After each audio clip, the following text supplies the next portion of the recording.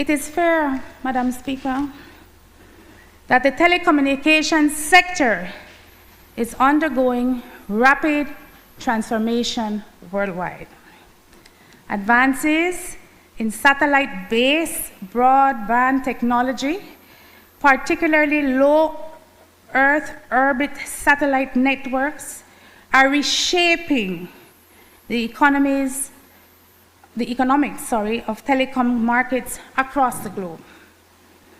Against that backdrop, Madam Speaker, the ongoing controversy surrounding the proposed acquisition of smart SpeedNet infrastructure by government-owned BTL has sparked a robust national debate for good reason.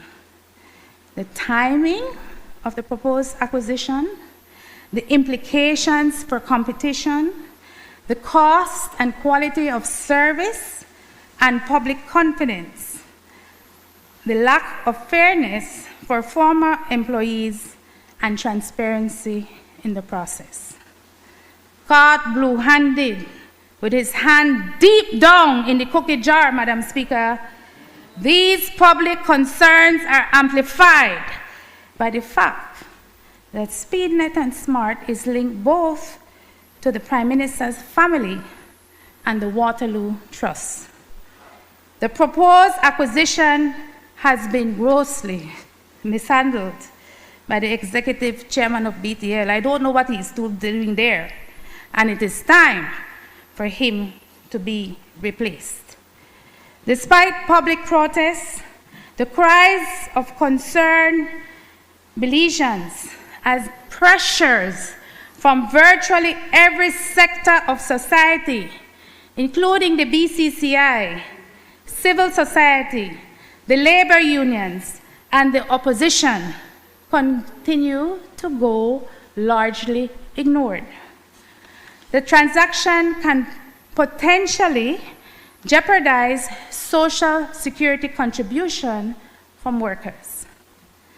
The prevailing circumstances surrounding this telecom buyout underscores the need for full disclosure and accountability when public institutions are involved in complex financial and technological arrangements. Madam Speaker, we trust that the BTL fiasco has taught us all one important lesson. Institutions, particularly those funded from the public purse, must never be utilized as instruments for resolving private financial challenges. Even before the ink could dry on the first hike in fuel prices at the pump, Madam Speaker, the member from Orange Walk Central looked to our young academics in the eye and promised more of the same, throwing his hands up in the air because in defeated resolve, the Prime Minister flagged the same dead horse when students proposed a question about the increasing cost of living. Inflation, he said, is imported. Inflation is imported, and there is nothing my government can do about that. If this administration is serious about budgeting for Belizean prosperity, there are no shortage of proven policy tools that can be utilized to mitigate the exposure of fuel costs.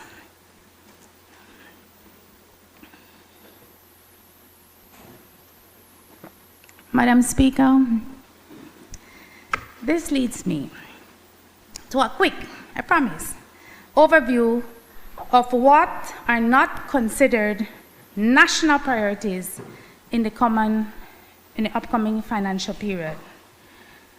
There are no key investments or strategic plans for economic diversification. Tax relief for working families, agricultural stability, food security, youth engagement, social protection for those facing poverty, crime prevention, community and border security. On the latter, Madam Speaker, violent crime is on a steady incline. This brings into question the current leadership of the Belize Police Department, who cannot decipher or hold to account who thief Budna. It also brings into sharp focus, in my view, the incompetence of the administration. Just hours after painstakingly explaining about a plan the Prime Minister concocted without sound advice, I suppose, Madam Speaker, to negotiate a prisoner exchange with Guatemalan authorities for Budna, none other than his trusted Foreign Minister had to publicly shut down the idea by explaining that such an option was not a possibility. No such arrangements are in place, nor do we enjoy formal diplomatic relations with Guatemala currently. The single most important issue for Belize's foreign affairs, I hope you will agree, Minister of Foreign Affairs, I hope you will agree that the single most issue for Belize's foreign affairs efforts is the hearing of the ICJ on the Belize-Guatemala territorial claim. Its definitive conclusion, Mr. Speaker, we hope will bring an end to the centuries-old unfounded dispute and establish once and for all sovereignty and international independence, sovereignty and our national independence. We wish to enforce that the Belize-Guatemala territorial dispute is not a partisan or political issue. It is one of great national importance. Both parties, both the People's United Party and the United Democratic Party, have supported this effort. The opposition, Mr. Speaker, remains engaged and supportive in this process. Despite this, there is no mention of or update by the Prime Minister in his budget presentation. No mention of what the cost of defending Belize's national interest has been, neither how much will be spent on the highly capable international legal minds tasked with advancing our arguments at The Hague. One has to comb through the Ministry of Foreign Affairs budgeted estimates to find the sum of $2.5 million allocated for ICJ under Cap 2 projections, which is on par with the previous year's estimates. In fact, despite receiving its own substantive talking section in the budget speech about expanding Belize's diplomatic footprint, it is worthwhile noting that these efforts are estimated at $13.9 million for foreign policy, strategic management, an increase over $4 million, and $16.8 million in overseas representation. Mr. Speaker, I'm sorry, the infiltration of criminal elements in northern border towns and incursions by those who do not formally recognize Belize's sovereignty in our southern communities should keep us up all at night. The plan to have these matters addressed seem elusive at best. We understand that Belize is reaching out to federal law enforcement agencies in the US to design the solution against narco trafficking, money laundering, and the unwelcome advancements on our national patrimony. Please tell us, Mr. Prime Minister, please tell us what the plans are and how much it will cost.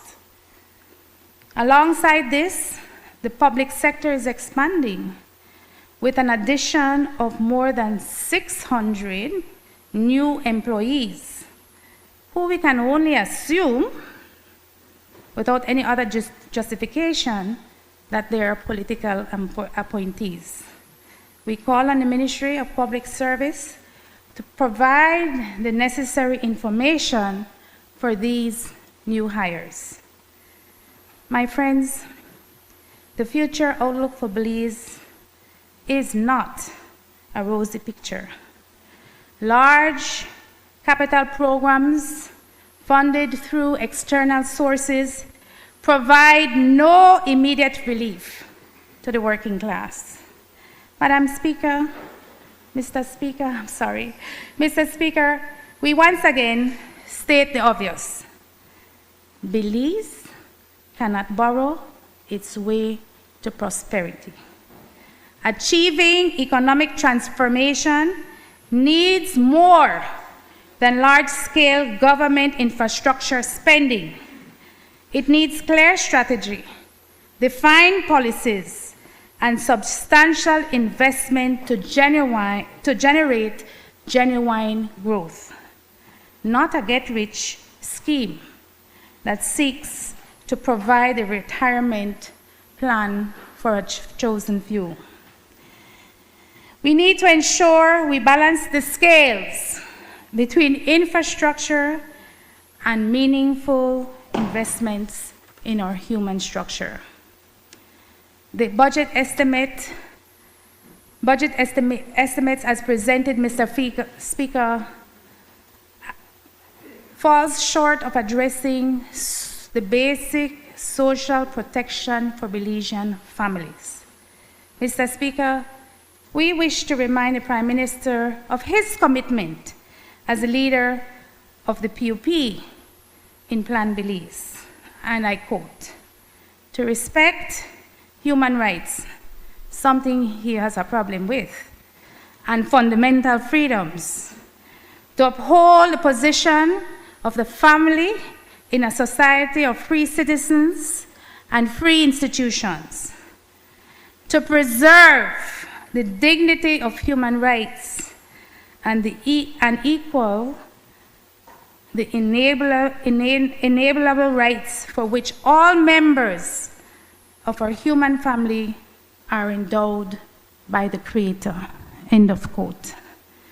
The question, Mr. Speaker, is who cares for the 26.6% of our population classified as multidimensional poor, according to the 2022 Multidimensional Poverty Index? Who cares for the women and girls who disproportionately are victims of gender-based violence? And we welcome, Member for Corozal Bay, the introduction of the bill this morning. Who cares for young boys who have fallen prey to gang-related violence to escape the scorn of poverty? Who cares for those like me who are differently disabled, have a disability? Who cares for those who suffer from mental illness, who are helpless and homeless and roam our city streets? Who cares for the aging population, who are not the spoils of yesterday, but rather the very foundation on which we build.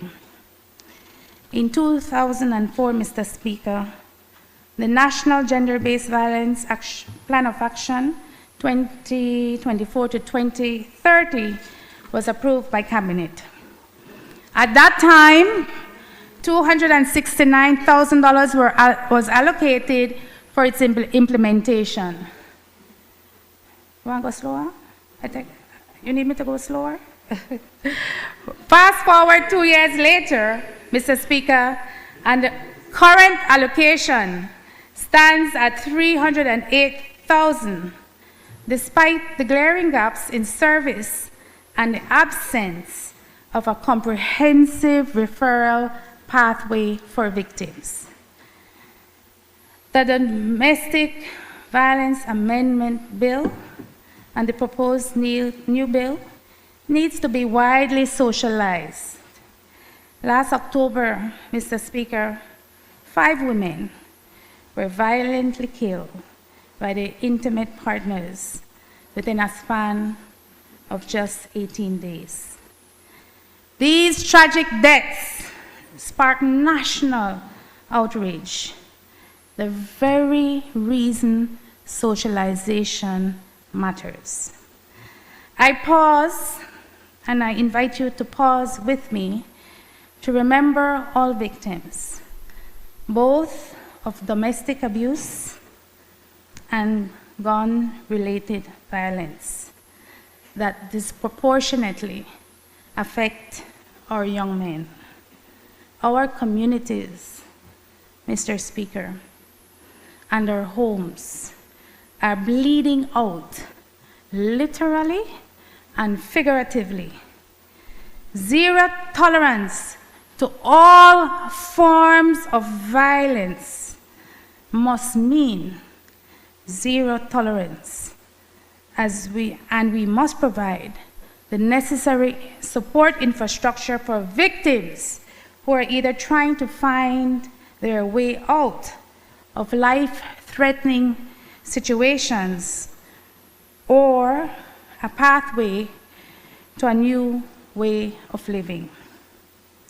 Approximately 35,000 Belizeans live with disabilities, according to the data from the Statistical Institute of Belize.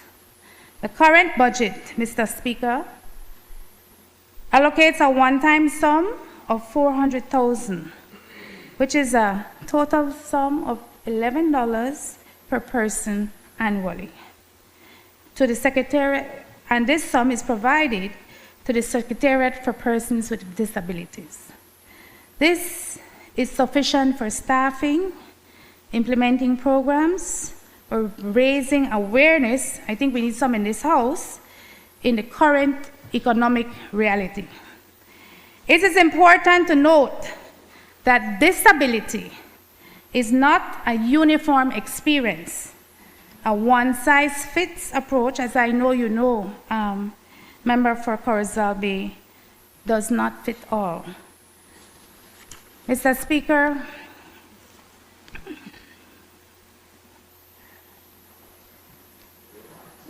I should be done by 1.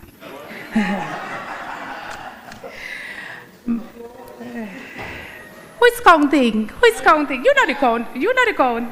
We gave you the time you needed. Yeah, we have all day. 5 hours. Come on, now we have all day. Or 4. Or 4. Madam Speaker, it has also been said that the true measure of a nation is reflected in how we treat our elderly. Yet in these estimates, the National Council on Aging is slated to receive a total allocation of $156,000 this year.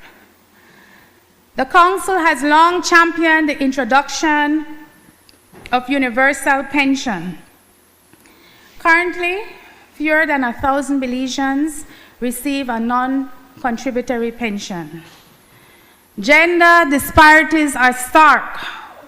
Over 60% of Belizeans primarily women, lack any form of pension, leaving older women particularly vulnerable to poverty.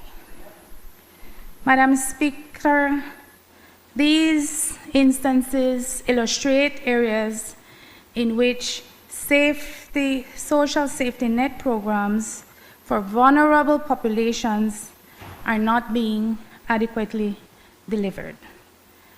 Prosperity cannot be budgeted while survival is underfunded. A country cannot claim prosperity or progress when those most in need of support are left behind to fend for themselves.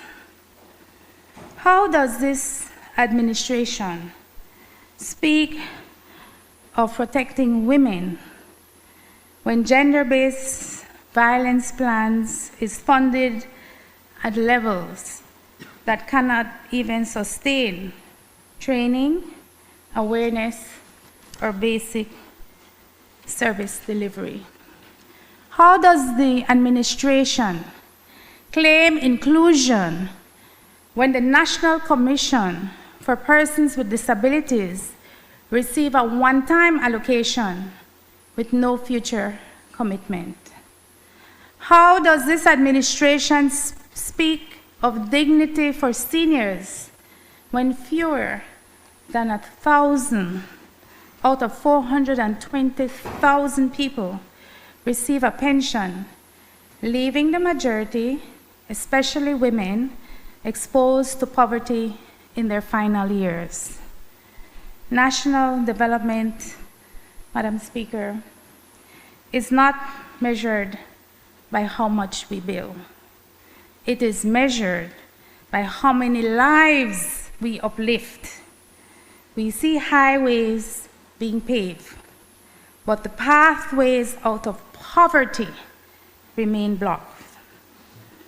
It was the Prime Minister who made the case to respect the principles of social justice and reiterated in Plan Belize that the economic system must result in material resources of the community being used to serve the most vulnerable.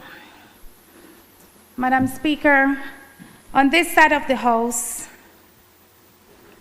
we continue to be concerned by the high-level corruption that has become systemic, while oversight mechanisms are under-budgeted. As a constitutional office holder, Madam Speaker, I have written to the Office of the Prime Minister on more than one occasion to ask for basic operational support for the function of the Office of the Leader of the Opposition. Madam Speaker, just as there are allocations for the Integrity Commission, the Office of the Ombudsman, the Office of the Contractor General, the Office of the Auditor General, and the Office of the Governor General, there should be support for the Office of the Leader of the Opposition. Building a robust democracy with the necessary checks and balances depend on it. The responsibilities of the Office of the Leader of the Opposition are not political in nature. Rather, they serve as an essential constitutional oversight mechanism designed to hold the executive accountable. The government's commitment to constitutional reform, electoral reform, redistricting, and institutionalizing the gold standard for transparency and accountability seem to all have been lip service. Madam Speaker, a government that does not exercise its sacred duty to protect a citizen's constitutional rights without due process dismantles our democracy, our sovereignty, and by extension, our national identity. This should never be accepted by any of us, nor should it be normalized. Madam Speaker, I'm getting there, I promise. In closing, I want to ensure that all Belizeans here at home and those who reside in the diaspora, that the United Democratic Party, the political organization that I lead, remains committed to serving Belize. We are ready to lead.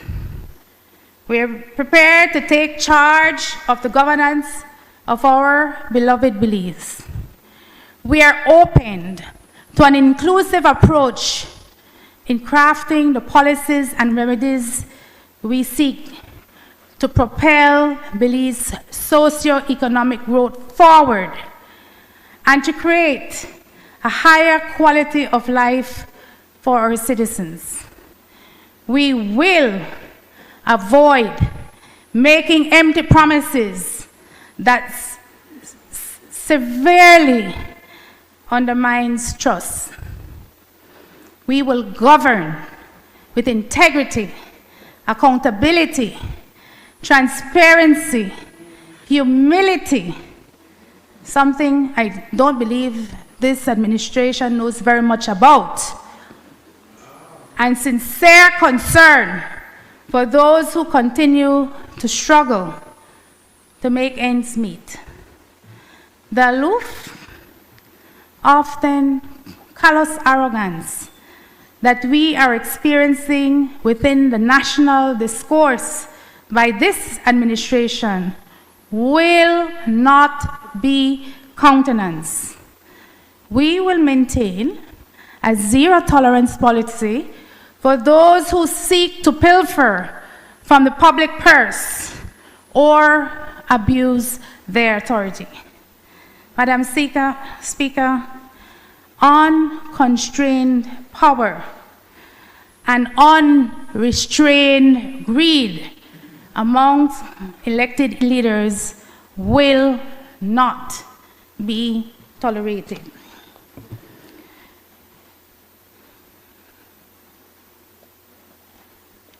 Madam Speaker, like many countries in this hemisphere, Belize stands at the edge of a defining moment, a watershed moment in our history. The forces shaping our global reality are no longer distant. They're present, they're pressing, and they're profoundly consequential. How we respond in this moment will determine not only our resilience, Madam Speaker, but the very strength of our sovereignty and the future we wish to secure for generations to come. Since the budget was presented in this House 2 weeks ago, the conflict in Iran has escalated, leading to crisis in the Middle East. I trust, Madam Speaker, that in the Prime Minister's response at the end of the next 3 days of rigorous debate, that he will lay out an emergency plan on how this administration will address the implications caused by the war in Iran. Madam Speaker, may I hasten to add that supplemental allocations, which add up to another 10 to 15% of expenditure to government spending, is not the answer. In times such as these, leadership must rise above narrow political convenience. Our first and solemn duty is to the people of Belize. Our security, our prosperity, our right to self-determination. We therefore call on the government to act with urgency and statesmanship by convening a bipartisan, multi-sectorial national commission, one that brings together political leaders, civil society actors, private sector partners, and technical expertise to craft a unified strategic response to the challenges that lie ahead of us. May I hasten to add that the gravity of this moment demands collaboration, vision, courage, bringing our best minds to the table. As Belizeans, we deserve leadership that is equal to the times we're living in. We deserve a united front, steady, deliberate, and unwavering in our collective commitment to protect our national interests and people. Unprecedented times call for unprecedented measures. These are extraordinary times, and they call for extraordinary leadership. Let us rise above anything that forces that seek to divide us, and instead remain anchored in the values that define us: unity, dignity, an unshakable belief in Belize's true potential, and an undeniable belief in who we are as a Belizean people, to be a beacon of light in the dark that guides this nation forward. Finally, and I mean finally, yeah, I'll be done before 1.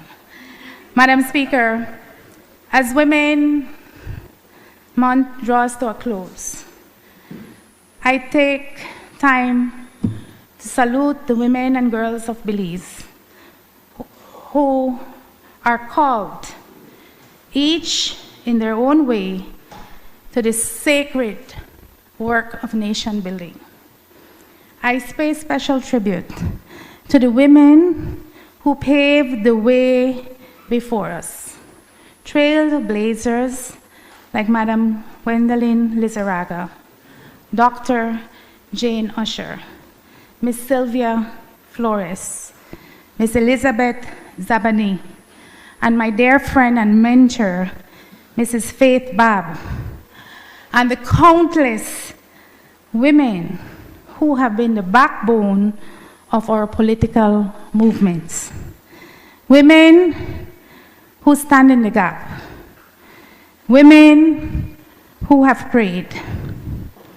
Women who continue to support the cause to equity in political leadership. I also salute my colleagues, past and present, who have served and who now serve in the first of its kind Women Parliamentarian Caucus. Your courage and your commitment are helping to shape a more inclusive Belize. Madam Speaker, if you would allow me, I'm especially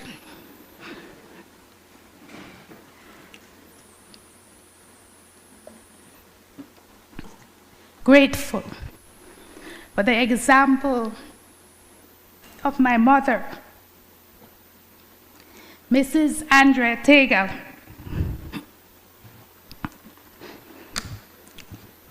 who taught me by the way she lived her life what selfless, principled leadership truly looks like. And to my daughters, Adriana Maud and Hope Panton, You inspire me daily to be the best version of myself. To the good people of Albert, I thank you. I thank you for the distinct privilege and the profound honor you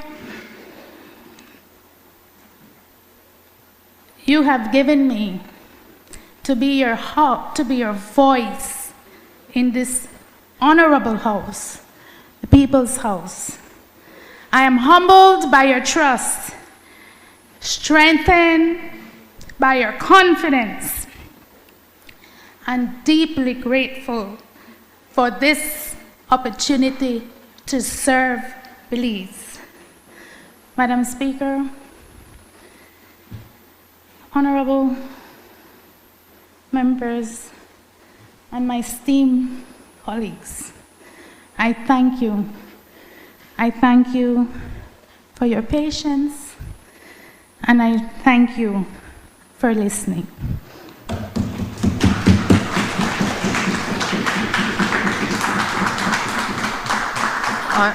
Before I call on the next member, I'll just ask for the parliamentary officers to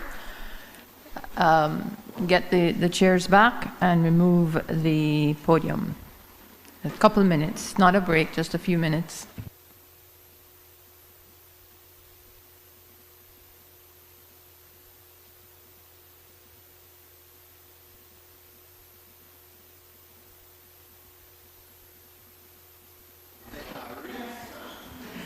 I now recognize the Honorable Deputy Prime Minister, Member for Lake Independence.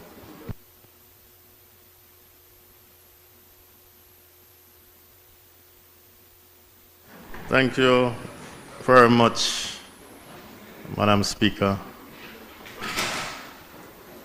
I want to say happy Women's Month to all the women in Belize. You all make this place go wrong. We are nothing without you. I especially want to acknowledge you, Madam Speaker, the Leader of the Opposition, the members from Belize Rural Central and Corozal Bay. You have been awesome role models.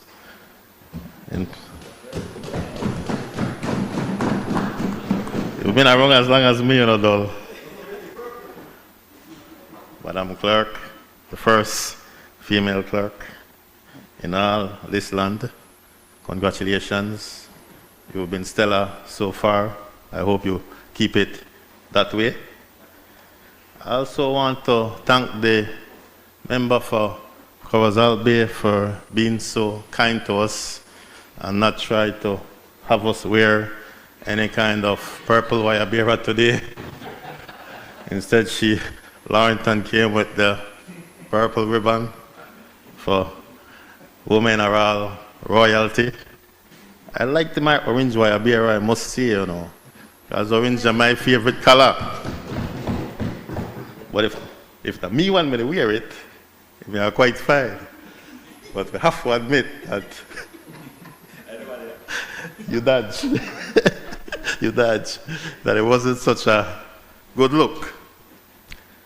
Madam Speaker, the Leader for the Opposition spoke for almost 2 hours.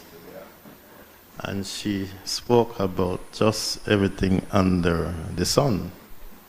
And I have been here a very long time, and I have not ever seen a Leader of the Opposition speak that long.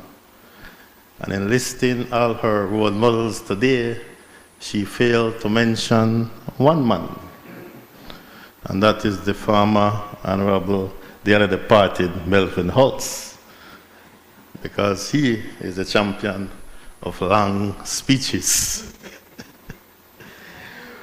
But you know, Madam Speaker, the Leader of the Opposition had a lot of things to say, but what she did not mention is that, and what she did not say is that on this side of the House, we have not raised taxes. We have not raised taxes in any of the last 5 years. Absolutely no taxes. Even though when we came into this Honorable House as the government back in November of 2020, the debt to GDP ratio for this country was the 6th worst in all the world. It was 135%. In fact, I could remember very clearly when the FinSec briefed us at the Biltmore for our very first cabinet meeting. I almost fell off my chair. We didn't know it was that bad. We were actually borrowing $1 million a day just to pay salaries for teachers and public officers. The IMF was recommending that we fire 3,000 public officers and teachers and raise GST to 19%. That was way back in 2020. We have not raised GST, not the 7% that they were recommending, not 6, not 5, not 4, not 3, not 2, not 1, not even 0.5%, even though we found what we found. Because that's leadership. We didn't cry. We didn't get frustrated. We didn't get shaky. We didn't make any excuses. We rolled up our sleeves under the leadership of the Honorable Prime Minister and we got to work.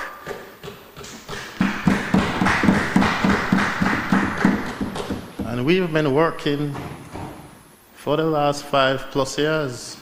So much so that today, the debt to GDP ratio is 66 point something %.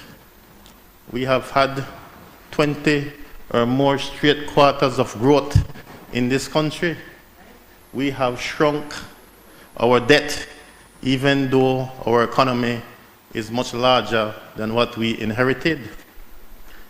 And I noted that the leader of opposition did support what we are doing in this budget, which is that we're spending $780 million on salaries and pensions for teachers and public officers without having to borrow $1 million a day. That's right. That's what we're doing. And we give pay raise, and well, the unions call it salary adjustments, and we have to go face them on Monday, so I will call it what they like to call it, salary adjustments. No raise of pay, Minister Dull, salary adjustments. We had to grapple with that on this side of the house. We had to go through those negotiations. But like I said, we didn't make any excuses. We rolled up our sleeves and did the work. Now, I am a little bit hurted, Madam Speaker, more than a little bit hurted that the leader of the opposition, the honorable member of Alberts, could not pick up the phone and call me and say that her honorable voters were being denied the opportunity to apply for the first time landowners program. I wouldn't countenance that no day under the sun. I won't encourage that. Nobody sanctioned that. And if that be the case, and I will assume that that is the case based on the word of the honorable member for Alberts, that ends as of today. You disagree? That ends as of today. So by way of this intervention, we are publicly saying to our lands officers at the Belize City office, please accept the applications for the member for Alberts voters for the first time land program. We don't play like that, man. Madam Speaker, you're allowed to refer to your notes since it is the budget debate, right? Before I get into it, Madam Speaker, let me say that I rise not against others, but for the people of Belize, for the people of Lake Independence in particular. I rise here to pay tribute to the men and women of the public service who work tirelessly and endlessly to ensure that we have a budget 2026-2027 that's worthy of presentation. This country will only go as far as our public service. We will rise or fall with them. They are the ones who produce and execute these budgets. We ministers don't collect taxes, they do. We don't greet the public at the front desk, they do. If the policies are worthy of their commendation, they will execute. They will make all the difference. And I'm confident in their ability to deliver. Madam Speaker, I'm not going to be negative today. But you know, in opposition, you get to say all these audacious things, and you have all these fanciful ideas that somehow escape you when you're in the seat of government. In opposition, you see things ever so clearly. You become clairvoyant. You have all the answers. You become a fountainhead of ideas. But in government, you can be burdened by the beast of governing. So many priorities and not enough resources. So many issues and not enough time. So many demands and not enough hands. And if you have served in government before, you understand this, or you should. So I don't expect the members from Mesopotamia and Queen Square and Kaya West to get this. But I certainly would want to think that the leader of the opposition understands this. See, I'm sorry to disappoint them on the other side. You know, we start no war, you know. We didn't start COVID. We don't cause hurricanes and droughts. As much as you blame the rain and the storm and the heat and the drought and everything else under the sun on us, we don't cause inflation that's imported. We don't cause higher prices that's inflicted. We have not raised taxes. We've not done any of those things. What we have done, though, we've provided free education like never before.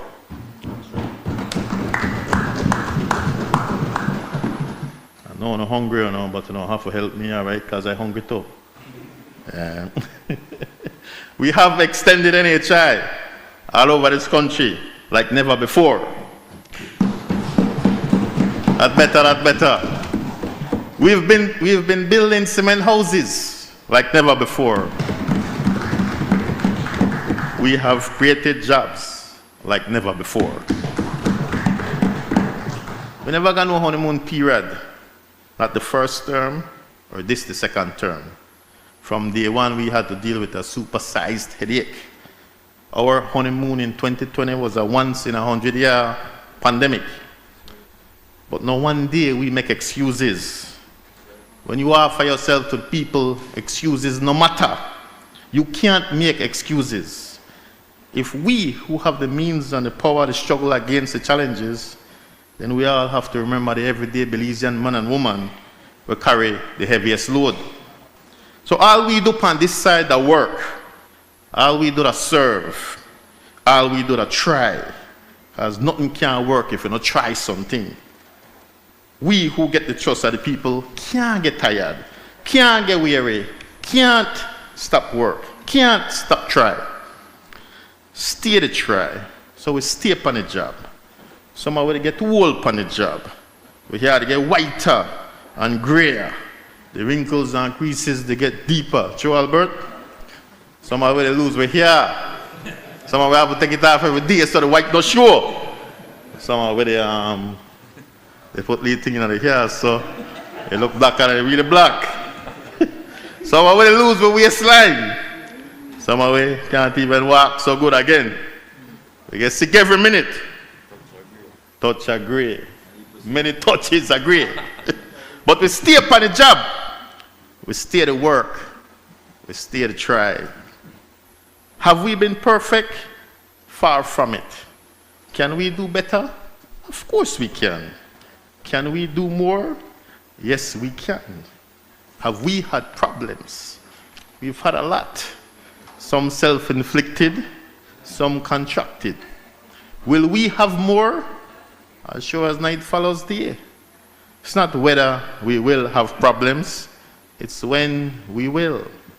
But what's important is what we do when we are confronted with the problems. Clearly, I can speak for us at the Lands Department, we don't get everything right at the Lands Department. When you are dealing with tens of thousands of applications each year, last year alone we had 31,563 applications. Of course, there are going to be mistakes. Some avoidable, some not avoidable, some not so avoidable. But it's what we do when we are confronted with the problems that will make all the difference. Just last Monday, I met a lady and her daughter and grandson, along with their pastor. They cried so much, they made me cry. They had a land for over 10 years, but never quite did anything to it. The lease approval had expired, and they tried, but they just couldn't get the account opened. Some time ago, we at lands gave someone else the lot. The new landowner didn't keep the land long. He sold it. Now you're a first-time landowner. We don't give you the land for sale, brother. We give you the land so you could build something, so you could own something, so you have something to pass on to your children and grandchildren. We don't give you no land for sale. That family ripped my heart apart. We have to get them back their land. And obviously, we now have to find another lot for the person who bought the land.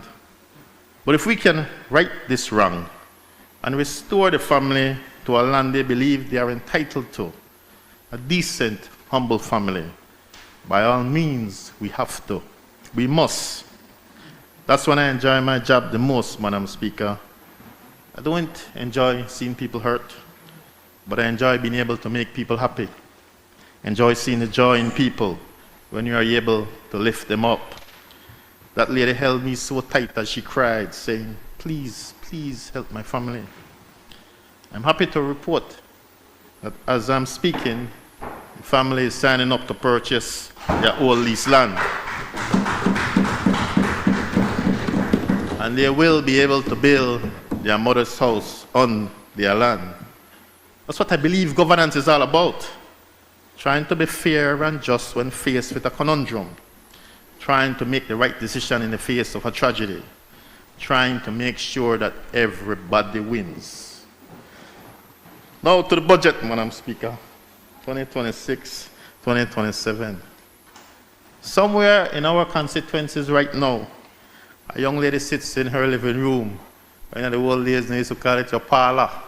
She sits in her parlor, wondering what is in the budget for her. A young man sits on the corner, asking if there's anything in the budget for him and others like him. And the short answer is that there's so much in this budget for the young people of this nation. Now is the time to go to school. It's never been this good. Never been a better time to go to school. No government has ever helped like this before.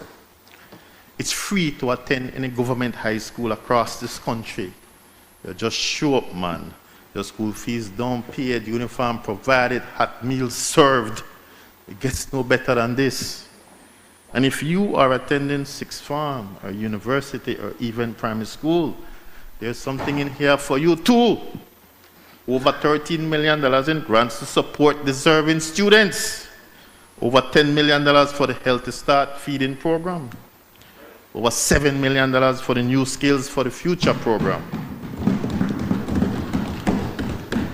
Now it's for us to try to figure out how to make school more fun for the kids, more attractive to all, how to make the kids have fun while learning, because education should be fun. It cannot feel punitive, it cannot feel like pressure. It has to be fun. They have to want to go to school. And that's our big challenge. Youth and sports. Man, you're a lucky fella, you know. Member for Pickstock. No government has spent so much on youth and sports. It looks like they're almost $15 million. I count your money that's close to that for youth and sports combined. I've been around these parts for down near 30 years. Never seen a combined budget like this for youth and sports. Never. It's heartwarming, ladies and gentlemen. I'll say it again. All our youths should play sports, whether they are good at it or not. Sports builds character, discipline, teaches our youth to resolve conflicts, how to work together. It builds communities. It inspires confidence. Our children are as good as any in any part of this world. We see that. So only as they get older, when the nutrition and training and financing advantages of other countries kick in, that's when our children get left behind. This budget puts us on the right track. Human development. Support for families and young continue in the 2026-2027 budget for human development. This budget will see $5.5 million budgeted for the so-called BOOST program. In this past year, some 283 students under BOOST graduated from high school, while another 159 is transitioning from primary to secondary school. Without BOOST, these kids may not have been in school. They would have probably become right young targets for gang activity and gang membership and delinquent behavior. The new budget will only deepen the reach of BOOST, now serving a record 1,763 households. I must hasten to add, Madam Speaker, that this is a program started under the previous administration, started by the former Minister, Honorable Boots. I have to give him a plug, but let him not take that as an invitation to come back, because that ship has sailed. Tell him I say so. We have continued that program because it makes sense. This year also marked a marked increase in the monthly allowance for the elderly and the disabled. And we probably haven't done that in many years, but there's always a need for more. Too many of our elderly are still living in poverty with not enough means or no means to fend for themselves. Our institutions housing the elderly need more resources. The test of whether any government is successful is not how many elections they've won, but how well the least advantaged members of our society are doing. Whether they live in a sea of despair or whether they are coming closer to the ocean of prosperity. Speaking of despair, Madam Speaker, we have to grapple with the reality that way too many of our people are dying way too young from a lot of stress-related diseases, what doctors call diseases of despair. Despite all we've done and all we're doing, way too many of our people are hopeless about the future, hopeless about their prospects for success. Life can be too hard, too unforgiving, too lonely, and some seek the easy way out. Regrettably, they look to drugs and alcohol, anything to ease the pain, to have some so-called fun. But that's just for the moment. It's temporary relief.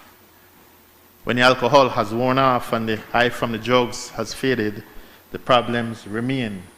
Stress is killing our people.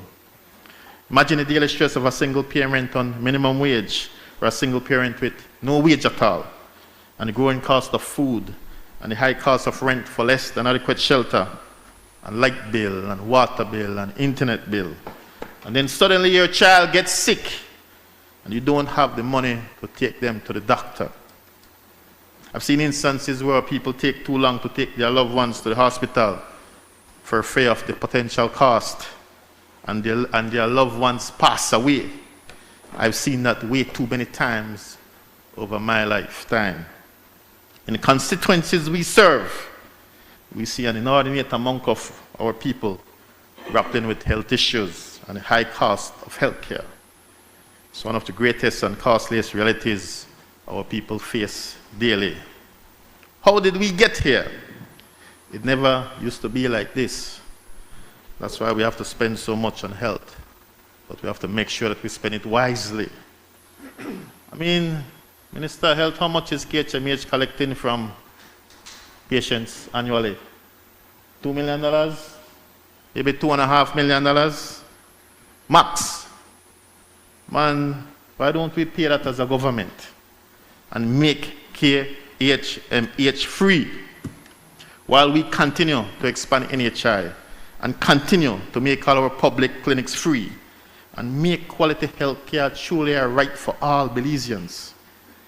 Then our people will not wait too late to go to the hospital for fear they can't pay the bills. And then they can focus on getting better without having to worry about how much they have to put down and how much they have to pay to get discharged. And then our young mothers can walk out the hospital freely after childbirth without having to be looking over their shoulders for fear that someone might holler them back to pay before they leave. And then our people can focus on giving their dearly departed loved ones a decent burial without fretting that they can't pay the hospital bill to get their loved ones released. We're living in a rich country. We have enough for everybody to be living well. We have to make government work for all. It's about our priorities. Healthcare is a human right. This has to be our ultimate goal. Madam Speaker, we have to keep questioning what we are doing and whether we can do it better. At the Lands Department, we have been pushing. We know that everyday people, they face all kinds of problems, struggling to deal with everyday prices, struggling to deal with rent and the spiraling cost of food. Our part of the solution is to try impact them fast. One lot change the equation, change the odds. We can't get a land into the hands of first-time landowners fast enough. This is a for we part, from villages to towns to cities, from house lots to farmland. We feel the urgency. We feel the pressure. It's not about no elections. It's about survival. We know we need roads to go along with all that. We know you need access to financing to go along with that. We know access to light and water is important. But what we control is to get that paper in your hands. In our storm, one ship need a good anchor. We think one piece of land, that one good anchor. And we have been pushing anchors like never before. Over the last 2 years, up to Friday, March 20th, we have issued 19,931 purchase price approvals. That's almost 20,000 purchase prices delivered in just the last 2 years alone. The vast majority for first-time landowners. In the 2025 calendar year alone, over 10,000 titles were delivered, 4,905 land certificates, and 5,353 grant fiats. I always remember the grant fiats right well because I have a sign in a 6th time when I see the files I hold my head. And in 2025 alone, we surveyed 8,300 lots. And we have another $3 million budgeted in this year to do even more surveys for first-time landowners. But that is not enough. There is no rest for us. We have to do more. We have to do as much as we can, for as many as we can, for as long as we can. We will redesign our website to make it more user-friendly, so the site can explain what it means when it says your application is at inspection or qualification or land accounts maintenance. We will establish a dedicated WhatsApp hotline for citizens to post their land issues or lodge complaints or report land disputes. People are tired of waiting and having to go from office to office and from district to district without quick enough results. You shouldn't have to come all the way from PG to Belmopan to tell us that you have a land dispute and you need the help, man. Only to be told go to Belize City, but that we can't do anything about that. Once you post your issue on that WhatsApp hotline, we will review very quickly and let you know if you have to come to Belmopan or you can just go to your district land office, or whether we can solve this problem for you virtually. I cannot see everybody who wants to see me. I wish I could because I love seeing people. And truth is, everybody doesn't need to see me. But that doesn't mean we can't solve everybody's issue or help everybody who needs our help. Everybody for win. That's our mantra, our serious mantra that we take very seriously. It's the reason we have been quietly transforming squatters into landowners. That's from Gungulung to Belama Phase 5 to Compassion Lane, where the lowest there. To Compassion Lane, to Kamalote, to Griga Airstrip, to Baby Gungulung in Bella Vista. Baby Gungulung. It's not no Baby Gungulung, that's about 5 times the size of the original Gungulung. 5 or 10 times. We are literally helping to regularize thousands of new landowners, lifting these folks out of poverty, throwing them an anchor in the middle of the storm. People who have been squatting for decades, but can't regularize their status. The status say that we condone squatting, you know. Or anyone can go and squat on anybody's lands, not at all. We're a country of laws. We respect private property. Our Constitution guarantees the rights of landowners. Some people lately say, want to go squat on 25 acres of land through Mountain Pine Ridge Road. That's wrong in people. The people need to rest themselves, man. Why not expect the government to acquire 25 acres of land, a private land in a Mountain Pine Ridge Road for you to do your farming? We acquire land for you to get your house lot. We can't acquire Mountain Pine Ridge land for you to get 25 acres. Something wrong with that? These cases that I cite to you, the Gungulungs, the Belama Phase 5, the Anguilla Strip, Kamalote, Bea Vista, these are all house lots. A lot of first-time landowners. Compassion Lane in Ladyville for Minister Dolores had been bedeviling them for decades. Every minister come and promise to get it done and can't get it done. Pennywood Extension. I hear you, Gilroy. I hear you. Crewman Lagoon, there you go. See, I forget. It come. It come. These are compassionate cases, humanitarian cases, cases of poverty that we are transforming into cases of landowners.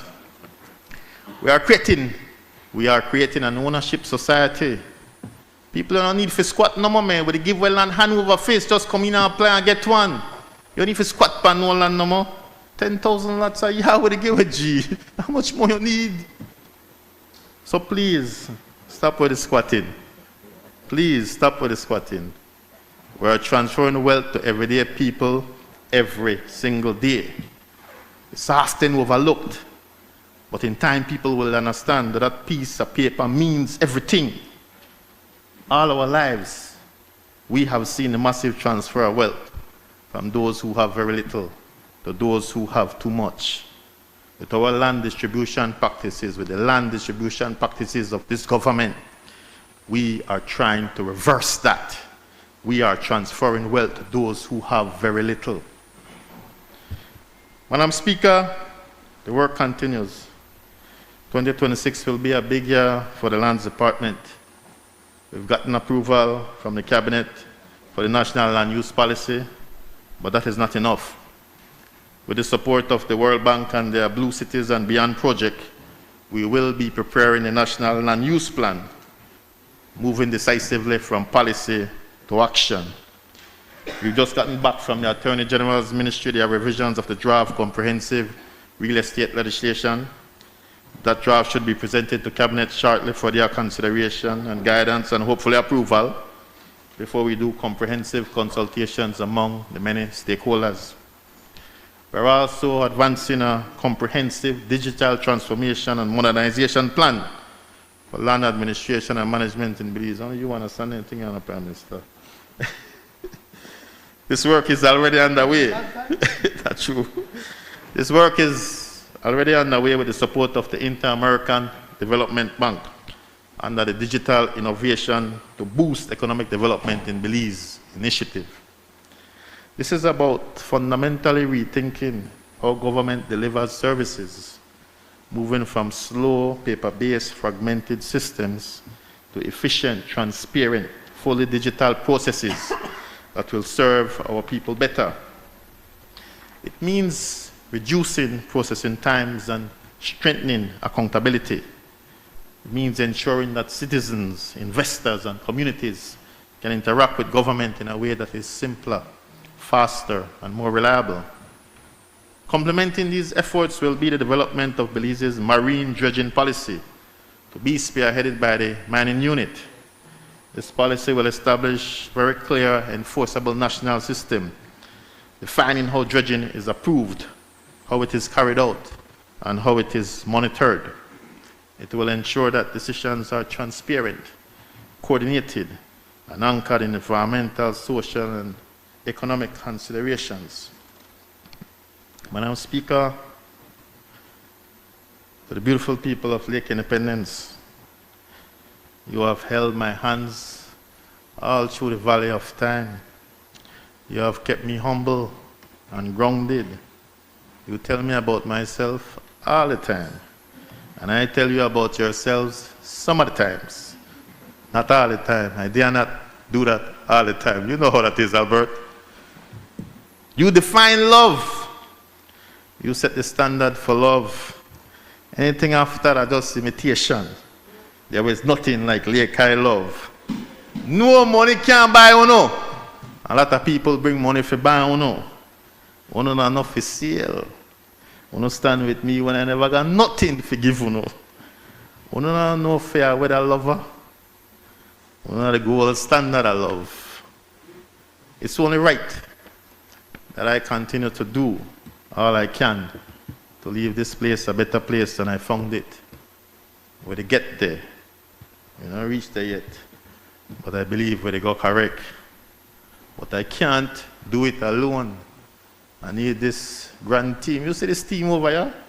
Compared to that team over there? It's a deep team, you know. This is the team of the people that are voting by unprecedented numbers a year ago. It's a team Belize. Unimaginable numbers, unheard of numbers.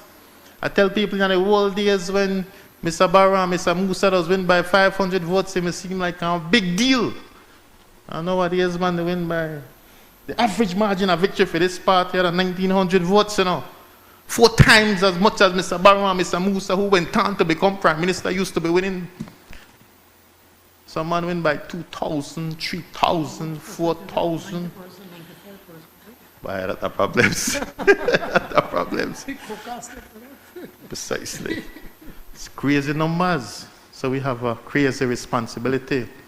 And we have to work together to make sure that we deliver what those people expect from us. Because they expect nothing less than the best from us. They don't want no excuses. And we don't get in none. That's why they give we the job. Because they know that we're all about work. And we're all about service. And we're all about social justice. And we're all about making sure that the people who need the help the most get the help whenever they need it. And we don't say that we don't make mistakes, you know. Because nobody perfect. But if we work together and we stay focused and we stick to the George Price principles, then nobody could beat we. You hear what I'm telling you? But we have to work together, and I need you to work with me right now. Prime Minister, Sir John has to lead this team.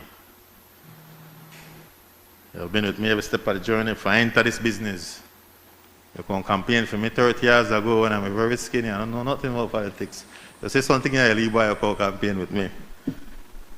You have stood with me ever since. I'll be calling on you some more this year, sir. I just want to give you some warning. The Minister of Infrastructure and Housing not there. But that man, they make I lose friends, you know. Because everybody, whether my friend want one in their house, they want a nice thing on their bill. Everybody, and they want it now. And I have to try to explain to them that the term of 5 years, not 1 year. Within the first year of the second term, we still got 4 more years to go. But we can't build enough on our house. I'm happy to say that this budget, there's an increase, only increase for housing, so we can get some more house. And there's also a budget in there for putting the roads the mile yet. The minister don't caution me. The minister don't caution me that, you know, be enough, but like I tell you already, the Prime Minister and me the friend, so we are here again. Minister of Education. You can't stop spoiling people at Lake High, you know. You don't spoil beyond anything we used to. Right? We take care of people in a massive kind of way. Whenever we call for you, take care of business. You can't stop now. If you try that now, we have one riot. I don't want no problems with you. So please continue to support the people. I have no doubt. The Minister of Health, he always answer the bell. Wait. All you have to do, my brother, take the low-hanging fruit, the HMH, pay that $2.5 million a year, and me and call you less, you know. Because I could take care of people. And call you less, for people that live longer, they have got less stress. Can you imagine you're don't sick, and then you get a bill, we're big and fat, where you know you can't afford, Man, there's more stress, there's more problems.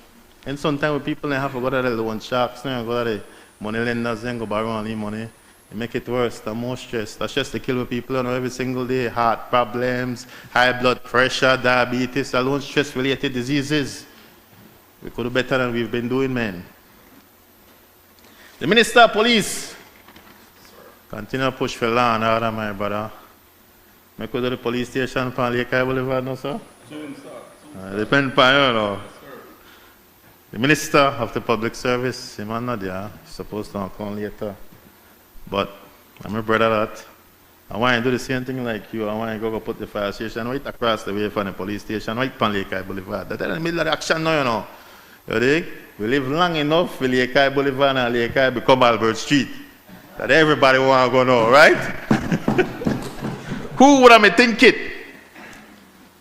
The Minister of Tourism, Youth and Sports, I have to consider with you, that you are the man, you have everything we need. And even can have a chat to you.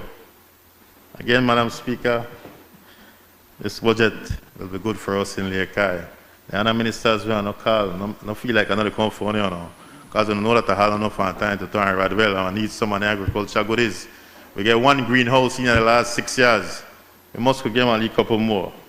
Floor, you know I always call for you, sir. Please accept the calls. Because Cara, because you're Julie Canada, depend on you all the time too. So try to the back part me. Madam Speaker, I want to conclude now. I can never expect to talk so long. It seems like about 40 minutes and I'm hungry bad.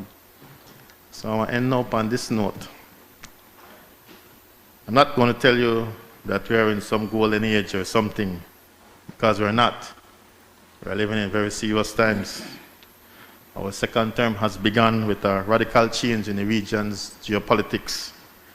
As the most powerful country in all the world and the most significant geopolitical force in our hemisphere, they end up stir up the whole rule book. Uncertainty and predictability are the order of the day. Now the whole global economy is on the brink of chaos. War and rumors of war prevail. All of a sudden, the Strait of Hormuz, that's our household name, oil stop flow, which means price start grow. And the smallest of nations like Belize will get the worst of this. Like I said at the beginning, we don't start no war. We wish it would have ended today, but we don't have no say in that. But we still can't make excuses. We don't have that luxury. We have to lead. The people elected us to lead. They trusted us with the wheels in a massive kind of way a year ago. We don't have no time for excuses. We don't have no time for no quarrel like cats and dogs with the critics. We have to stay focused. We have to be about the work. We have to be about service. And we have to constantly communicate with our people. Because if we come together, we could weather the storm and make this place better. There is no time for division. There is no time for backbiting or backstabbing. There is no time for isms and schisms. This is a time for us to be Belizean. Be all about Belize. Be all about this 8,867 square miles. We will be tested like never before. All we have is each other. Now more than ever, we have to look out for the unseen and the unheard. We have to be our brothers and sisters' keeper. We must look out for the people who need our help the most. Together, we will not surrender. This budget has my full support, Madam Speaker. Thank you very much.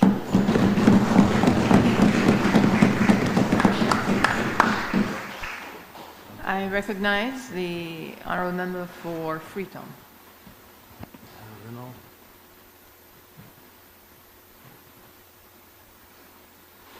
Thank you, Madam Speaker. Good afternoon to everyone. Madam Speaker, I rise to make my contribution to the debate on the budget for fiscal year 2026-2027. And I do so proudly on behalf of the Freetown constituency, which I am honored and privileged to represent. And I do so, of course, also in my capacity as a cabinet minister with responsibility for foreign affairs, foreign trade, education, culture, science, and technology. So what I will do today, Madam Speaker, in the briefest possible way, is talk about education, talk about foreign affairs, foreign trade, culture, and then also talk about my own constituency of Freetown. But as I start, I listened very carefully to the leader of the opposition, her presentation. It was long. I mean, that's really the only memorable thing about it, that it was very long.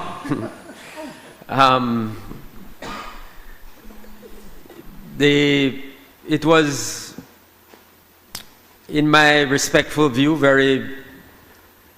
very weak, very tired, very uninspiring presentation.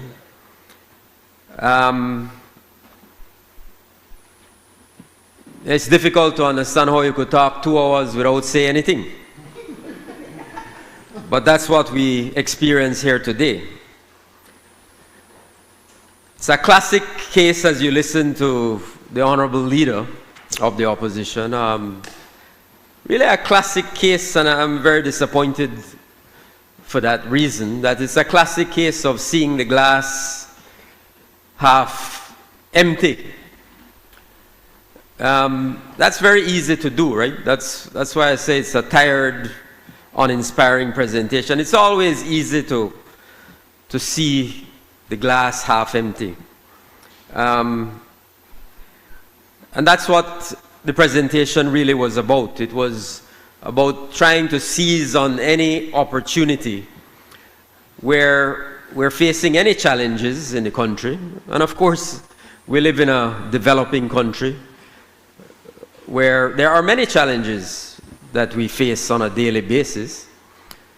So the whole presentation was about seizing on any little opportunity where there are challenges we are experiencing in our country, in our society, or in economy, and try to make those, to portray them as bigger than they really are, and to try to somehow, evolve them into some serious problem, while at the same time offering no ideas. I did not hear one concrete recommendation, one concrete policy idea for how anything can be done better. So no ideas, no solutions. Really, as I said, a presentation grounded in a lack of hope and like a lack of confidence in the Belizean people. It was good of her in her presentation to acknowledge the work we're doing. She highlighted some areas where she talked about the support the government is giving to each of them, the representatives. The same support the government gives to all 31 members of the National Assembly through the Constituency Development Fund, the grocery bag program. So it's good, at the very least, that they could acknowledge that support, because for those of us who have been here during the UDP term in office, we received no support from their government. So she sat there in the government side under her government, Yeah, she sat and did not care in the least that people in Orange Walk Central and Lakey and Freetown and Fort George were not getting any help from their government. Not a concern expressed for those people in those constituencies, which I represented during all those dark years. No grocery bag or what they call pantry. Nobody in Freetown got any pantry during all those years in government. Scholarships, absolutely nothing. I think one time they said they would give like $5,000 for the year to the constituencies. So no support in terms of that. And certainly no development fund, which they receive on a monthly basis. So, again, it's important for the Belizean people to understand the significant difference between our Prime Minister and their Prime Minister, our government and their government. And you see it in all the work we do, not just in these funds that we share equitably with them, because we know there are people in their constituencies who need help, who need support, who need food. But we do it in our ministries too. Land distribution, the Deputy Prime Minister talked about that. They make sure that people in all those constituencies get access to land. The Ministry of Education that I am privileged to lead, we make sure, we don't ask nobody when you go to the Ministry of Education, you're a PUP or you're a UDP. We determine whether you need help or not, and then we help you on that basis. That is the philosophy of this government. Under their government for all those years, you had to literally pledge support. You had to be a flag-waving member for you to get a scholarship to study. Same thing with health. She grudgingly acknowledged the support she's receiving from the Ministry of Health. Again, we are providing in a fair, just way support. So it's important, Madam Speaker, that I make that point. And I really, before I get into the substantive matters of my responsibilities, I want to make the point that, as the Deputy Prime Minister has pointed out, we are living in very challenging times globally, right? And there are many things that small countries can't control, right? Small states can't control. Many, many things we have absolutely no control of. That's just the nature of the global order, right? So, wars, we're experiencing a war right now in the Middle East. Everybody has said and everybody knows, we have nothing to do with that war, but we have to deal with the consequences of that. We have to deal with the implications of that war, and it will affect the entire globe. When you have natural disasters, we are prone to hurricanes in Belize. We have no control over that, but we have to deal with it, right? Global inflation, when there is inflation, we have no control over it. Our little Belize cannot impact inflation globally, but we have to deal with the consequences. We have to deal with the realities of it.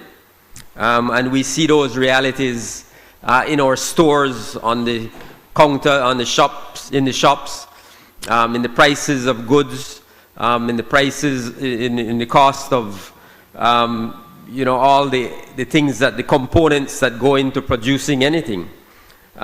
So we have no control over that. Oil prices, we have no control over those things. Pandemics, we had COVID, no control over those things. But what I am proud of, Madam Speaker, is that we and I belong to a government and a party in government that understands that there are things that we can impact. There are things that we can make a difference in. So we can provide housing to our people, right? And we're doing that. We want to do more, but we're doing it. Unlike the previous government, we're doing a lot more than they ever did. So we can provide housing to our people. We can create these low-cost houses for our people, changing their lives, transforming their lives across the country. It's one of the most beautiful things when we are able to go into Freetown. And we only had a few houses. When we're able to go into Freetown and change the life of a family by providing them with a house, transformative, restoring their dignity. So we can do those things, and we're doing that.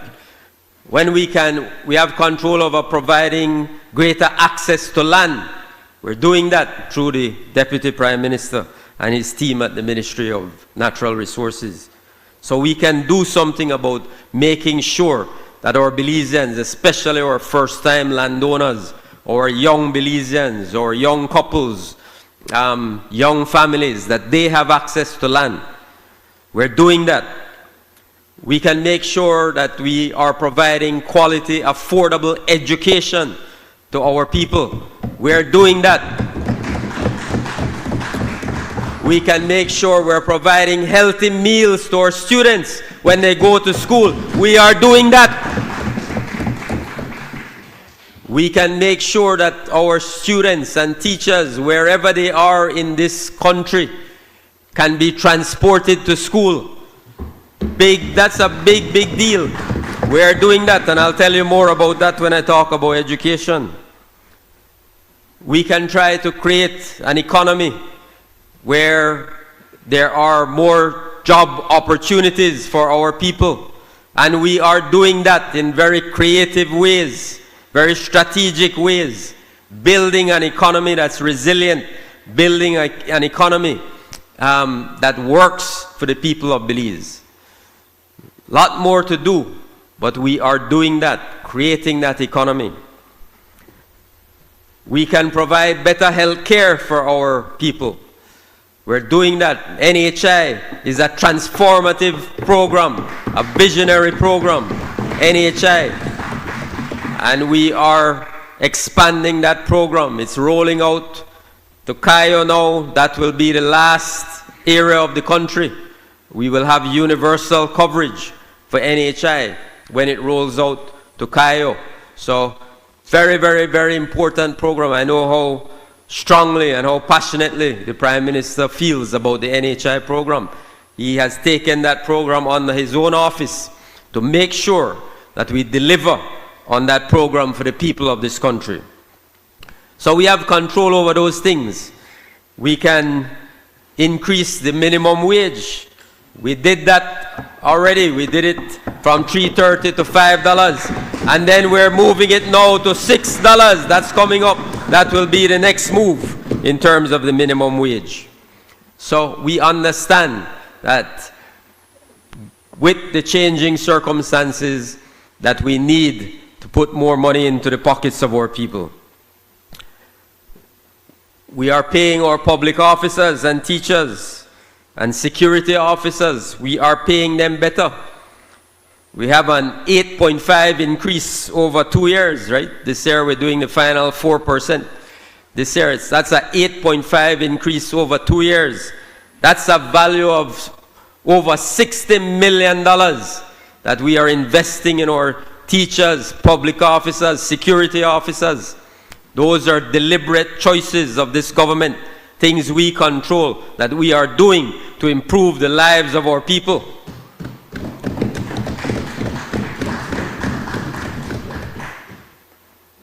We're doing tremendous work, Madam Speaker, in the area of MSMEs, right? Training, incentives, and especially I'm very proud of the work that they're doing with women across the country, making sure that there are there is training for women entrepreneurs, providing incentives to them, making sure that they have access to concessionary financing for their products and their creative ideas. So the MSME revolution that has taken place in this country over the past 4 or 5 years is a remarkable, remarkable story that's impacting the lives of so many of our small entrepreneurs.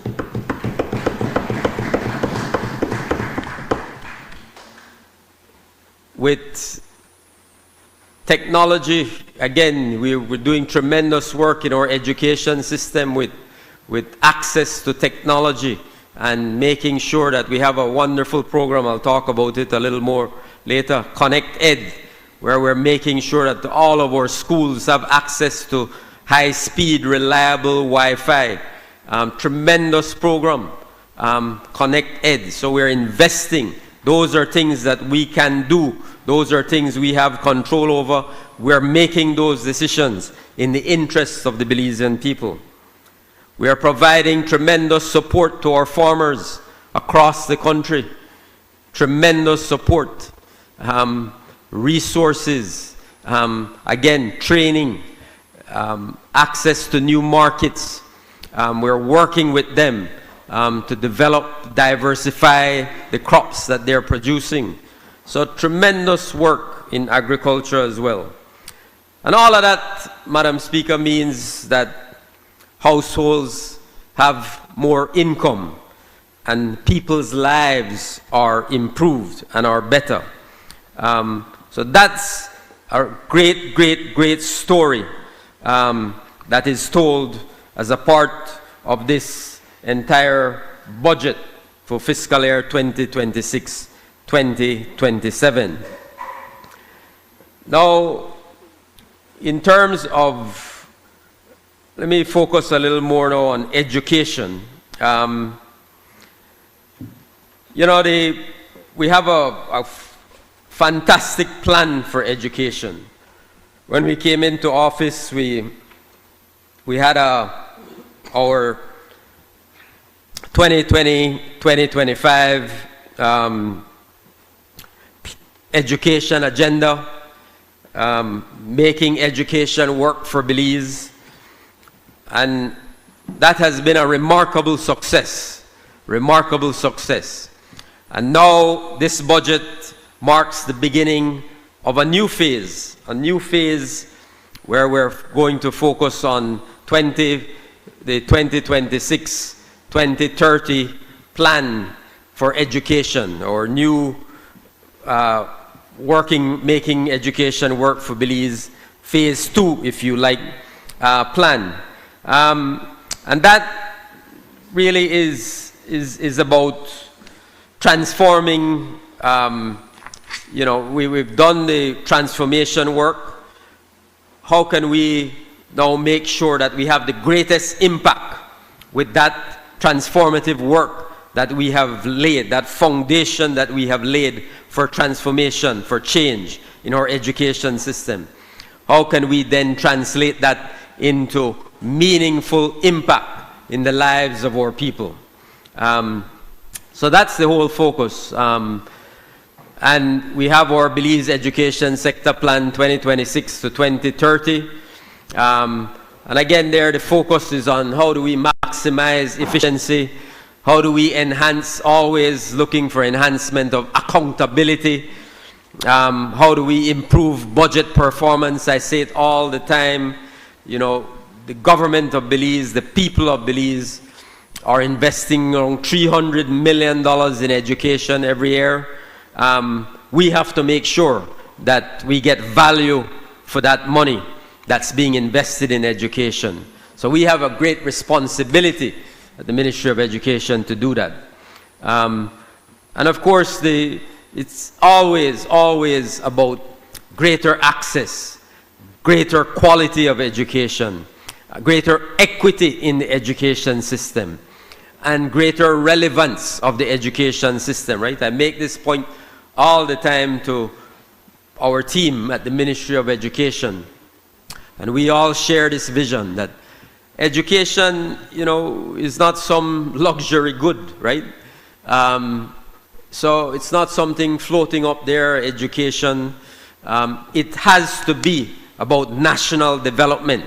How can we educate our people so that they are active participants in the national development of Belize, in the economic development of Belize? So the education system, the outcomes of the education system have to be directly tied to our national development goals, our economic priorities. We have to be intertwined, interlocked. So that is critically important. And I want to just spend a few minutes talking about some of these exciting programs that we are engaged in fulfillment of that mandate, right? So enrollment, for example, we're making tremendous strides in terms of enrollment. We have unprecedented enrollment, for example, at the preschool level, right? Critically important, critically important. Yeah, big deal, because everybody knows that when you get the foundation, right, those early formative years of your life, if you get that preschool education, it helps you every other step of the education system. So we've been investing significantly in that area, and we've seen tremendous increase in enrollment at the pre-primary level. So, that's significant. And then we've also seen unprecedented enrollment at the tertiary level. Tertiary level. We want to make sure that our people understand that, listen, nowadays, the high school education is not enough. It's not enough. The associate's degree is good, but even that, we need to go beyond. We need our young people, our students to stay in school. We need them to go get their bachelor's degree. So very important investments are being made, and we've seen a tremendous uptick in enrollment at the tertiary level. So going back to school, and we're supporting them in significant ways. So we will continue to strategically invest in our education system, Madam Speaker, to meet the needs of this growing population, student population. Now, one of the programs I'm very, very proud of, and I think our entire government is very proud of, and I'm very, very grateful for the full support that we've received from the Prime Minister, the entire cabinet, for the Education Upliftment Project, right? Education Upliftment Project. Together we rise. That's what we call it. Because that's what it's about. It's all about. It's about lifting our people up. So that program is, fantastic. We've seen fantastic growth in that program. The Deputy Prime Minister referred to it. But when we started out in 2022, we started out, in a responsible way, in a very modest way, on the south side of Belize City with the GEM schools. And we had a little under 1,000 students enrolled in the program at 4 secondary schools. In this, I'm so proud of the fact that in this fiscal period, this 2026-2027 budget period, Madam Speaker, and I want you to hear me very clearly, the Education Upliftment Project will expand to 27 secondary schools. 27. Remember I told you we started with a little under 1,000 students. Now we will have 14,000 students in this Education Upliftment Project. That represents an increase of over 1,000%, Madam Speaker. And as the Deputy Prime Minister mentioned, every single student in this country attending a government secondary school is going to school free of cost under this government. Every single student, 100%. No letter for nobody. Just show up. And it's not just about free tuition. They could tell you I get vexed when anybody call it free tuition. Because it's bigger than free tuition. It's better than free tuition. It's a comprehensive package. I said to the parents, I say this all the time to them when I visit the schools, I don't want to hear no excuse from you why your child is not in high school. No excuses. You have no excuse. We pay the tuition. We give you your uniform. We give you your tennis if you need tennis and shoes. We give you that.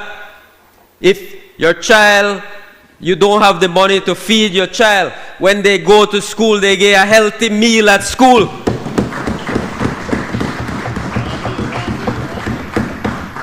We give them the digital device that they need to use at school. Every single one of these students, Prime Minister, who is in this program, have a digital device.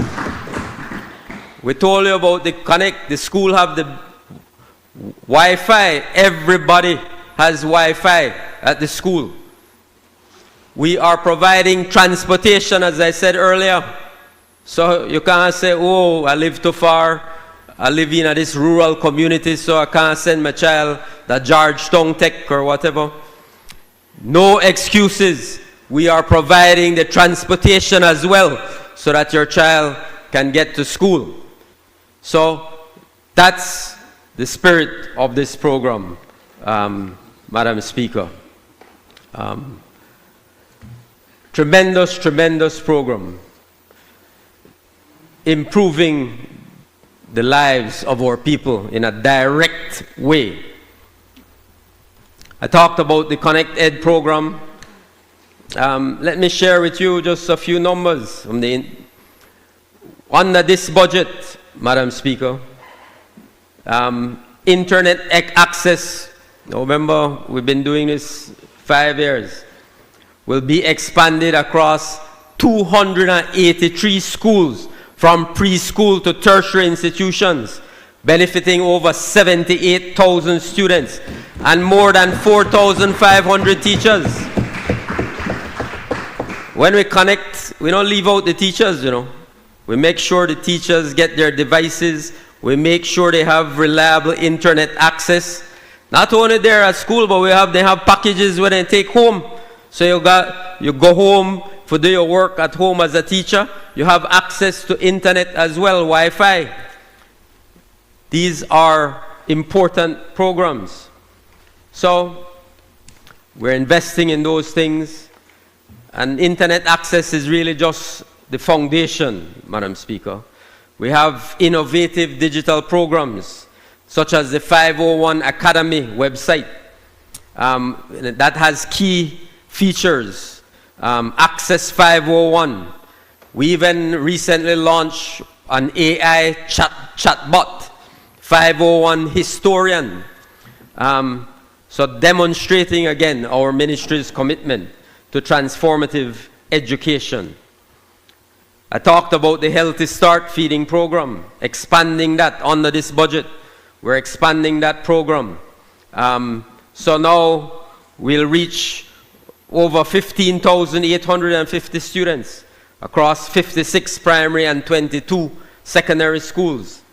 That's an investment of close to $8 million. With this budget, that was last year, with this budget, we're going to benefit around 20,000 primary and secondary students. And our total investment in the National Healthy Start Feeding Program will be around $10 million. $10 million, again, a reflection of our government's commitment to healthy, well-nourished students who are ready and better able to learn.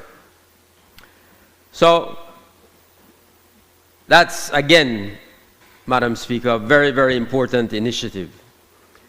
I talked about transportation, and I said I would come back to that because it's very, very important, because I think it's something we kind of take for granted And I don't think that, whenever I share this with people publicly and I'm talking to people at schools, so they're really, shocked at the investment that's being made in transportation. So last year, for example, we had a total of about 280 bus runs. That benefited about 14,000 students and teachers across the country. Over the past 5 years, we've dramatically increased the number of bus runs in response to rising demand from all these representatives and from our communities and schools. As I said, we want to remove any barrier to school attendance.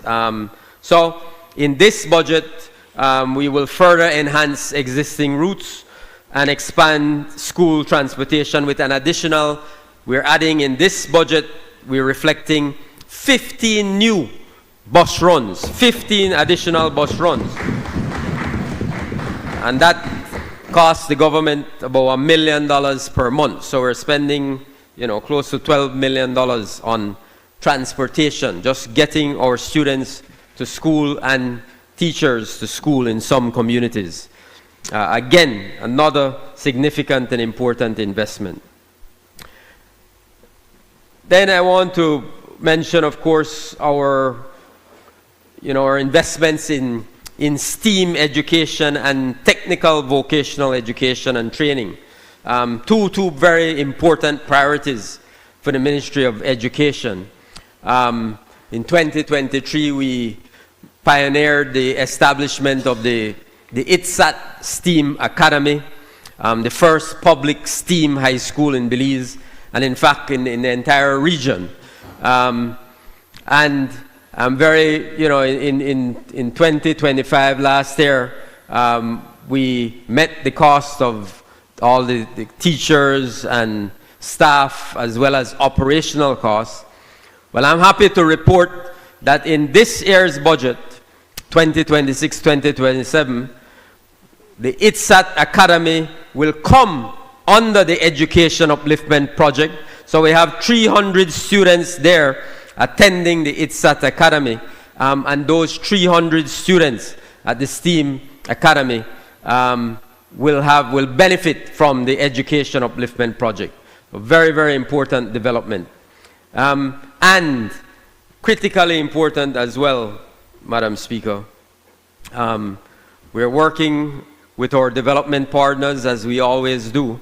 And we have the ITSAT Academy in Belize City, but we know and we recognize and we have from the very beginning that, of course, we have to expand across the country. And so we are going to expand and develop what we call STEAM pavilions, right? We can't build the whole ITSAT Academy school. That cost us about $7 million to build.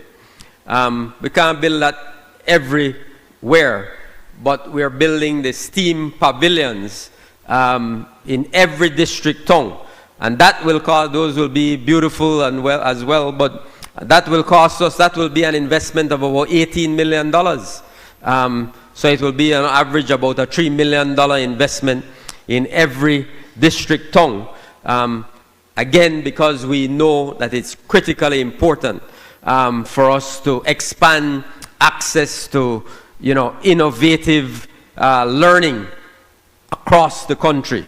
That has to be nationwide.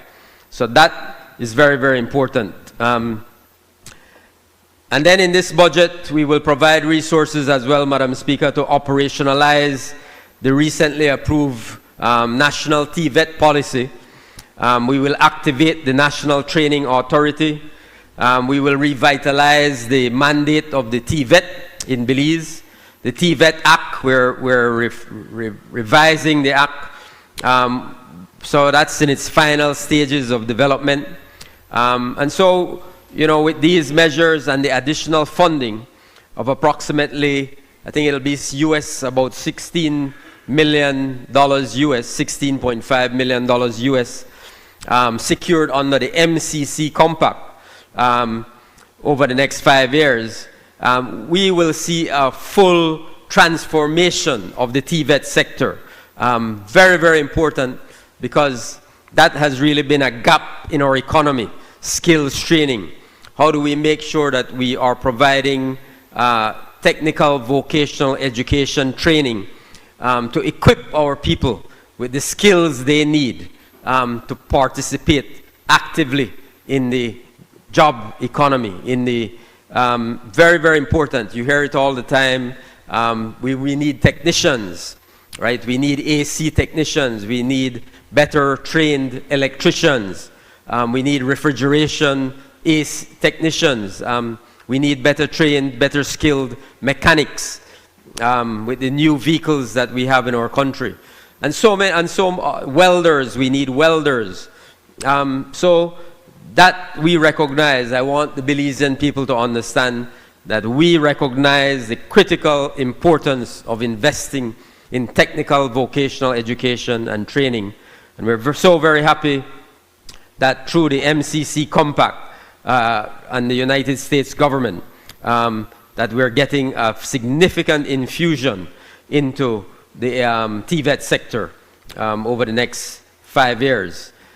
And then we also have the Skills for the Future program, where again there we're in the first phase of that. We are going to invest about $1 million focused on 1,000 at-risk young men. So we're focusing on young men who are at risk. And that Skills for the Future program will help to train them and develop skills that they can use to seek employment and move away from any life of crime or any bad choices that may be options available to them. So that's a critically important program as well. And also the whole MCC, I mentioned the MCC, so let me say something more about that. Again, we are, as a government, we're very grateful for the support we've received from the United States government on that program. Over the next 5 years, we will invest about $50 million in our education system, particularly in the areas of training for our teachers, transforming teaching and learning in secondary education, as I mentioned, reducing the skills gap in key growth industries.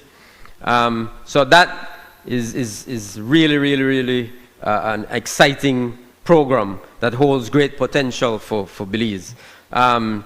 Just on the teaching, learning, training and learning resources side of it, we're investing about $23 million in that area. So again, a significant investment in our teachers, critically important.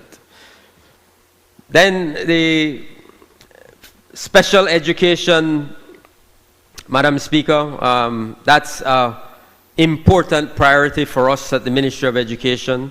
I just on Friday, it was World Down Syndrome Day, and I had the opportunity to see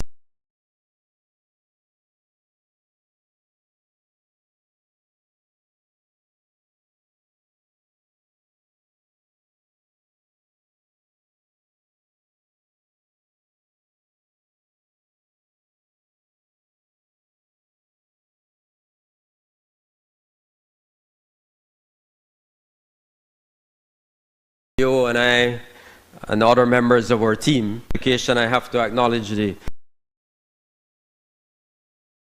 special envoy always calls me or sends me messages or emails about important work going on in special education. So always reminding me of how important it is for us to maintain that as a critical priority for us. We, as I said to the children and the staff and teachers on Friday at Stella Maris,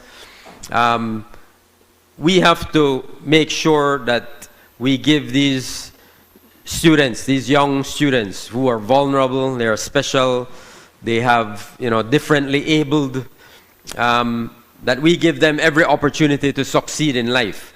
We want them to be as independent as possible. We want them to lead productive lives, meaningful lives.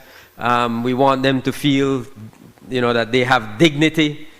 So we have to do our part. We have to do our part, and we're doing that. New programs, we have as well. New tools that we're sharing. We have, as I mentioned earlier, the 501 Academy, Access 501. We have new programs on those new tools that students can. We have what we call the inclusive corner, where families can go. Families often feel very frustrated. They don't know where to turn, what to do. We have a lot of information there for them, to help them and to guide them. Support for their children, support for our teachers. Very, very, very important work. So I want the Belizean people to know that we have a very, very, very strong, unwavering commitment to inclusive education. Financial assistance, I think we've talked about that enough, but the whole point is that we're touching everybody. We're making sure that at every level we are supporting our students, and we're looking at how we can reform the whole financial assistance program. So that's one of our priorities for this fiscal year as well, to make sure that, we're touching everybody, but we're doing so in the most effective way, in the most efficient way, that, as I said earlier, we're getting value for dollar in terms of our investments. Teachers, again, we've made tremendous investments in our teachers. Right now we have about 6,360 teachers across the country. We have about 513 at the pre-primary level, about 1,700 at the secondary level, about 700 at tertiary level, and of course the bulk is at the primary level, where we have about 3,450 teachers. So a lot of teachers in our education system, and we're investing in those teachers. I talked about all these other investments we're making in them. The budget that we have, over $200 million is going to our teachers, right? To pay their salaries and allowances and other benefits. So significant investment. It's a reflection of our commitment to the teachers of this country, our respect for them, our appreciation for the work that they're doing. We don't always agree with the BNTU. We have some hard fights and talks, but they know that we have a shared respect and a shared appreciation for doing the right thing on their behalf. So those are significant investments we're making in our teachers.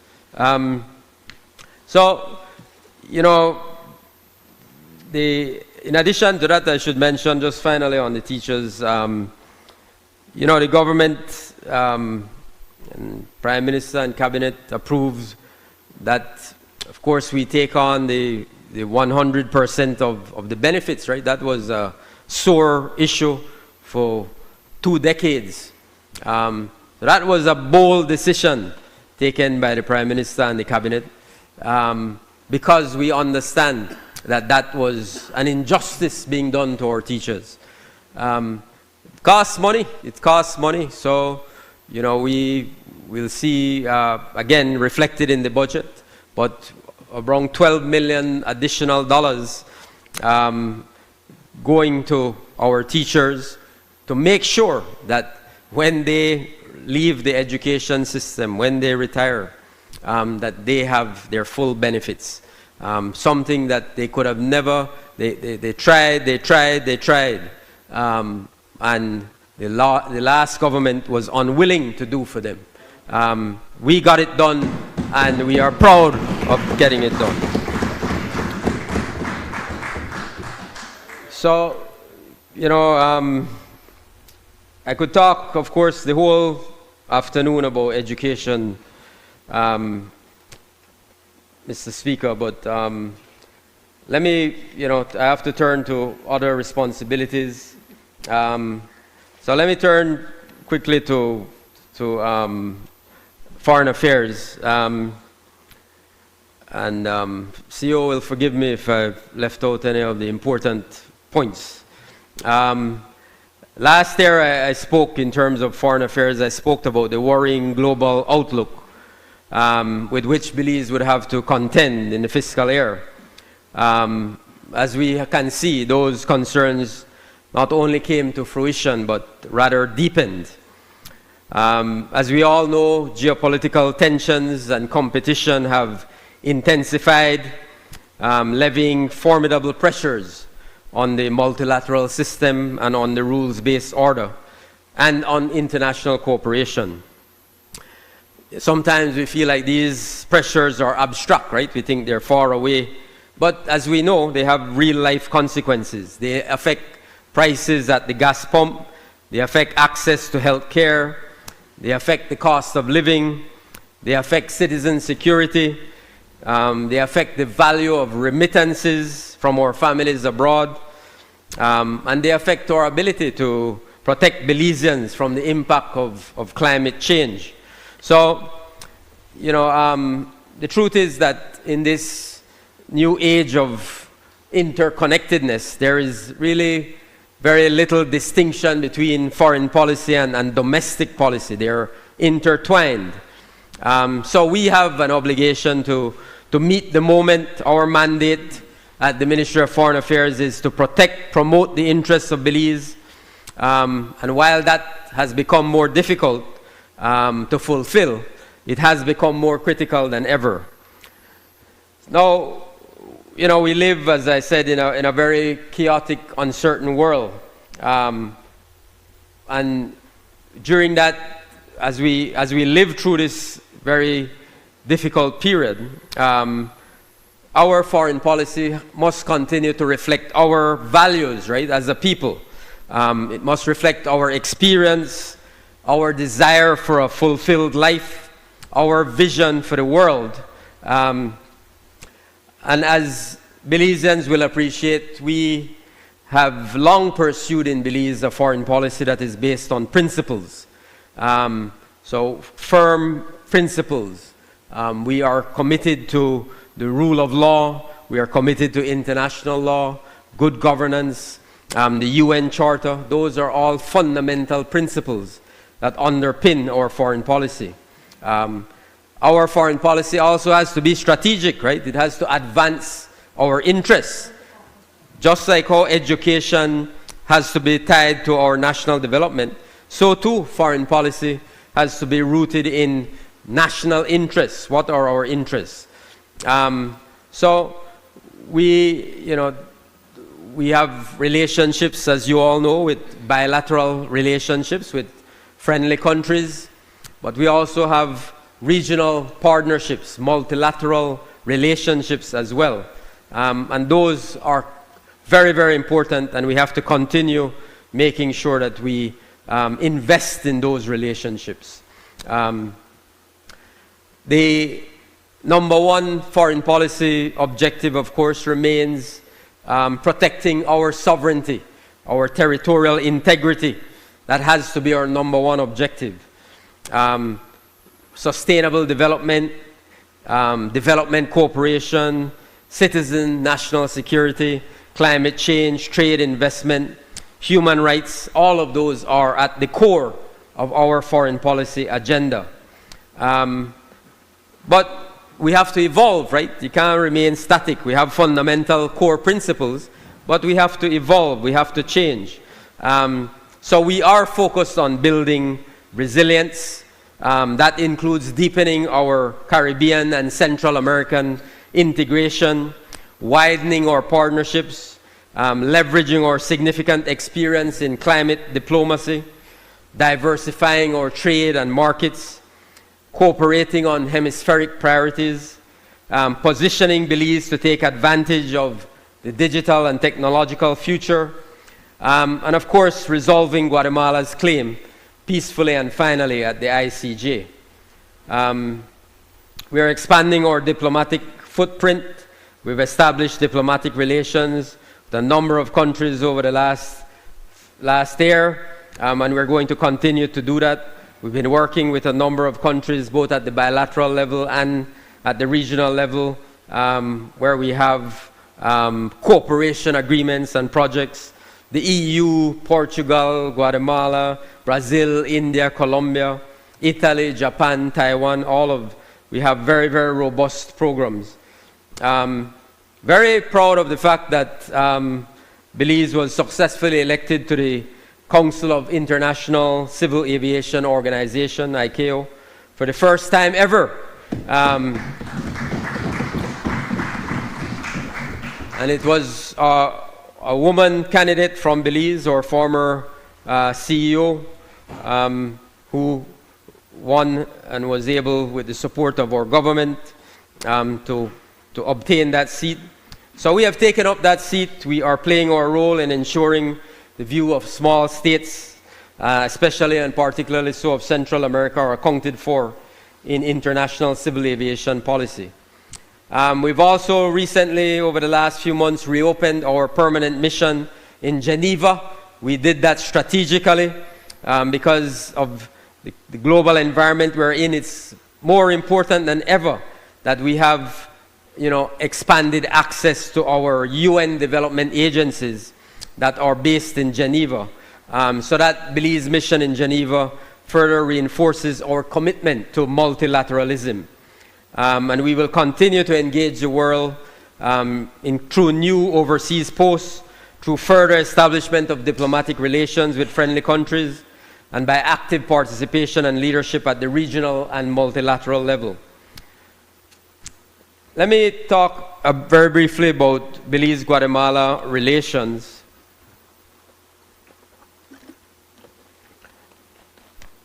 Belize-Guatemala relations, of course, are always challenging, and that was true over the last year. The heightened tensions at the Sarstoon in particular last September are well known, but there have been a number of maritime incursions and encroachments on the western border. And I think these challenges underscore the imperative of a final and peaceful settlement through the ICJ process. So we're pursuing that, as you all know. We have two cases before the ICJ, the Belize-Guatemala case, and then we have a Belize-Honduras case. Last week we talked about the fact that Guatemala was permitted to intervene in the Belize-Honduras case as a non-party.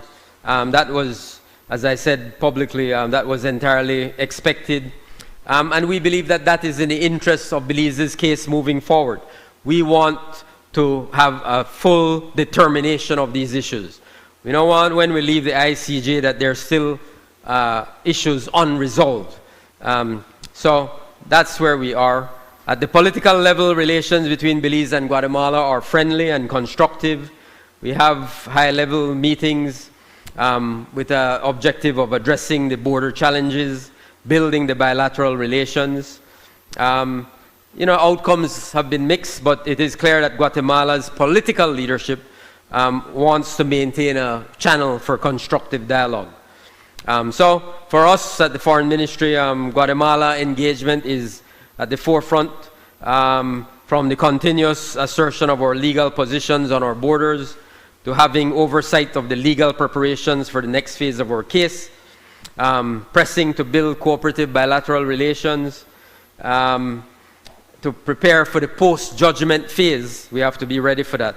So those objectives will continue to be top of our agenda in the next fiscal year. In terms of regional integration, we have, again, prioritized regional cooperation as a cornerstone of our foreign policy. We're working to promote integration. 19 years after CARICOM single market and economy, we are reaching the milestone of free movement, full free movement, to which we have long aspired. Last October, Belize, Barbados, Dominica, St. Vincent, and the Grenadines moved ahead of the other 10 member states to enable the full free movement of our nationals from those 4 countries. And that has worked very well so far. So deeper and faster regional integration is an essential part of the resilience of our Caribbean economies and societies. And we will continue to do our part to contribute to achievement of the regional goal to reduce the food import bill, the regional food import bill, by 20% by 2030. SICA, again, on that front, we will be, again, engaging, very important. Belize will take up the pro-tem presidency of SICA in July of this year. And that period of leadership will support our strategic interests in deepening our engagement in regional economic structures, including our pursuit of observer status in the Secretariat for Central American Economic Integration as a pathway toward full membership in that organization. On trade, of course, Minister Marconi Leal, the Minister of State, will speak at greater length to that issue. I just want to make the point that in terms of foreign trade, our vision is to position Belize not at the margins of the global economy, but as a confident and credible participant within it. A country that leverages its partnerships, its geographic position, and its productive potential to create opportunities at home. So this requires more than just expanding trade. It requires the deliberate construction of a modern, resilient, inclusive economic architecture that allows Belizean enterprise to move from just participation to competitiveness, and from competitiveness to sustained growth. It also requires that we align our external engagements with our internal transformation. So trade policy cannot exist in isolation from domestic reform. So we have to support that trade policy, Mr. Speaker, by strong institutions, fair, efficient markets, and systems that inspire confidence among investors, producers, and consumers alike. So in that regard, the work of the ministry is guided by a long-term plan, a long-term horizon. We're laying the foundation for a trade and foreign policy framework that is coherent, strategic, and responsive to emerging global realities, including shifts in the supply chains, evolving sustainability standards, and the increasing premium that is being placed on transparency and traceability. At the multilateral level, Mr. Speaker, Belize remains steadfast in its commitment to a stable and predictable global trading system. That's critical for small states. We can't overstate the value of that. And that is why we have taken deliberate steps to strengthen our presence and engagement in key international fora. It is why we continue to advocate for reform, inclusivity, and equity within the global system. And it is why we are investing in the capacity to defend our national interests with greater precision and authority. Regionally, we recognize that our strength is amplified through cooperation. So we engage within CARICOM and Central America, not merely as a matter of geography, but as a strategic imperative. And so through deeper regional integration, we expand markets, we reduce vulnerabilities, we create new pathways for growth that no single country can achieve on its own. Equally, we are clear that the future of Belize's economy will be shaped by our ability to move up the value chain. It's no longer sufficient to just participate in trade. We must compete in higher value segments, supported by investment, innovation, and strategic partnerships. And so that's a critical priority, Mr. Speaker, for our government. That's the direction in which we're moving, supporting sectors with export potential, encouraging value-added production, fostering an environment where Belizean businesses can scale up, can diversify, can access new markets. But even as we pursue that growth, we remain anchored in the fundamental objective that the benefits of trade must be widely shared. The success of our trade policy will not be measured just by export figures, but by its impact on livelihoods. So how does it impact our farmers? How does it impact our workers? How does it impact small enterprise? And how does it impact the communities that depend on them, on those goods and services and industries? So, you know, I will leave that there. And as I said, my colleague, the Minister of State for Foreign Trade, will delve much more deeply into that issue. And finally, on that issue, on the area of international cooperation, just to say that, you know, we are, again, engaged with some strategic partners to mobilize financial resources, technical expertise, institutional support across key national priority areas, including migration management, economic resilience, human rights, renewable energy, environmental sustainability. We're working, for example, with the EU. We have a number of projects with them for migration. We have for labor. You know, we have like 3.3 million euros investing with the IOM to strengthen border management, capacity building, infrastructure. We have about 4.2 million euros for working with the ILO to promote economic resilience in southern Belize, targeting rural and indigenous communities, particularly women and youth. We're working with the EU again with single trade and digital window. Continued support to the OAS Adjacency Zone Office.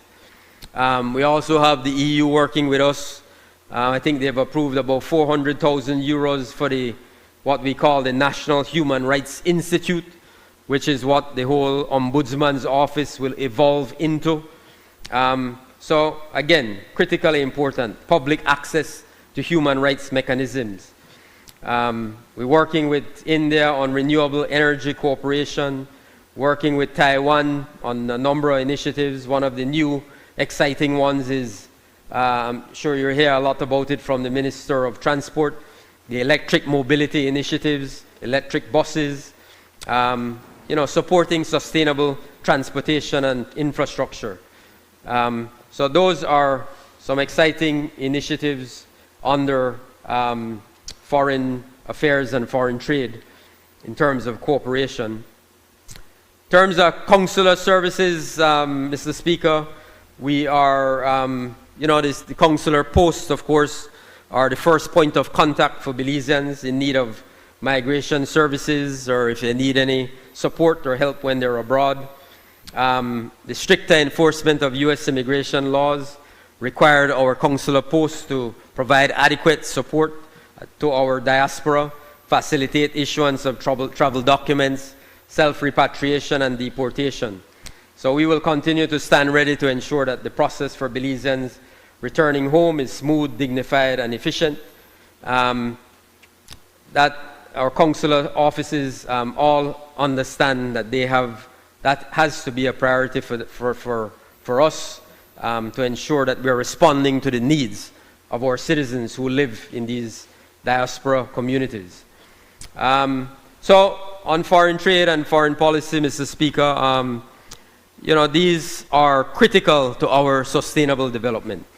They are, you know, instruments of nation building, foreign policy, foreign trade, and they are really the means by which a small state secures its place in an increasingly complex and competitive world, while, as I have always maintained, we continue to safeguard the dignity, the prosperity, and the future of our people. So that is critically important. I will turn now to culture. Very, very important area. You know, culture we had a fantastic ceremony a few days ago.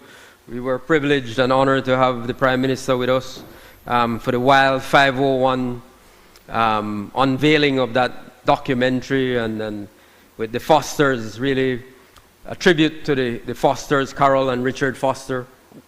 And I said there at that meeting that really culture is the soul of a nation. And we, at our ministry and at the National Institute of Culture and History, we move forward with that mantra. That for us is not a slogan, that is our mantra. It's the heartbeat of the work we do. Culture is who and what we are. And so today I am very, very proud to reaffirm that our government does not view culture as some luxury of the past, but as a primary engine for future development. And we are investing in that soul of Belize.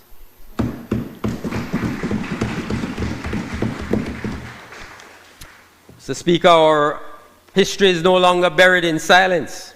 It is being illuminated by the light of the future. Through LiDAR, drone surveys, and 3D printing, we are mapping our legacy from Altunha to Seromaya, ensuring that all of our 14 archaeological reserves are digitally immortalized.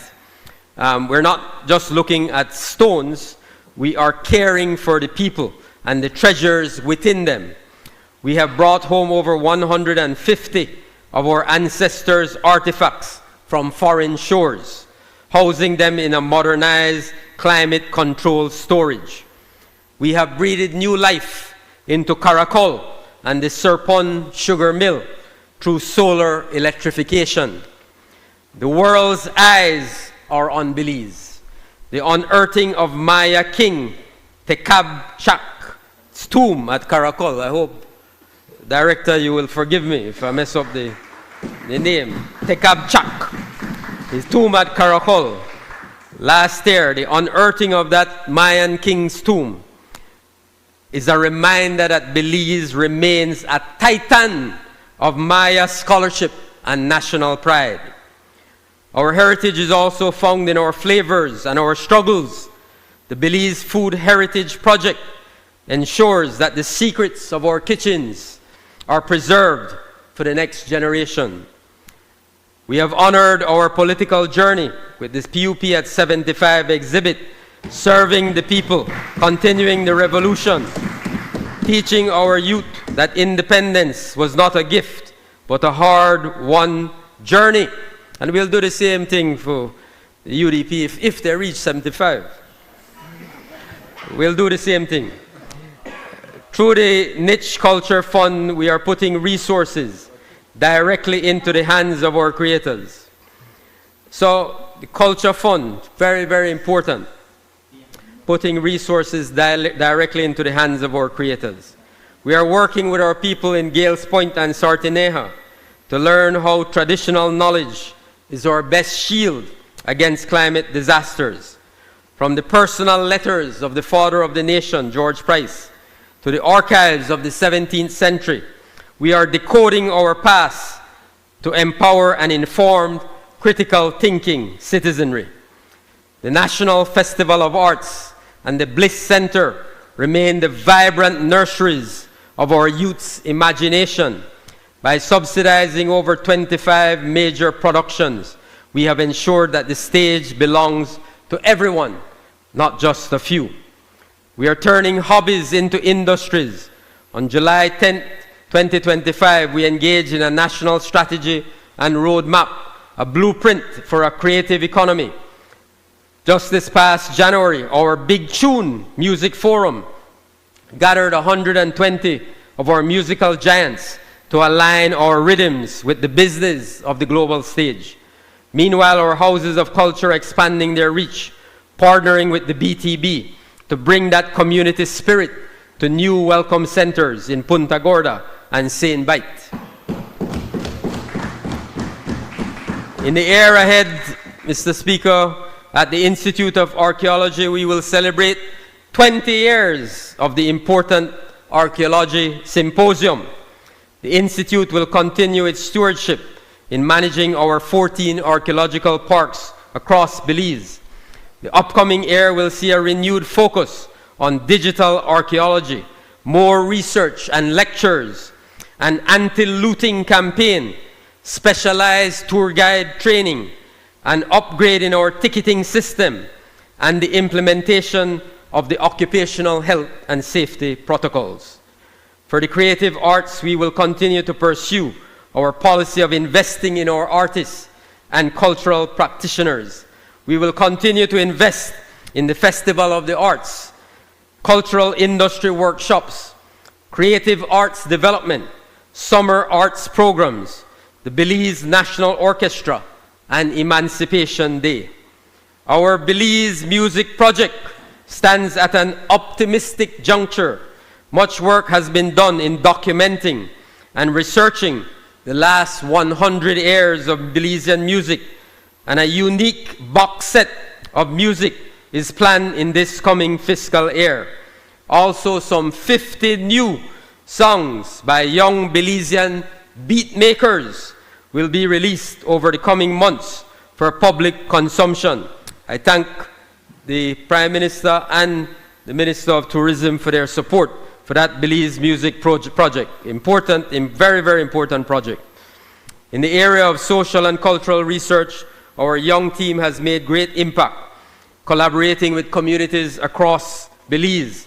And this grassroots agenda will only continue, whether it is supporting the Sacred Dare Dance, George Price Day, dynamic lecture series and conferences. This area of our cultural work can only grow.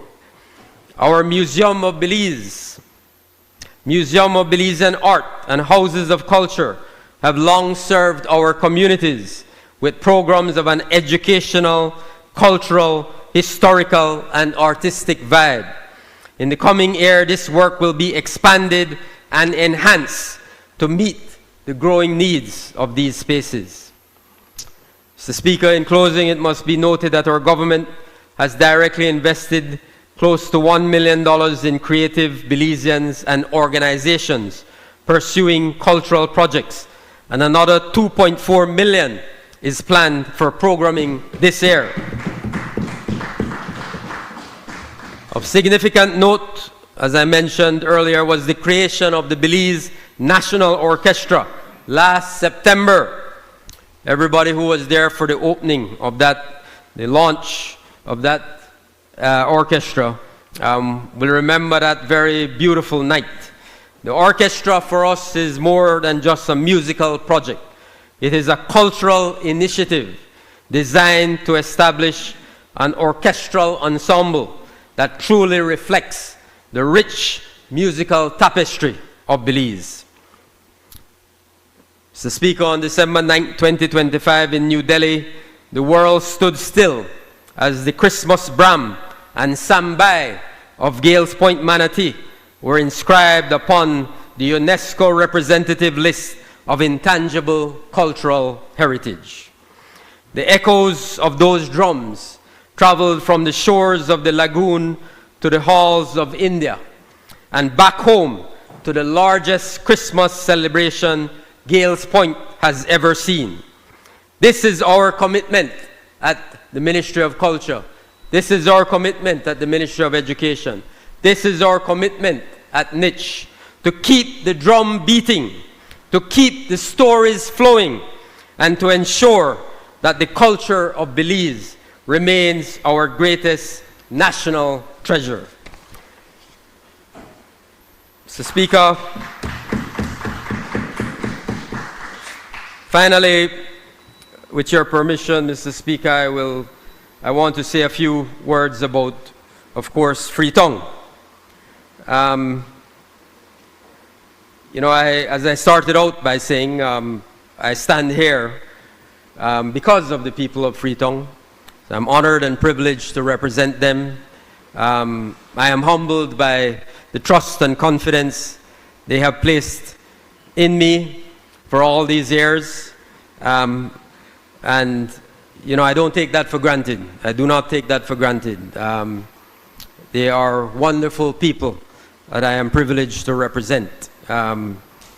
So, in Free Tongue, this year, again, we will focus on some of their priorities. People, of course, always want access to more land. We're going to continue to work very closely with the Ministry of Natural Resources to provide greater access to land. The land that has already been distributed, we want to make sure that, as others have said, the Deputy Prime Minister said, that we make sure people have access to the land, right? You get the land, but now you want to be able to go on the land and build on the land. So we need to put in some infrastructure there. So we're going to work on that. So land, I want to say to my people in Freetown, we're going to work even harder to make sure that you have greater access to land. Those of you who have been waiting, we will make sure that you get your land over this next period, this year. Housing, again, we have delivered a few houses in Freetown. Deserving families, always to deserving families. A wonderful program, I mentioned it earlier, Transforming Lives. So we're going to continue to work on that program. And in terms of education, again there, we're going to continue to work on providing support wherever we can to our students in Freetown for education, assistance, scholarships. We're going to continue to work on that. That is a priority for us, has always been. We're very happy. We thank the Prime Minister, we thank the government for the NHI clinic, which was opened last year in Belama. Overwhelming response, positive response. Our people have signed up, Prime Minister. Everybody in Freetown has signed up. We have people coming from all over the city to sign up. So it's a wonderful clinic. Again, part of our mandate and commitment to expanding health services, access to health services. Infrastructure, we've been doing a lot of good work. We thank the MIDH, we thank the City Council for their support in terms of infrastructure. You know, Freetown, especially the Belama community, is a growing community, expanding. So, you know, as soon as you do something, another need pops up. But we'll continue to work and prioritize infrastructure. And of course, jobs. We're always looking for opportunities, but I'm happy to say that, you know, for the most part, you know, great majority of our people in Freetown are working, they're employed, they're earning a living. So that's very, very good. But we're always looking for economic opportunities for people to support them. So I thank them for that. And I thank all the people. I have many of my team members with us today. I want to thank all of them, from Nitch, the president, the deputy mayor, administrator, members of the board, directors, CEO, of course, communications director. All of these people make, and they're with a buck, I can't say no. And the Freetown Women's Group, the ladies from Freetown. I apologize, ladies. I was wondering where you were, but you're way to the bank. Thank you for coming. Again, these are, you know, the backbone of the Freetown constituency. Strong women who work hard in support of me every single day. So I'm grateful to all of them. And none of what I talked about in terms of the work we do in Freetown, the work we do in terms of education, the work we do in terms of foreign affairs, foreign trade, culture, none of that would be possible if it were not for these people who support me and share my vision for those areas. So in closing, Mr. Speaker, I want to say that, you know, I'm very proud to support this budget. I'm proud to be a member of this team. You know, and I say this all the time to people, you know, in private conversations. I say, you know, I'm always excited about going to work every day. Get up every day and go to work, because we're doing good things on behalf of the Belizean people. And when you have a good leader who supports you, you have good team members, good colleagues who support you, who we have a shared vision, then it's easy to get up in the morning and go to work with a sense of passion, a sense of excitement. And that's what I think, in our government, that's what we do every day.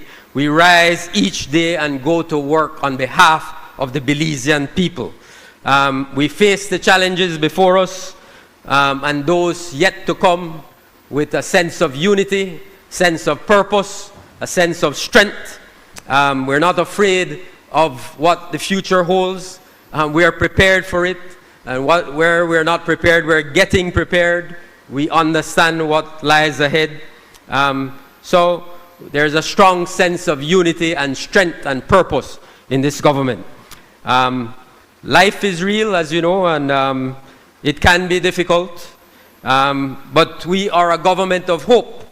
You know, you heard a presentation, as I said, at the start of the day about a half empty glass.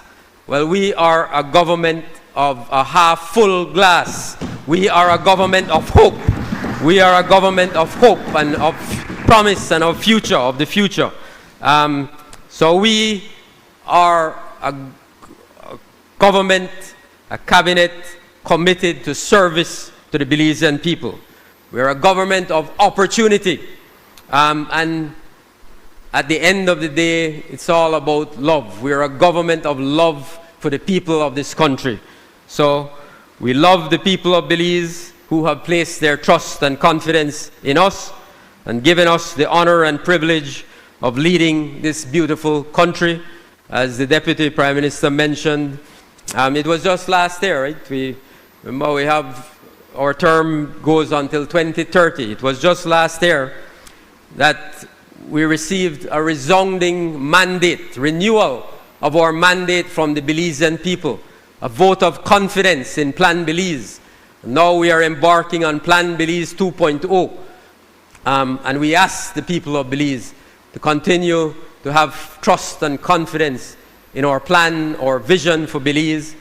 Very difficult, challenging circumstances, but we are committed to the work that lies ahead.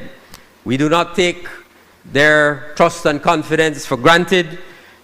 We accept the great responsibility that comes with being in government, the great responsibility that comes with power and authority. We understand that responsibility.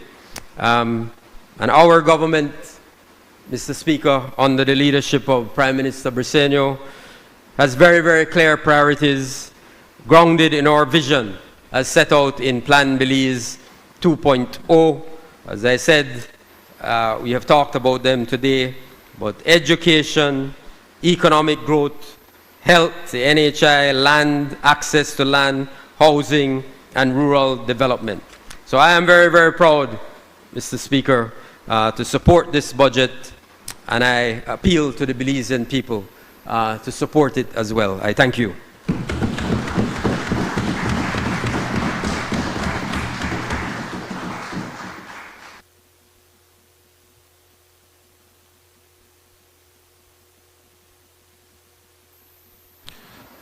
I recognize the member from Kaya North.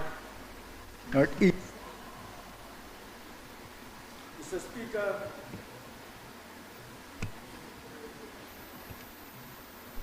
Mr. Speaker, I rise today to lend support to this budget for fiscal year 2026-2027.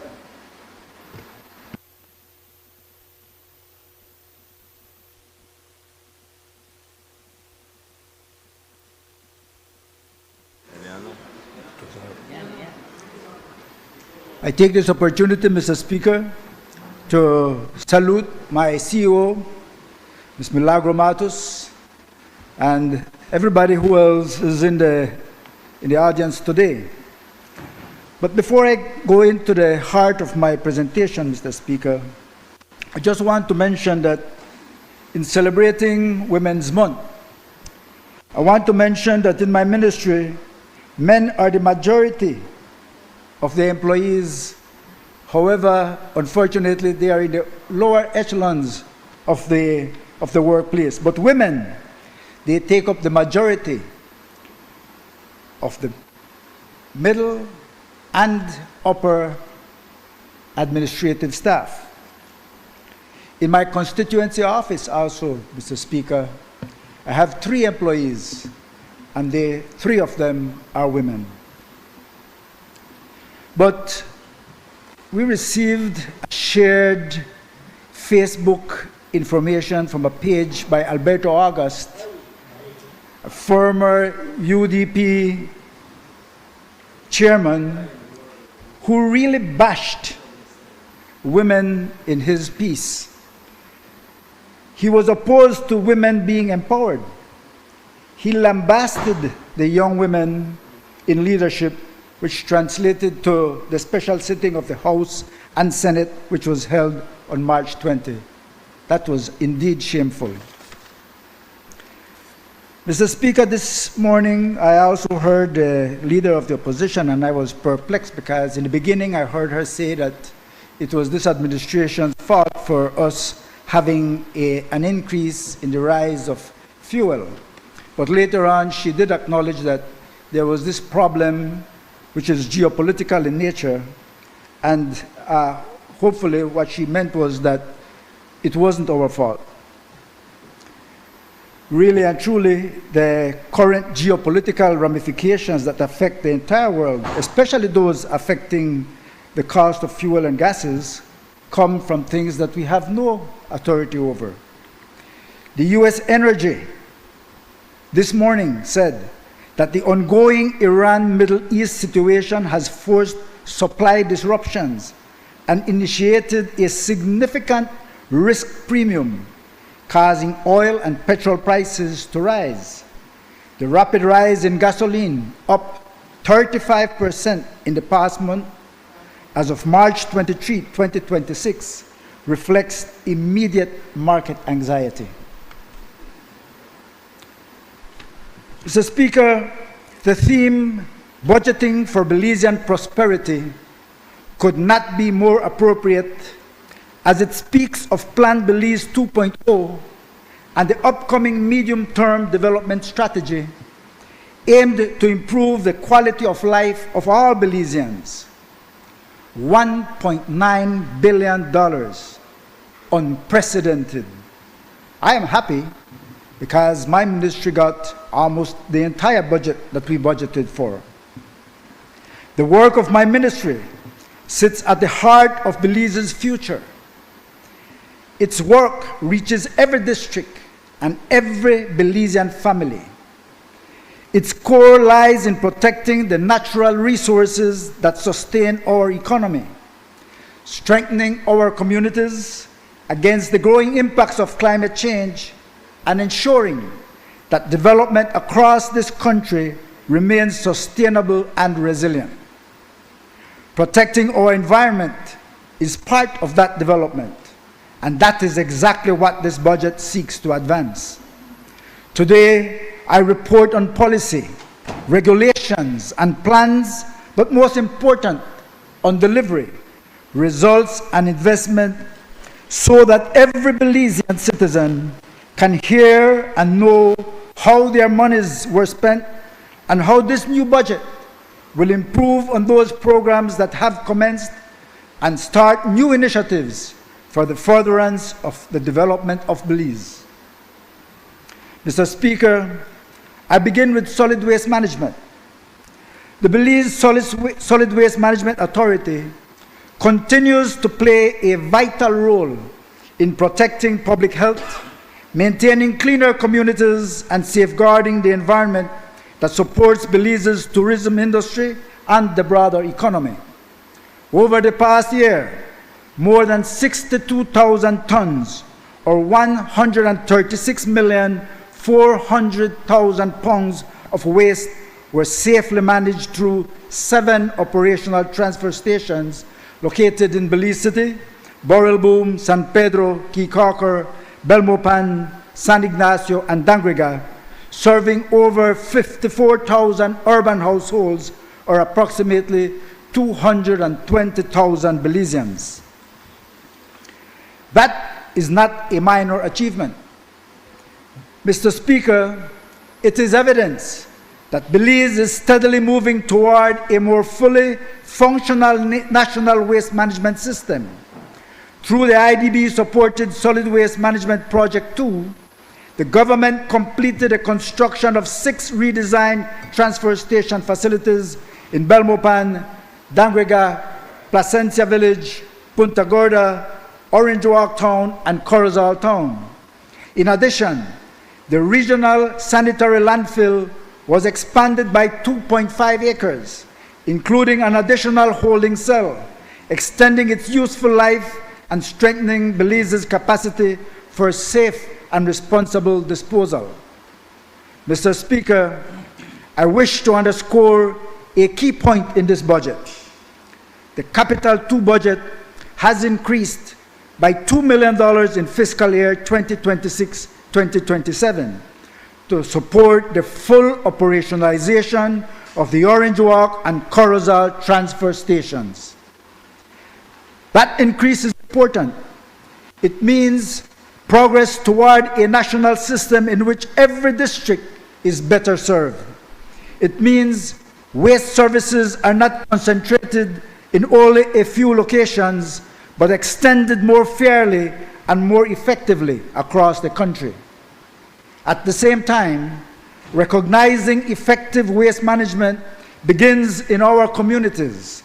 The ministry continues working with municipalities, town council, and village councils to strengthen garbage collection at the household level. We are also expanding waste separation and organic waste management through the home composting pilot project. An additional 150 households in Orange Walk, Benque Viejo, and Dangrega towns have joined the program. That initiative alone is projected to divert 268 tons, or more than 590,000 pounds of organic waste annually from the landfill. Feasibility studies have also been completed for the establishment of 2 composting plants in San Ignacio Town and San Pedro Town. And the ministry is mobilizing resources through international partners to advance those facilities. Because, Mr. Speaker, waste management must not be only about disposal. It must also be about recovery, reuse, and sustainability. That is why the government is also exploring waste-to-energy opportunities, including interest in the use of waste and sargassum from San Pedro and Kikakar as part of innovative solutions. At the same time, we are engaging international agencies regarding the establishment of additional sanitary landfill sites in the northern and southern regions of the country. That is critical. It will reduce the cost of transportation from long distances for final disposal, improve operational efficiency, provide accessible options for growing communities, and extend the useful life of the current regional sanitary landfill. Let's talk about the environment. Mr. Speaker, solid waste infrastructure must go hand in hand with strong environmental enforcement. Belize is experiencing significant development activity, with the Department of the Environment monitoring 190 development projects across key sectors, such as tourism, industry, agriculture, and national infrastructure. While this growth supports investment and livelihoods, it also places pressure on ecosystems. Technical monitoring has identified 178 shoreline structures on the Placencia Peninsula that are affecting natural sediment transport and contributing to coastal erosion. A recent national assessment also identified over 400 illegal dump sites, with the highest concentration in the Belize district. Mr. Speaker, this government is responding decisively. With the support of this year's budget, the Department of the Environment will double its enforcement capacity through the hiring of additional personnel. A stronger operational presence will be established in San Pedro, one of Belize's most important tourism destinations. Officers will also be deployed across the districts to work directly with town councils and village councils to identify illegal dump sites, coordinate cleanup efforts, and strengthen local waste management systems. In addition, the government will invest directly in practical solutions through the purchase and installation of garbage bins across villages, towns, and cities nationwide, including separation for recyclable and non-recyclable materials. Let me say this clearly, Mr. Speaker. The days of irresponsible dumping must come to an end. Cameras will be installed in known garbage dumping hotspots. Littering laws will be enforced. Public accountability will be strengthened. Protecting Belize is everyone's responsibility. The Department of the Environment has also advanced Belize's environmental regulatory framework through the ozone layer protection regulations of 2025 and the refrigeration technicians licensing regulations. So, when we speak about cleaner communities, we are not speaking in slogans. We are speaking about transfer stations, about landfill expansion, enforcement, bins, composting, and stronger standards. That is what delivery looks like. Mr. Speaker, Belize's forests remain one of our greatest national assets. They protect biodiversity, regulate water systems, store carbon, support livelihoods, and underpin the tourism economy.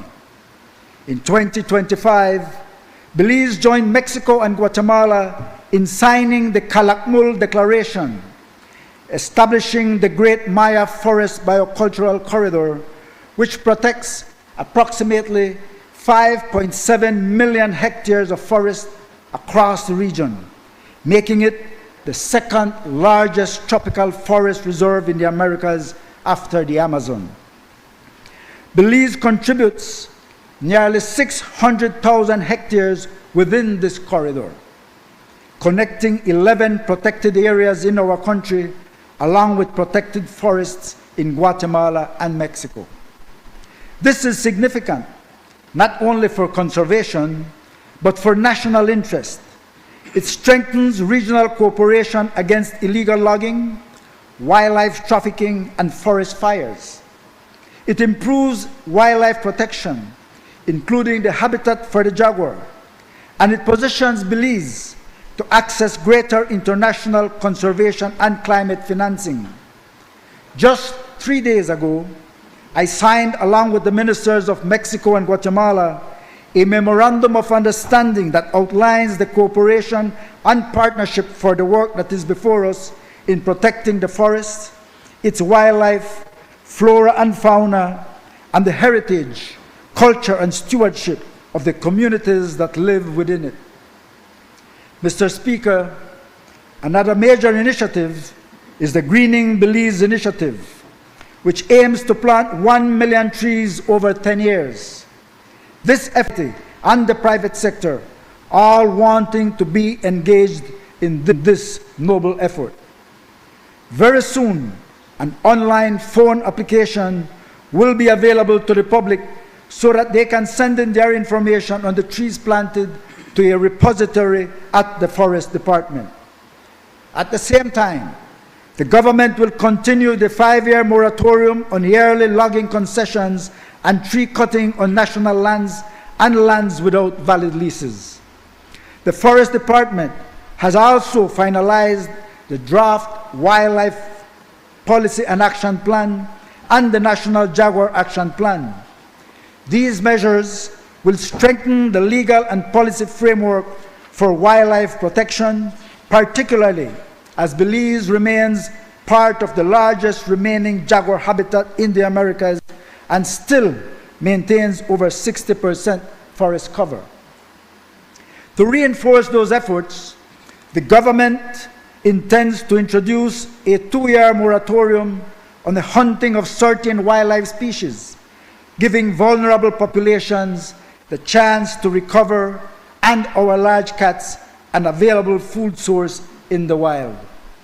We are also addressing human-wildlife conflict and wildlife road fatalities, working with the Ministry of Infrastructure Development and our conservation partners to reduce wildlife collisions in identified highway hotspots. On the ground, the Forest Department has strengthened management in the City Forest Reserve and the broadleaf portion of the Mountain Pine Ridge Forest Reserve. It has advanced restoration through the Ridge to Reef program in the North Stand Creek watershed, and Belize has participated in its first peatland national land initiative, an important step in identifying high-value carbon sinks and advancing Belize's position in the blue and green economy. Enforcement has also produced real results. Belize $46,000 in court fines, $25,322 in out-of-court settlements, and more than 10,134 board feet of illegal lumber has been confiscated. On the National Biodiversity Office, Mr. Speaker, we note that these are not isolated actions. They are part of a broader commitment to protect Belize's biodiversity and natural capital. That work is being reinforced by the National Biodiversity Office. Supported by the Global Environment Facility and the United Nations Development Program, the Office implemented the Global Biodiversity Framework Early Action Support Grant, leading to the updating of the National Biodiversity Strategy and Action Plan 2025 to 2035 and the National Protected Areas Management Framework. The Office also strengthened participatory conservation through new co-management agreements with the Mayflower Bokawina Environment Development Group and the Southern Environmental Association. And conversation has commenced with the Honorable Oscar Requena, and which will then be taken to the community level for potential formation of a community-based organization in San Pedro, Colombia, for the co-management of the Columbia Reserve. The latter will provide sustainable use of resources and assist in the illegal incursions and illegal harvesting of timber and non-timber products. The National Biodiversity Office is also drafting Belize's 7th National Report to the Convention on Biological Diversity and conducting a comprehensive finance needs assessment to cost the updated biodiversity strategy. And importantly, Mr. Speaker, the Office has secured substantial resources to strengthen the National Protected Area System through 2031, including a combined investment of Belize $2 million from PACT for projects between 2026 and 2029, and a major Belize $25 million GCF-funded project expected to launch in 2027. That initiative will reduce community vulnerability to climate change by rehabilitating high-value ecosystems and improving the financial viability of co-managed protected areas. That is what it means to invest in natural capital, not for its own sake alone, but because our ecosystems support livelihoods, they support tourism, water security, and long-term national resilience.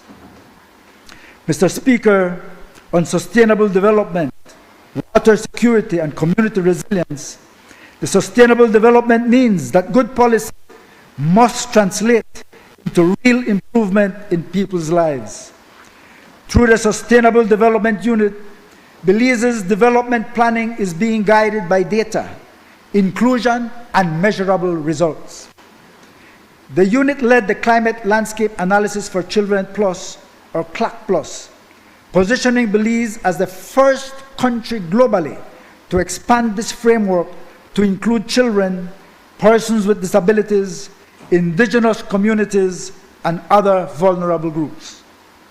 This initiative engaged more than 80 stakeholders and over 100 youth across all 6 districts, helping ensure that future climate investments are directed toward those most at risk. The unit also strengthened public investment planning. An assessment of 21 public sector investment projects valued at over Belize $70.6 million confirmed strong alignment with national priorities, particularly in climate and environmental resilience, while identifying opportunities to improve investments in energy, infrastructure, and inequality reduction. Through Phase 2 of the SDG Data Ecosystem Assessment, carried out with the Statistical Institute of Belize, national data systems are being improved to support better planning, stronger accountability, and measurable outcomes, feeding into the SDG Progress Report 2026 and Belize's 2027 Voluntary National Review. And this work is producing results.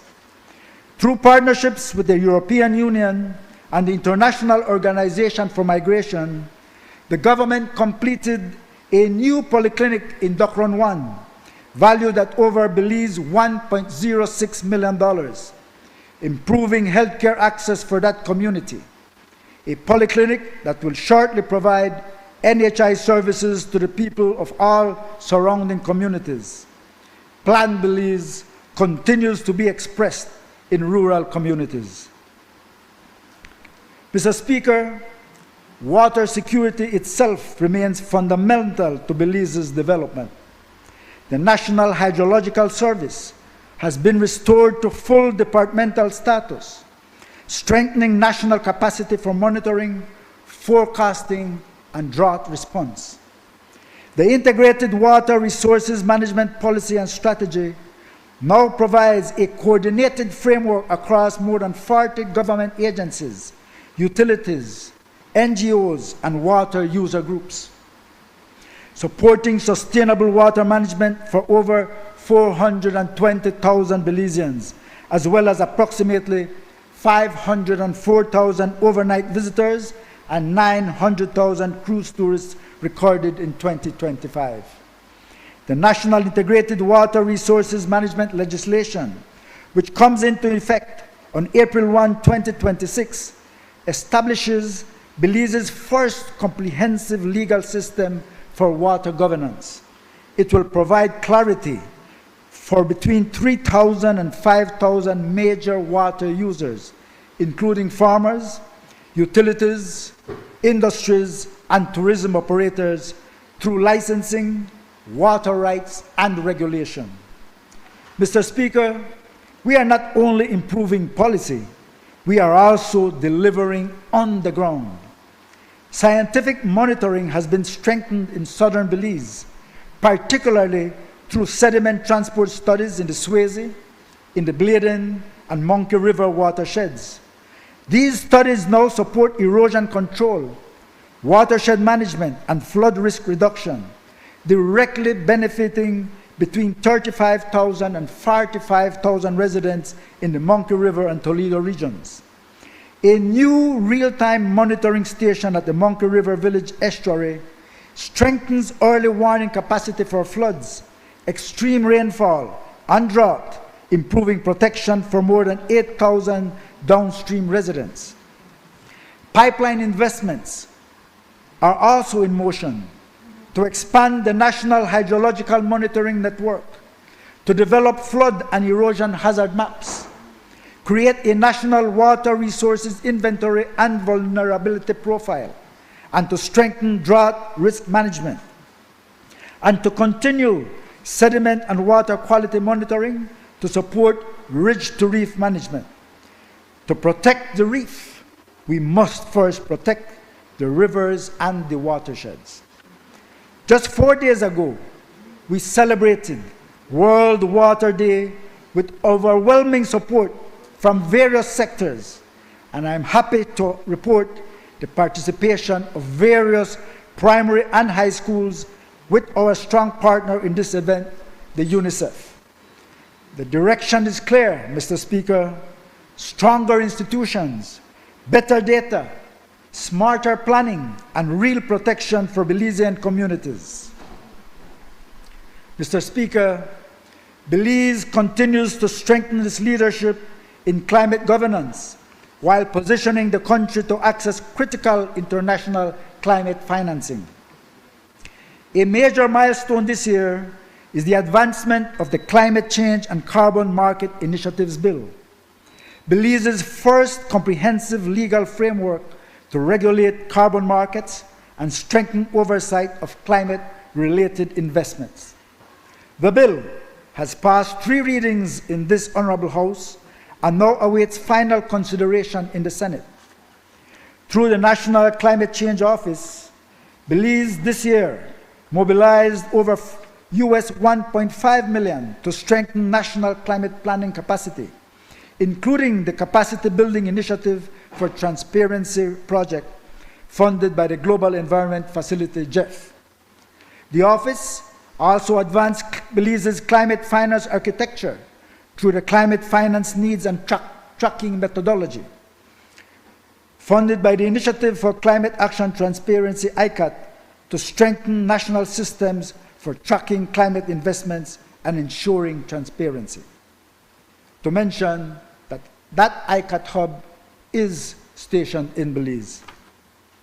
Belize's third nationally determined contribution has also been prepared, targeting the avoidance of over 6,200 kilotons of carbon emissions by 2035 through renewable energy, climate-smart agriculture, electric mobility, and the protection of forests and coastal ecosystems. The office has also developed Belize's national loss and damage framework, positioning the country to access international support under the Global Fund for Loss and Damage. Mr. Speaker, Belize's leadership is being recognized internationally. Belize now holds representation on several key global climate bodies, including the UNFCCC Consultative Group of Experts, the Climate Technology Center and Network Advisory Board, and the Article 6.4 Supervisory Board under the Paris Agreement. That means Belize is not merely present in the global discussion, but Belize is helping to shape it. And that work is translating into financing opportunities. Belize has engaged the Green Climate Fund, the Global Environment Facility, and the Adaptation Fund in developing and supporting a strong pipeline of investments, including a US $25 million climate resilient housing initiative, a US $25 to $40 million for indigenous and protected area programs, with additional proposals for coastal resilience and community adaptation. Mr. Speaker, this work is closely aligned with the work of PACT, which this year celebrates 30 years of service to Belize. Since its establishment in 1996, PACT has invested over Belize $50 million in National Protected Areas system.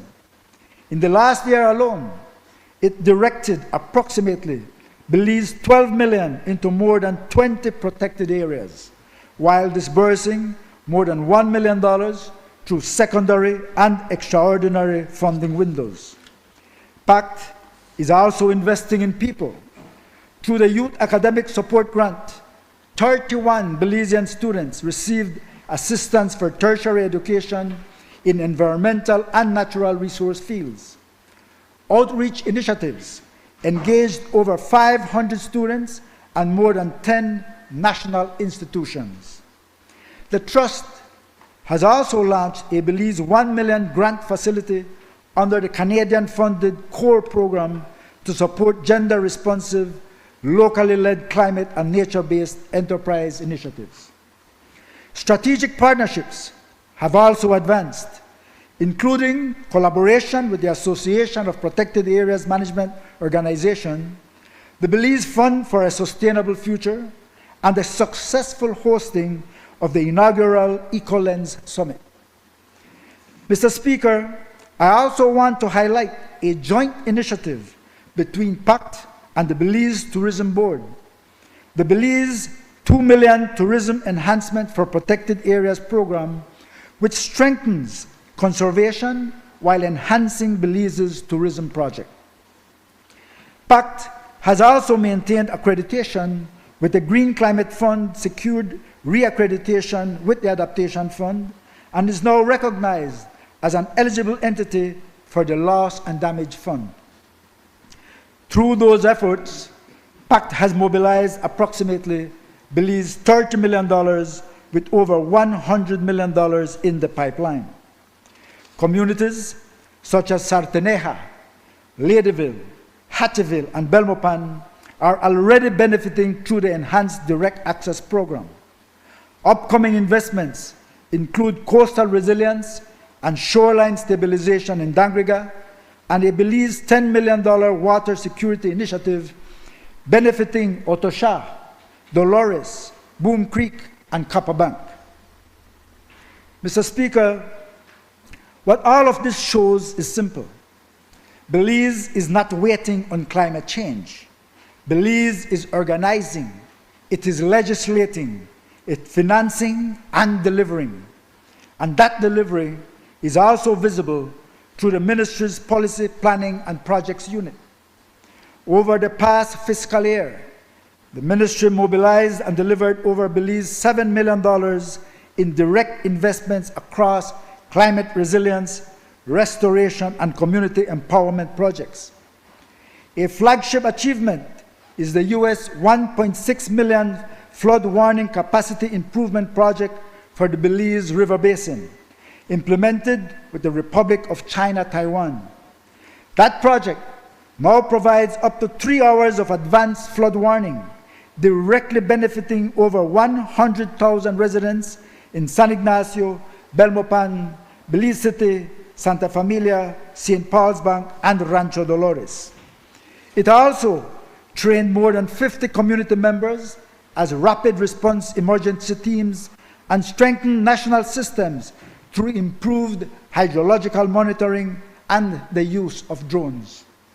At the same time, through the US $5.1 million Integrated Production Landscape Project, the ministry supported 89 farmers across more than 15 communities in the Belize River watershed, distributing 3,475 fruit and timber trees and providing training in agro-processing, sustainable agriculture, and value-added production.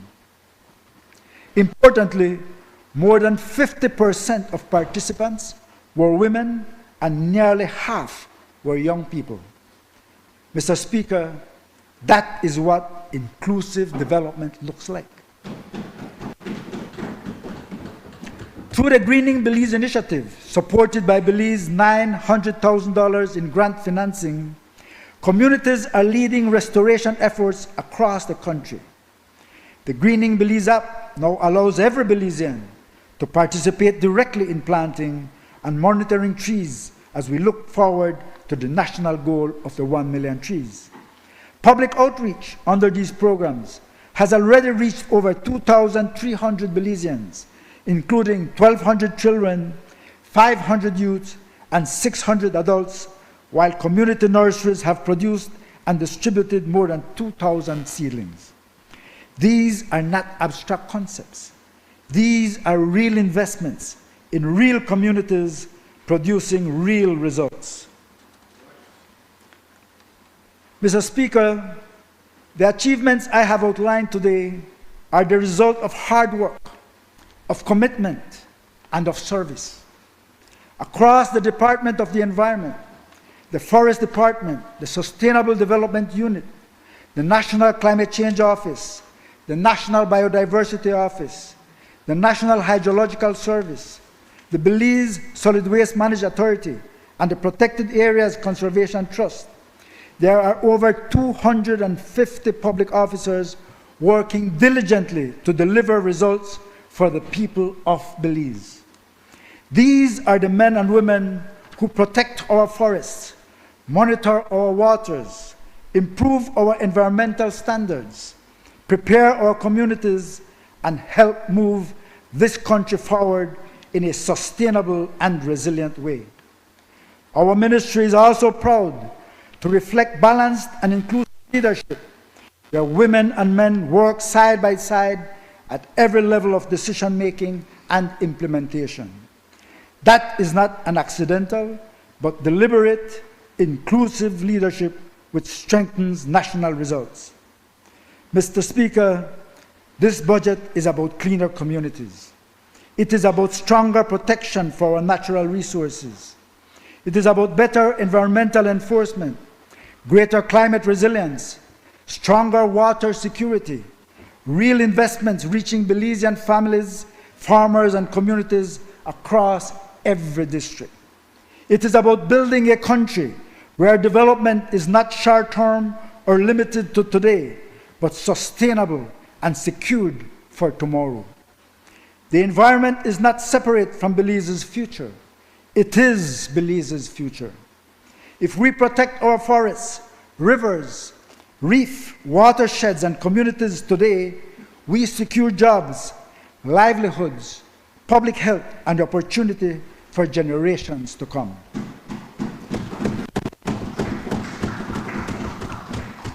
This government remains committed to delivering results, mobilizing resources, and ensuring that no community is left behind as we build a more resilient and sustainable Belize.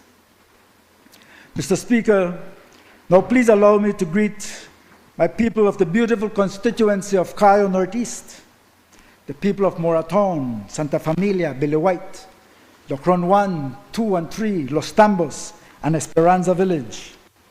These people, Mr. Speaker, came out in record numbers in the last election and gave me an overwhelming victory at the polls in March of 2025, as they did for all my colleagues.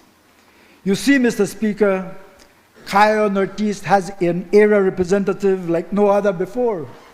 I work for my people. The work in Cayo Northeast is a continued commitment to improving the quality of life of our people, ensuring equity, ensuring inclusivity. In 2025, thanks to the Prime Minister, the Ministry of Finance, and MIDH, we started and have completed the paving of the road starting at Bully Tree through the Santa Familia and onto Billy White. The portion from Billy White through Docron 1 and up to Spanish Lookout has now commenced. This road, Mr. Speaker, is a thoroughfare for more than 800 workers from San Ignacio and all the villages in between. All the beans, all the corn, chicken, and 50% of all the cattle that exported from Belize passed through this road. Prime Minister, thank you. I recall when we went on the campaign in 2020, when you promised these people that that road, before our term of office was over, would have been completed. Before the end of this year, it is also anticipated that the old Hallover Bridge will be refurbished, sandblasted, painted, and installed across the Belize River between Santa Familia Village and Trapiche in Santa Elena. And it will provide immediate access for students, workers, and the public alike. But most importantly, it will cut some 10 miles of travel time one way for those who work or shop in Spanish Lookout. Currently, Mr. Speaker, most people go on the Western Highway to Black Manede and on to Spanish Lookout, which is about 19 miles one way, 38 miles two-way.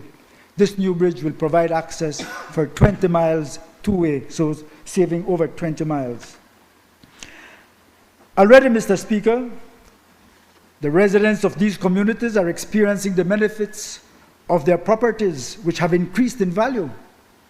This will not come about without a cost, of course, as a full-fledged police substation and traffic officers will be needed in Santa Familia when the bridge is completed to deal with increase in traffic and potential crime. Additionally, Mr. Speaker, with the continued support of the Deputy Prime Minister, we were able to hold our second mobile clinic in October. Some 150 documents have been processed and another 50 almost completed. In addition, we were able to secure some 600 house lots, which are currently under distribution to residents of Billy White, Santa Familia, San Ignacio, and Docron 1. Most of these are afforded to first-time landowners, young families making every effort to have their own home. Mr. Speaker, and these are not leases. These are title documents, documents which can be taken to the bank for these recipients to get their housing loans. And I can't speak of saying for school loans because now the Ministry of Education is providing that free education for those people. And Mr. Speaker, 54% of our lot distribution has gone to women, many of them single parents. We remain steadfast in our support for women's empowerment, ensuring a more balanced distribution of financial resources. Through targeted support for education and entrepreneurship, we are enabling women to become stronger economic contributors in their homes, but also within their communities. Mr. Speaker, these are the kinds of things that get you elected and re-elected. Mr. Speaker, my colleagues and I are working for our constituents. We now need the complementary work to fully complete town and village extensions. So I call on the full cooperation of electricity and water supply by BAL and BWSL. For houses without infrastructure remain as houses and never become homes. In the agriculture sector, we are addressing the long-standing concerns by improving road access for farmers, allowing them safer, more efficient entry to their properties, and better access to markets. Healthcare remains a priority. The soon-to-be completed polyclinic in Docron 1, strategically located, will complement 5 newly constructed hurricane shelters and health centers. Together, these facilities will significantly enhance both emergency preparedness and healthcare delivery across Cayo Northeast. This polyclinic will serve as an NHI clinic, providing healthcare services to the residents of surrounding communities. Education continues to be at the forefront of our agenda. To date, we have supported over 1,000 students with knapsacks and school supplies, easing the financial burden on families and encouraging school attendance. Through the Ministry of Education, we were able to train some 50 children on a summer program called 501 Academic Coders, which worked with microchips and which they built and flew their own drones. That was impressive. Mr. Speaker, these achievements are a testament to our vision of sustainable development, improved infrastructure, and inclusive growth. We remain committed to building a stronger, more resilient Cayo Northeast. And with those remarks, Mr. Speaker, I respectfully commend and fully support this budget for fiscal year 2026-2027. And as we are on 1 week away from the close of Women's Month, I also recognize the women of Belize whose work, leadership, and contributions continue to strengthen our communities, our economy, and our national development. I thank you.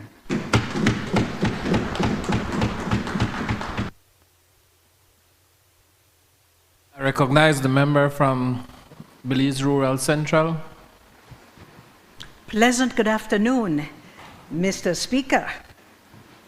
I rise to make my brief contribution to the 2026-2027 budget debate for the budget estimates. I will be brief, Mr. Speaker. I will not speak for 2 hours, but I can tell you that I believe that what I will say will have some substance. A year ago, Mr. Speaker, a year ago, the beautiful people of Belize Rural Central gave me an overwhelming mandate to stand here on their behalf and to contribute again to the development of our country. We live, Mr. Speaker, in challenging times, but there is absolutely clear government commitment. And this budget reflects that commitment to the people and to the development of Belize. Oh, Mr. Speaker, I forgot to ask you for permission to refer to my notes, as the young women did on Friday in the all-women parliament that was here in the National Assembly in an unprecedented display of support for our women. Mr. Speaker, thanks to the people of both Port Loyola and Belize Rural Central, this is the 10th time that I am contributing to a budget debate, and it has always been my distinct pleasure, because I can tell you, Mr. Speaker, that we have a good man in the Prime Minister, the member from Orange Walk Central, and the Prime Minister of this country. And I want to big up my colleagues as well, Mr. Speaker. We have very good people as colleagues, and we work together, and we make sure that every living hour, every waking hour, we contribute to this country. It is still, after all these many years, Mr. Speaker, a privilege to serve not only the people of Belize Rural Central, but all the people of Belize. In Gales Point, Manatee, the school has been completely renovated. It's a beautiful, beautiful edifice, and there are beautiful children in Gales Point, Manatee. The preschool is a wonderful building, and the children can go to school in comfort in a wonderful, structurally sound place. We are working, Mr. Speaker, it's not complete, but we are working on the water system. We have resurfaced the basketball court. There has been rehabilitation of the public bathrooms, and we donated tables and chairs to the village council, and we have plans for the full rehabilitation and refurbishment of the community center. On the 9th of December last year, the Christmas Bram and Sambai were named to be part of the intangible cultural heritage of humanity by UNESCO. And along with the Ministry of Culture and Niche, our ambassadors, Justice of the Peace Shelley Andruin, and drummer Mr. Emmett Young, represented in India and did a beautiful and wonderful job. On stream as well, Mr. Speaker, in Gales Point, Manatee, we have the Clearwater Marine Aquarium Center and Resource Institute, which will be a marine reserve and educational center, looking at the manatees and the sea turtles. And of course, we acknowledge the Ministry of Tourism and all international partners, and the manatee man himself, Jamal Galvez. In La Democracia, Mr. Speaker, there has been, through our office, continued support for St. Agnes Anglican School, with desks for the children, renovation of the community center, and the distribution of a number of house lots for the people of La Democracia. In Mahogany Heights, we put in the PlayStation and the bleachers. We gave support for the Village Day and cleanup, and we continue to support the Mahogany Heights Dream Marching Band, who will be going to the Bandfest again this year. Government is also working so that the people of Mahogany Heights can begin to get their titles for their land. This is a big deal, Mr. Speaker, because for many years, the land in Mahogany Heights was in some difficulty in terms of what was the situation. But now that we know that it is in the hands of the government, and we will be asking that some of the mortgages be written off, we will be asking for many of the persons in Mahogany Heights to be getting their land titles. In Gracie Rock, it might take a little while, but we are working on a new survey because the old survey that had been done of house lots was in an area that was marshy and wetlands and swampy. So we are working on a new survey for our people of Gracie Rock. And in Freetown, Cebu, we make regular donations for the cutting and maintenance of the road that goes in. Mr. Speaker, Hattieville, we have completed the full paving of Sylvester Boulevard, the road into the East Windmill area, and the loop that joins all the way around the back of Hattieville to rejoin the highway. We continue to support the LEAP Women's Group with donations. We created the Tyrell Requena Memorial Park, and there is now going to be a new park at the Belizean American site in Hattieville. There is ongoing assistance to schools, and we thank the Church of Jesus Christ of Latter-day Saints, the Mormons, for the donation of school furniture at the Hattieville Government School. We have contributed weed cutters and financial contribution to the old Hattieville Park, and we continue to work for all our Hattieville people. In Western Paradise, there was the renovation of the community center, a play station at the ball field, lighting and upkeep of the field, and we are doing upgrading and attention to the roads, and we are looking into the provision of more house lots. In Lord's Bank, the softball field in the BDF area has been created. There is covering for the bleachers at the cricket field, support for sports, distribution of house lots, and we are working very proudly on the renovation of St. Patrick Church, and that renovation should be completed shortly. We also have on stream the police booth and the upgrading of Edwin Parks Avenue. Last but not least, in terms of the 9 areas and villages of Belize Rural Central, we have the huge suburban and rural community of Ladyville. And I first, in relation to Ladyville, want to big up the NHI clinic. Mr. Speaker, this NHI clinic in Ladyville has been transformative.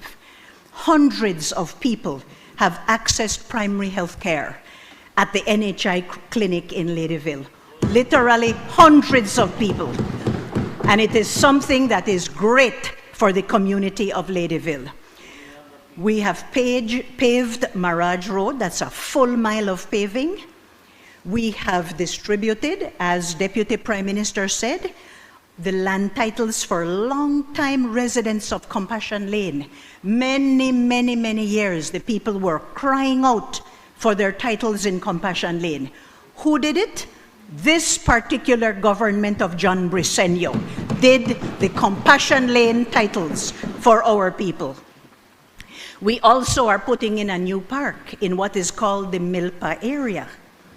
And we have paved the entrance and the main boulevard at Los Lagos. We have put in bleachers and upgrading of the park in the Japan area. And we are putting lighting on the softball field. And we are going to be upgrading the detour through the Egbert Quilter Road. Also, there has been distribution of house lots. There are now being built homes at the Dolores Estate in the Plunkett Road area of Ladyville. And finally, last but not least, I want to say that we, along with Minister Francis Fonseca and the Ministry of Education, we have provided free education at Ladyville Tech with its full 474 students at Ladyville Tech. Free education, Mr. Speaker. But I would like to take this opportunity, I don't want to put him on the spot, but he is sitting here with us today. I want to put our good Prime Minister on notice that I will be visiting him very frequently to ask for more infrastructure for our house lots, Prime Minister. We can't give out house lots and not have the infrastructure. So you will be seeing a lot of me, Mr. Prime Minister, through you, Mr. Speaker of the House of Representatives. We need our infrastructure, please. No. The progress, Mr. Speaker, under Plan Belize Point 2 is undeniable. I was honored to have been named Executive Chairperson of the National AIDS Commission last year. And I would like to take this opportunity to acknowledge in the gallery Enrique Romero, our Executive Director, and our staff, Adriani Alpuche, Lisette Aldana, Starla Renault, and Mr. Ferdy Cab from the Ministry of Economic Transformation. We have had in a short year, Mr. Speaker, major accomplishments along with our main partner and implementer, the Ministry of Health and Wellness, and other ministries and various civil society partners. We have done a lot, Mr. Speaker, and I must take this opportunity to big up the little man, the big little man, Honorable Kevin Bernard, the Minister of Health, who gives us his full support as we go forward in this struggle. The giant little man. Now, our major accomplishments along with our civil society partners. Our goal, Mr. Speaker, is to vastly reduce or even eliminate HIV as a public health challenge by 2030. Now, that is a tall order. I'm sure our staff would agree. However, I am happy to say that 80% of all funding to combat HIV and AIDS in our national response comes from the government of Belize. Unfortunately, we are still seeing more than 200 HIV cases yearly. And we have a challenge still on our hands, but we are working. In the past year, Mr. Speaker, the National AIDS Commission led the initiative for HIV self-testing and the self-testing policy, which has now been approved and signed, thanks to our main implementing partner, again, the Ministry of Health and Wellness. That was a big deal, Mr. Speaker, the self-testing policy for HIV. Secondly, the National AIDS Commission nominated the Ministry of Economic Transformation to continue as the principal recipient of monies from the Global Fund. And we thank CEO Mr. Carlos Paul, Mr. Ferdy, who is with us this afternoon, and all their staff for your wonderful support and work. I really want to say thank you. Thirdly, the National AIDS Commission will guide the process for the Global Fund grant cycle number 8, which presently will stand at US $2.5 million. And next, the National AIDS Commission has obtained a legal opinion from the Attorney General's Ministry on how to bridge the gap between the ages of sexual consent, which is at 16, and the age for accessing sexual and reproductive health services, which that age is at 18. And we will be furthering our recommendations so that all our teenagers and young people can access sexual and reproductive health care. We don't wish to take away the rights of the parents, but where the parent is not there or there is no one to act in loco parentis, then we should be able to allow our sexually active teenagers and youths to access the care that they need. Next, Mr. Speaker, the National AIDS Commission along with the Ministry of Health and Wellness, once again, we have now revised the approved guidelines for what is called the pre-exposure prophylaxis, which is better known as PrEP. And we want to make sure that people who have need for the pre-exposure prophylaxis will have access to get that, so that we can work on both the prevention and the treatment and care. We guided the successful process for the Memorandum of Understanding between, again, the Ministry of Health and Wellness and NHI to provide for NHI services and communities. And again, Mr. Speaker, this is a big thing, because if the NHI clinics can offer the HIV services for the treatment, etc., we will only be doing much better. We participated in ensuring, again, a memorandum of understanding between the National Health Insurance and hand-in-hand ministries for care and support to children with HIV. And then we also facilitated and worked very closely for the Memorandum of Understanding between the Ministry of Human Development, and we acknowledge Minister Tea Garcia Ramirez, and the Ministry of Economic Transformation for the Ministry of Human Development to provide monthly food packages for persons with HIV. I listened to the leader of the opposition whining and complaining that this government is not doing enough for the social services of this country, Mr. Speaker. And I give the lie to that. I absolutely give the lie to that, because never before have we seen the level of support for our poor people in need of help, people with HIV, people with disability, poor families. Never before have our families been able to enjoy this kind of care and support. And I am proud to be working in the office of the Prime Minister and to be the executive chairperson of the National HIV/AIDS Commission.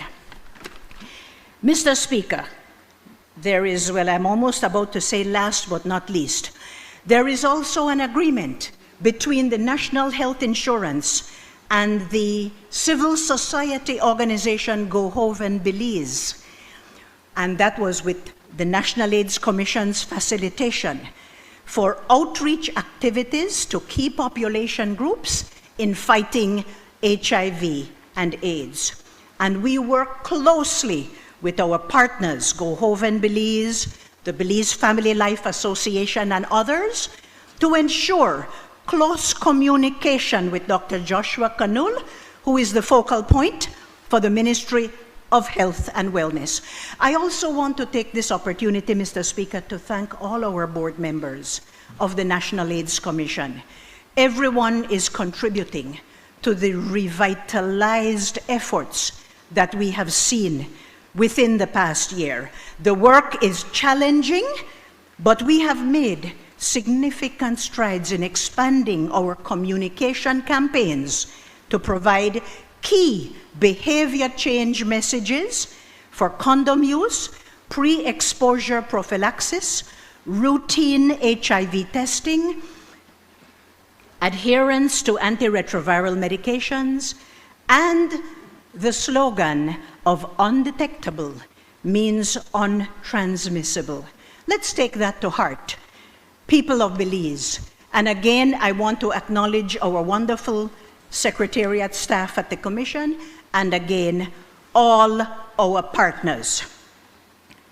Mr. Speaker, in wrapping up, I reiterate my undying commitment to representing the people of Belize Rural Central. And I reiterate our steadfast work to combat HIV and AIDS. I want to acknowledge in the gallery my two right hands. I don't have any left hand. I have two right hands, Ms. Noelle Swift and Mr. Bernardo Bennett, who is chairman of Ladyville. Thank you for joining us. the Why Will Parliament. I got two good right hand. Thank you, thank you.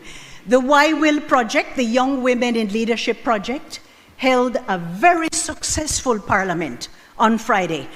Thank you, Madam Clerk. Thank you to all our partners. And let me say this, we make absolutely no apology for bigging up our women so that we can take our rightful place in this country. We make no apology whatsoever for that. And we need more women, not true, Minister Thea? We definitely need more women. Congratulations to all the participants. The presentations were excellent. Now, you might not want to hear about affirmative action, but a motion was passed that Belize should adopt temporary special measures to bring the level of women in decision-making and leadership up to an acceptable level. It is still too low. And whatever we can do to encourage that, then let us do it. But I commend all persons involved, and I would like to call all our names. Madam Speaker Valerie Woods, Madam President Carolyn Trench Sandiford, your humble servant, Minister Thea Garcia Ramirez, Honorable Leader of the Opposition, Tracy Tager Panton, Senator Sheena Pitts, Senator Janelle Chanona, Senator Roselle Arana, and Senator Brittany Galvez. What more can I say? Mr. Speaker, a happy Women's Month to everybody. I, of course, absolutely, of course, support this 2026 to 2027 budget, and I will steal one or two little sentences from the Prime Minister's budget speech. The pillars, so I quote here, Prime Minister, please allow me to. The pillars of sustained prosperity, you said it, include diversified growth, robust employment, a strong currency, ample credit, and a government that invests in the welfare of its people through education, healthcare, infrastructure, and security. I couldn't say it any better, Prime Minister. You did a good job. And finally, and again I quote you, I am convinced that our best days are ahead of us. And with the guidance of the Almighty, we will not stand still, but move boldly forward towards tomorrow. Madam Speaker, I recommend this budget along with the Prime Minister, and I ask that all members give their full consideration and full support. I thank you.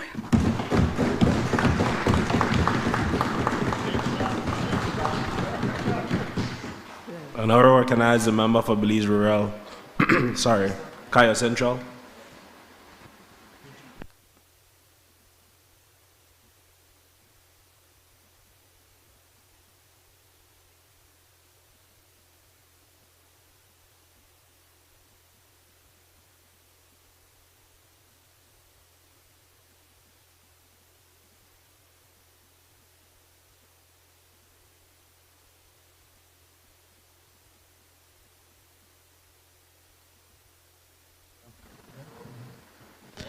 I rise to lend my support to the draft estimates of revenue and expenditures for 2026-2027.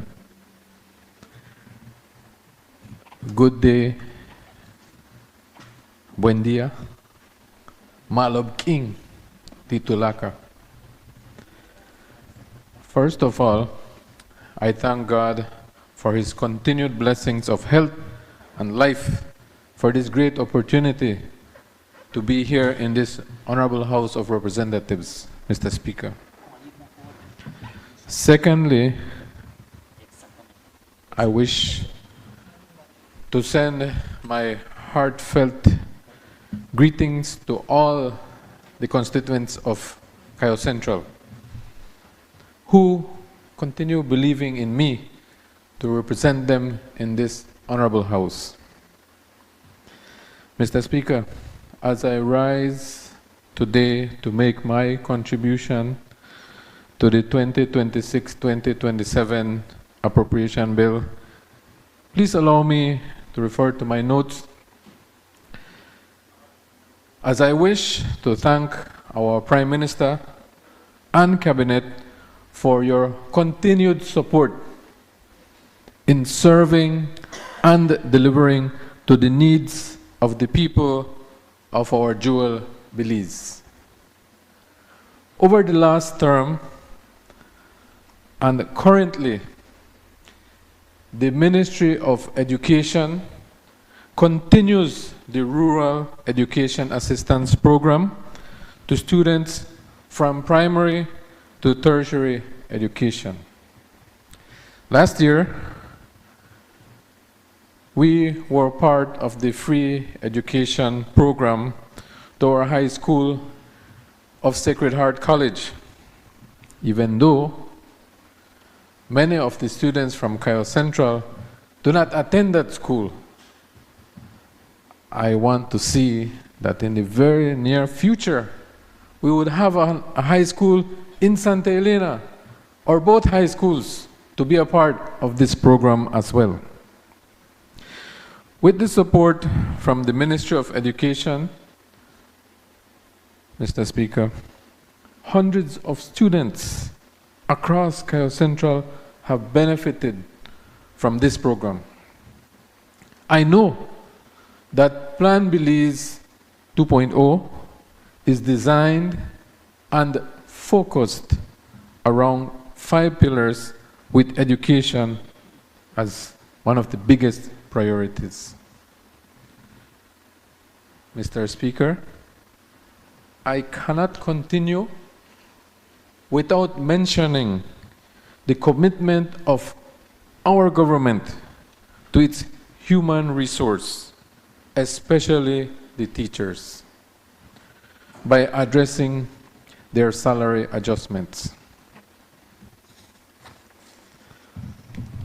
As Sir Richard Branson quoted, train people well enough so they can live. Treat them well so they don't want to. And that is exactly what this People's United Party government is doing with its human resources. Mr. Speaker, I thank the Prime Minister and Cabinet for the decision to roll out the long-awaited NHI program in the Cayo district. I want to believe that my colleagues from the Cayo district are more than happy, just like the residents of the Cayo district, and are welcoming this program, as every person who registers will benefit with affordable health services, which many are unable to afford. I want to say, Mr. Speaker,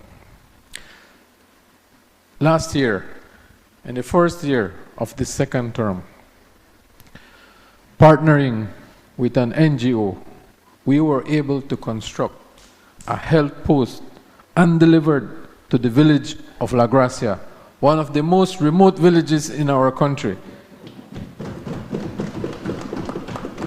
For many years, the nurses came and they had to take care of the babies under the floor, or under the second floor of one of the buildings that housed the remote teachers. Now they have a health post where they can take care of the babies when they go to that village. Mr. Speaker,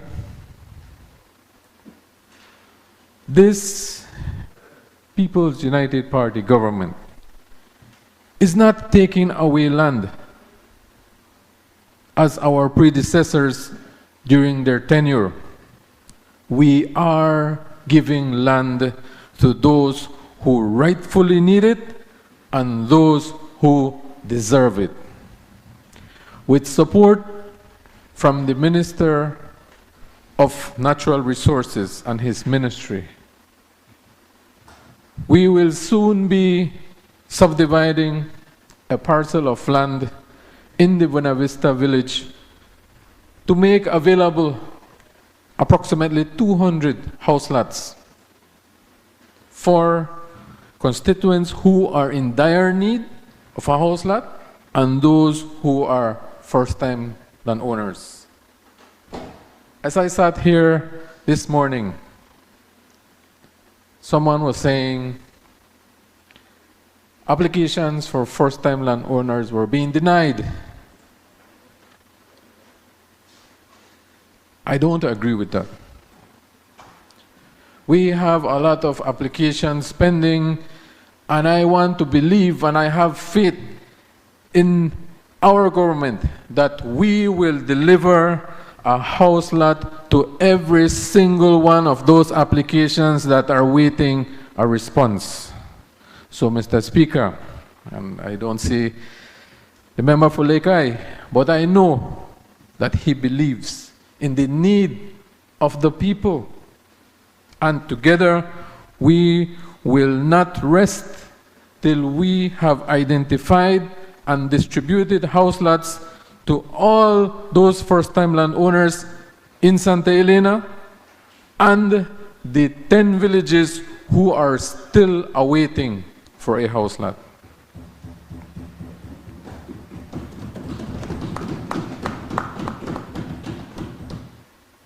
I listened to a member for Cayo Northeast, and he was boasting infrastructure. Sometimes we have to wait our turn. And we have to explain that to our people. The way how the Ministry of Infrastructure is working with us in the Cayo District, I'm not sure of the other areas, but we are provided equipment by turns. And I want to tell the people of Cayo Central, what you are seeing in Cayo Northeast, we will get it. Unfortunately, the Minister of Infrastructure is not here, but I know he's listening somewhere. We will continue receiving the support from the Ministry of Infrastructure, Development and Housing. Because this government is not about favoritism.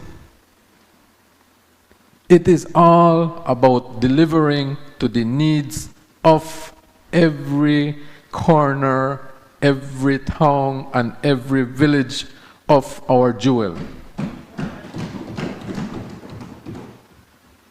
You see, Mr. Speaker, this is the huge and clear difference between our government and those who were there before us. Thanks to our Prime Minister and the Minister of Housing, in the first term as an area representative of Cayo Central,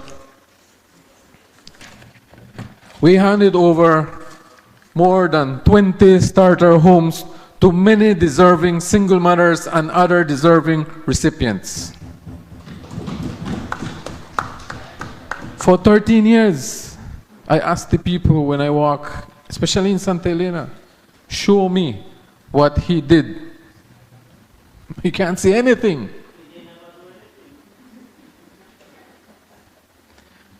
This term, over the last year, we have delivered 5 houses to deserving recipients in the last fiscal year. 2 are currently under construction. 6 other applications have been approved for construction at the start of this fiscal year, which is next month. So for those applicants who are listening, and you have been informed that you have been approved, construction will start soon, while 5 more are awaiting their approvals. So you see, We are not here sitting down. We are not here playing around. We have substance to the talk. While the other side, it's all talk but no substance. Mr. Speaker, there are also those people who applied for starter homes but had overqualified. You know what it means? You know, like, I went looking for a job once, and I gave my CV to the GM. I made the mistake of giving him my CV. And after looking over it, he says, "Sir, I don't think you belong at this place." And I go like, "Why? You overqualify, man." So this is what happened. Some of the people applied for the starter homes, but they overqualified. What does that mean? They are thriving residents who are better off with a steady income, but still cannot afford to build a home. Mr. Speaker, I am pleased to inform those who applied for a 2 or 3 bedroom house in Cayo Central. The first 10 of those houses will be starting construction in this current or this upcoming fiscal year in the Santa Elena subdivision.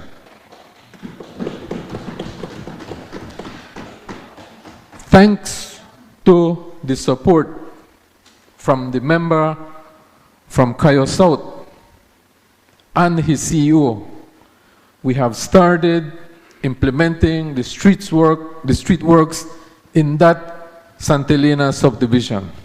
And people have started to construct their homes.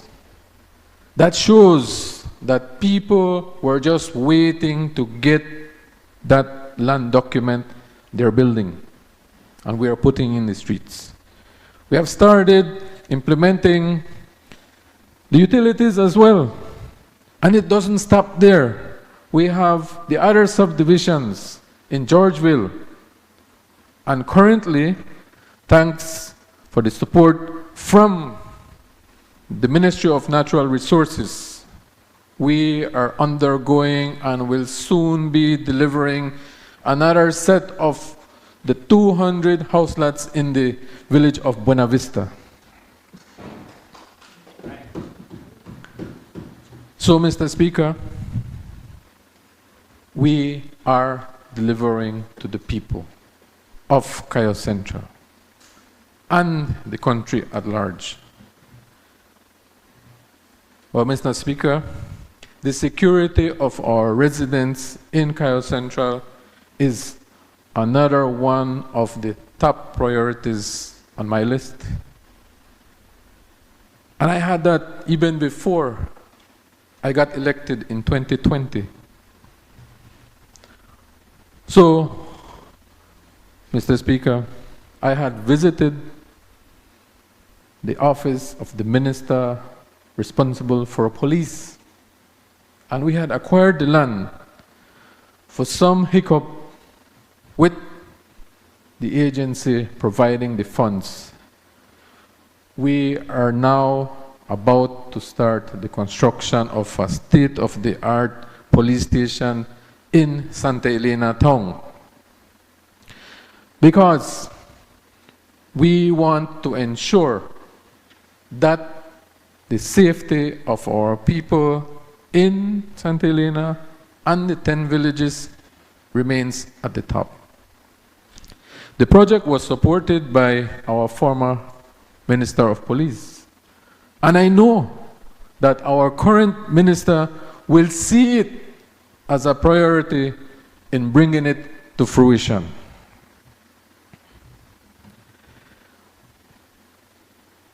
So, Mr. Speaker, by providing the safety of our residents in Santa Elena, last Christmas, for the first time in the history of Cayo Central, we were able to, every time, even the town council, and sometimes I want to believe they're biased, Mr. Speaker. Everything happens on San Ignacio's side, and Santa Elena is left to wonder when it is going to come. So for last Christmas, Mr. Speaker, we decorated the Rotary Park.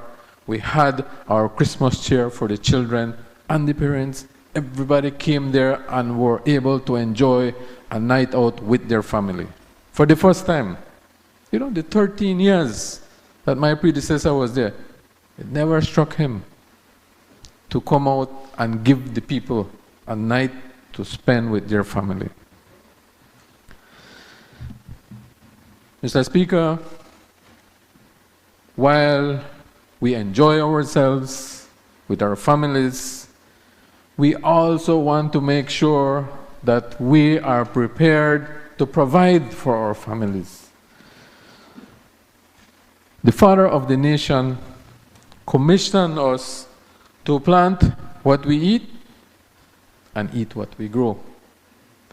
So, Mr. Speaker, the 2026-2027 budget visions to allocate approximately $2 million to farmers with crop diversification, support to export programs, and financial assistance, especially value addition to their agricultural products.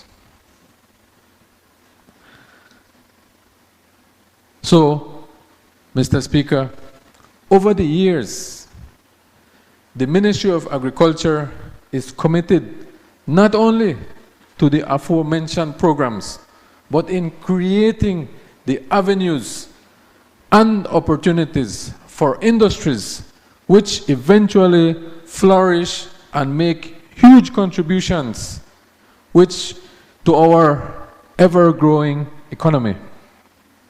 So, Mr. Speaker, the difference is, again, we have substance for our talk.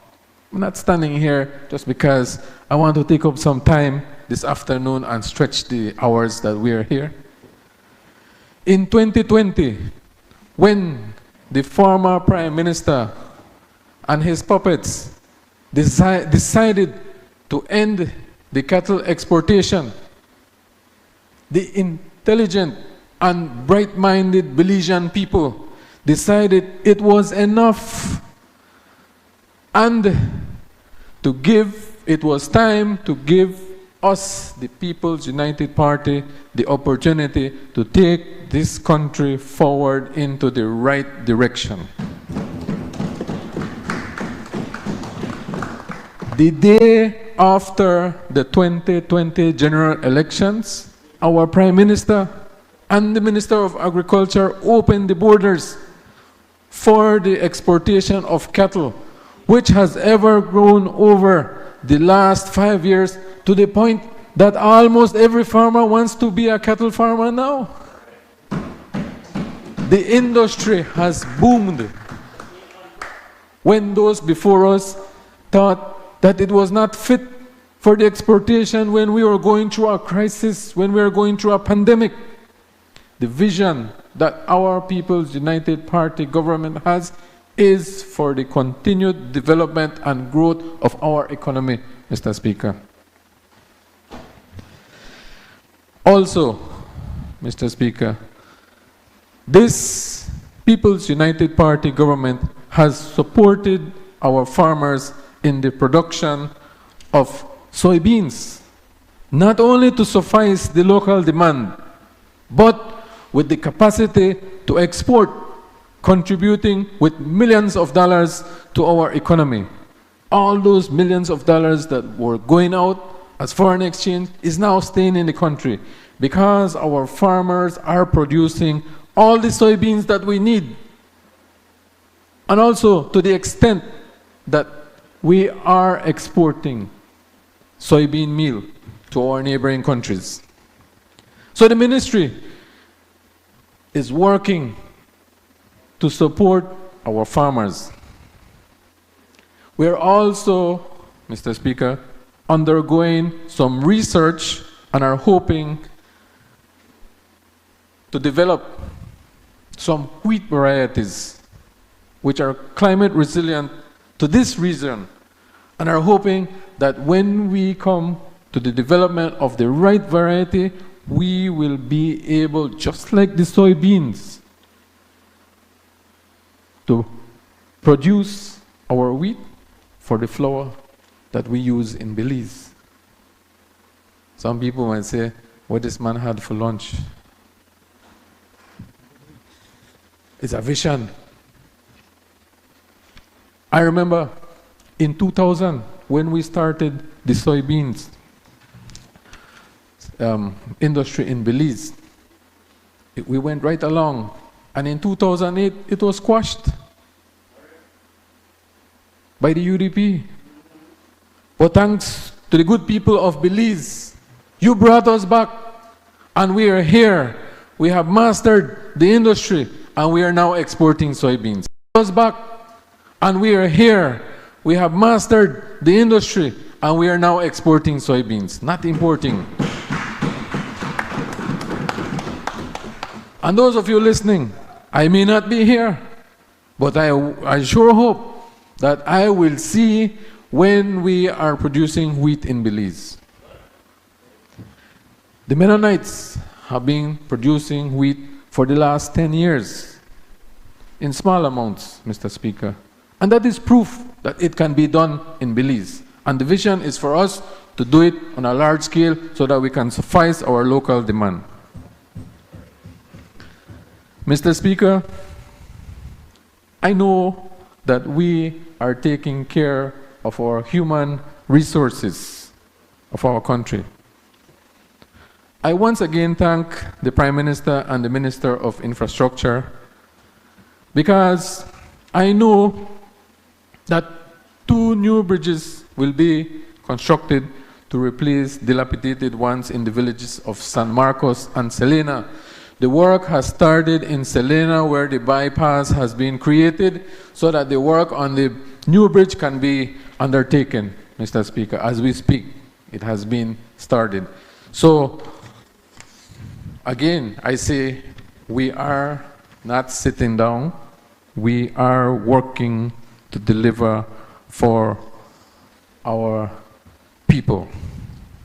Mr. Speaker, I also want to recognize the support and the assistance from the Ministry of Rural Transformation.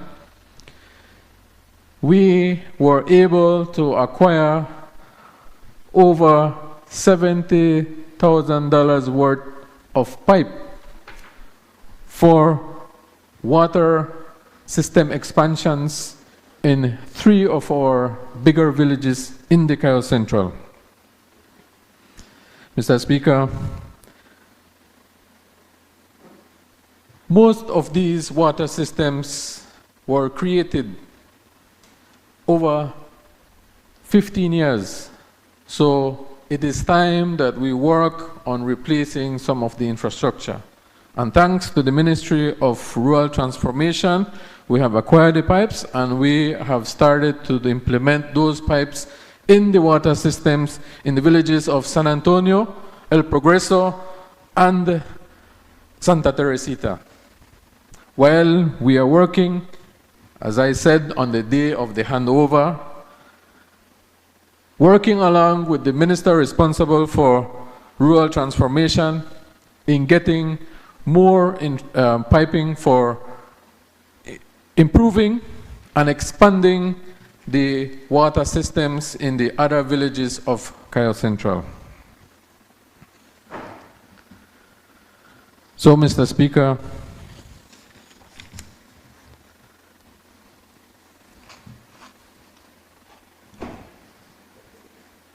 I also want to thank the member for Cayo South for his continued support.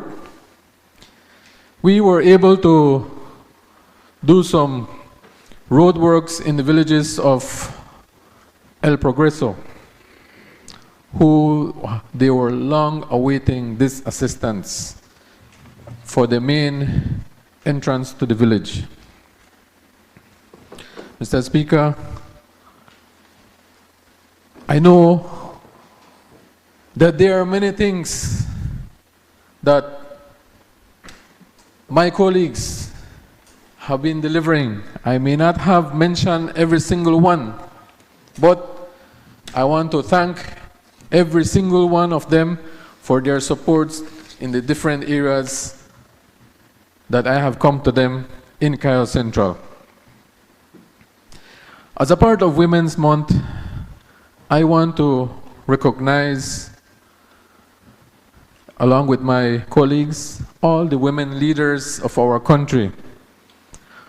Those who are members in this House, members in the Senate, but I will be a little more selfish than my colleagues to recognize my wife, who has always been supportive of my service to the people of Cayo Central and the country of Belize.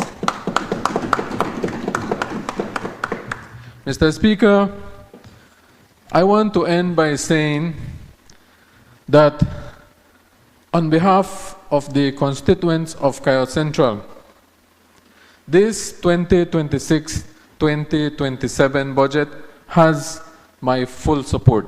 Thank you. Gracias. Botik Tulaka. I recognize the member for Orange Walkies.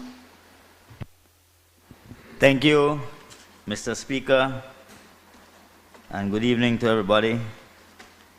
Mr. Speaker, I want to start off my presentation this evening by first of all responding to a few of the comments referred by the leader of the opposition as she related her message towards the Ministry of Health. And while I know she acknowledged the great support that we have been able to offer her constituents, I want to make some clarification. And I start off with one first clear observation in terms of the long, empty-winded speech that we listened to this morning. The leader of the opposition sought to bring about an issue with regards to NHI, and that NHI is not audited and so forth, but I will leave that to the Prime Minister to respond when he does his wrap-up. Just to say that NHI does get audited every single year, as it currently falls under the SSB. If she would have only checked, she would have known. But, Mr. Speaker, she also mentioned, and I would be in between my message, my prepared message, and I'll ask you if I could get the permission to refer to my notes. Because, Mr. Speaker, when the leader of the opposition gets up in this House and tries to paint a picture of doom and gloom as if all is going wrong, then it begs to wonder, are they serious in wanting to lead this country? Maybe I should remind the leader of the opposition that it is under their government, it is under the UDP administration that left the health system to its knees, that we had so many broken infrastructure, demoralized staff, no investment in health and capacity building in our health professionals. And we, as a People's United Party government, made that commitment that we are going to turn things wrong. And in Plan Belize, we said that health is one of the top priority in this country, and we have been investing in healthcare across this country. Mr. Speaker, it is with a deep sense of humility and responsibility that I rise to make my contribution to this year's budget debate.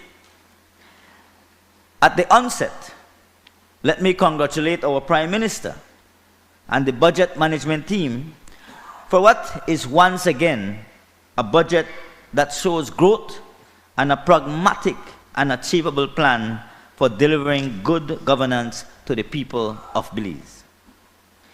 It is with some measure of pride, Mr. Speaker, that I proclaim that we in the Ministry of Health and Wellness can celebrate our own achievements and share with this nation our forward-thinking and future-focused plans, which form part of this PUP's government budget for fiscal year 2026-2027.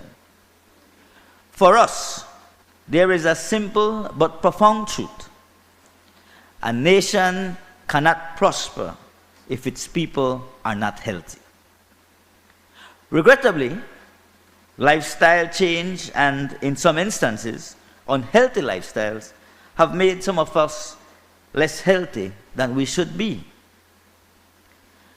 This should concern us all, for no country can build a strong economy if its workers are sick, if its children are not protected, or if its families cannot access health care.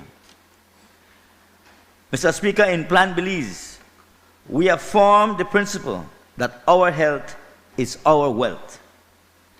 That means spending on health is not an expense. It is an investment in our national development. That is why, in this year's budget, the government plans to allocate $181.2 million for the Ministry of Health and Wellness. This is a real investment in the lives of our people and is, in part, fulfilling our promise to build a healthier, stronger, and better nation. As I said, Mr. Speaker, we are a government that invests in health. Budgets are more than just numbers. You have to see these figures in the round. And I think the leader of the opposition missed the whole aspect of this. To examine it holistically is to understand that this national budget reflects values. It reflects our government's priorities, and it looks to the future. Or as the Prime Minister said, this is a future-focused budget. This year's budget reflects clearly our administration's progressive agenda. It reflects our commitment to the upliftment of our people. This is why, Mr. Speaker, I say without hesitation that I support this budget, because it recognizes that we need a healthy nation. The numbers sends a clear message that we on this side of the House will ensure that the health of our Belizean families will never be neglected.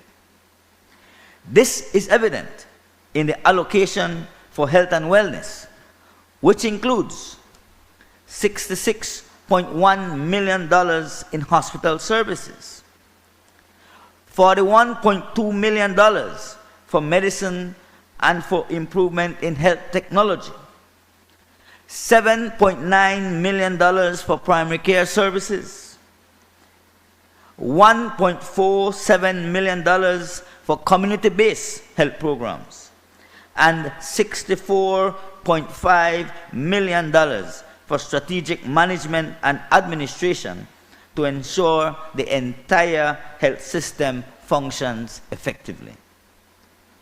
So when the leader of the opposition earlier this morning in her speech said there was zero investment in mental health facility, zero or nothing going to the district hospitals, Mr. Speaker, all she would have had to take a quick, simple look in the budget book and look at the key program strategies and activities, and she would have seen that it is clearly highlighted that the investment in across primary care and secondary care services and tertiary care, because $33 million is invested in Carl Huchner Memorial Hospital every single year. In fact, it is this government who increased the subsidy to Carl Huchner Memorial Hospital. As I said, Mr. Speaker, these are more than figures on paper. These are the resources that keep our hospitals open. These are the resources that will be used to purchase medication. It includes the necessary allocation to pay nurses, doctors, technicians, and health workers who serve Belize every single day. And at this juncture, Mr. Speaker, let me say to the healthcare professionals and the practitioners across our nation, thank you for your service.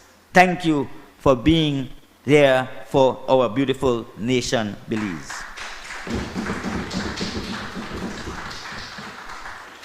Mr. Speaker, one of the most serious challenges facing Belize today is the growing burden on non-communicable diseases.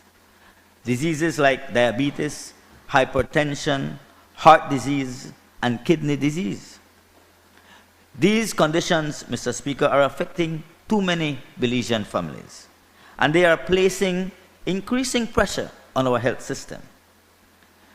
I want to say that this government is confronting that reality head-on through expanded programs focusing on prevention, early detection, health education, lifestyle changes, as well as improved treatment services. The fight against NCDs is not just a health issue, it is a national development issue. And we are addressing it with seriousness and determination. And for that reason, Mr. Speaker, last year, Cabinet approved, which we will pretty soon get from the Ministry of Finance, the removal of taxes on some critical NCD drugs, which will benefit the residents and the patients who utilize these very necessary medications. However, too, Mr. Speaker, health is not just about hospitals and clinics, but it's also about building healthier communities, safer environments, education, and prevention. And to accomplish this, Mr. Speaker, these appropriations also allocate funding to support community-based health programs, such as our health promotion initiatives, disease prevention programs, community health education, environmental health monitoring, and vector control activities. This is yet another context in which protecting the health of our population requires a whole of society approach. Government alone cannot do it. Communities must be partners, and the ministry continues to work closely with the communities to provide greater health protection. The leader of the opposition as well said that in the budget book, there's little to nothing in terms of looking ahead for healthcare and investment in healthcare.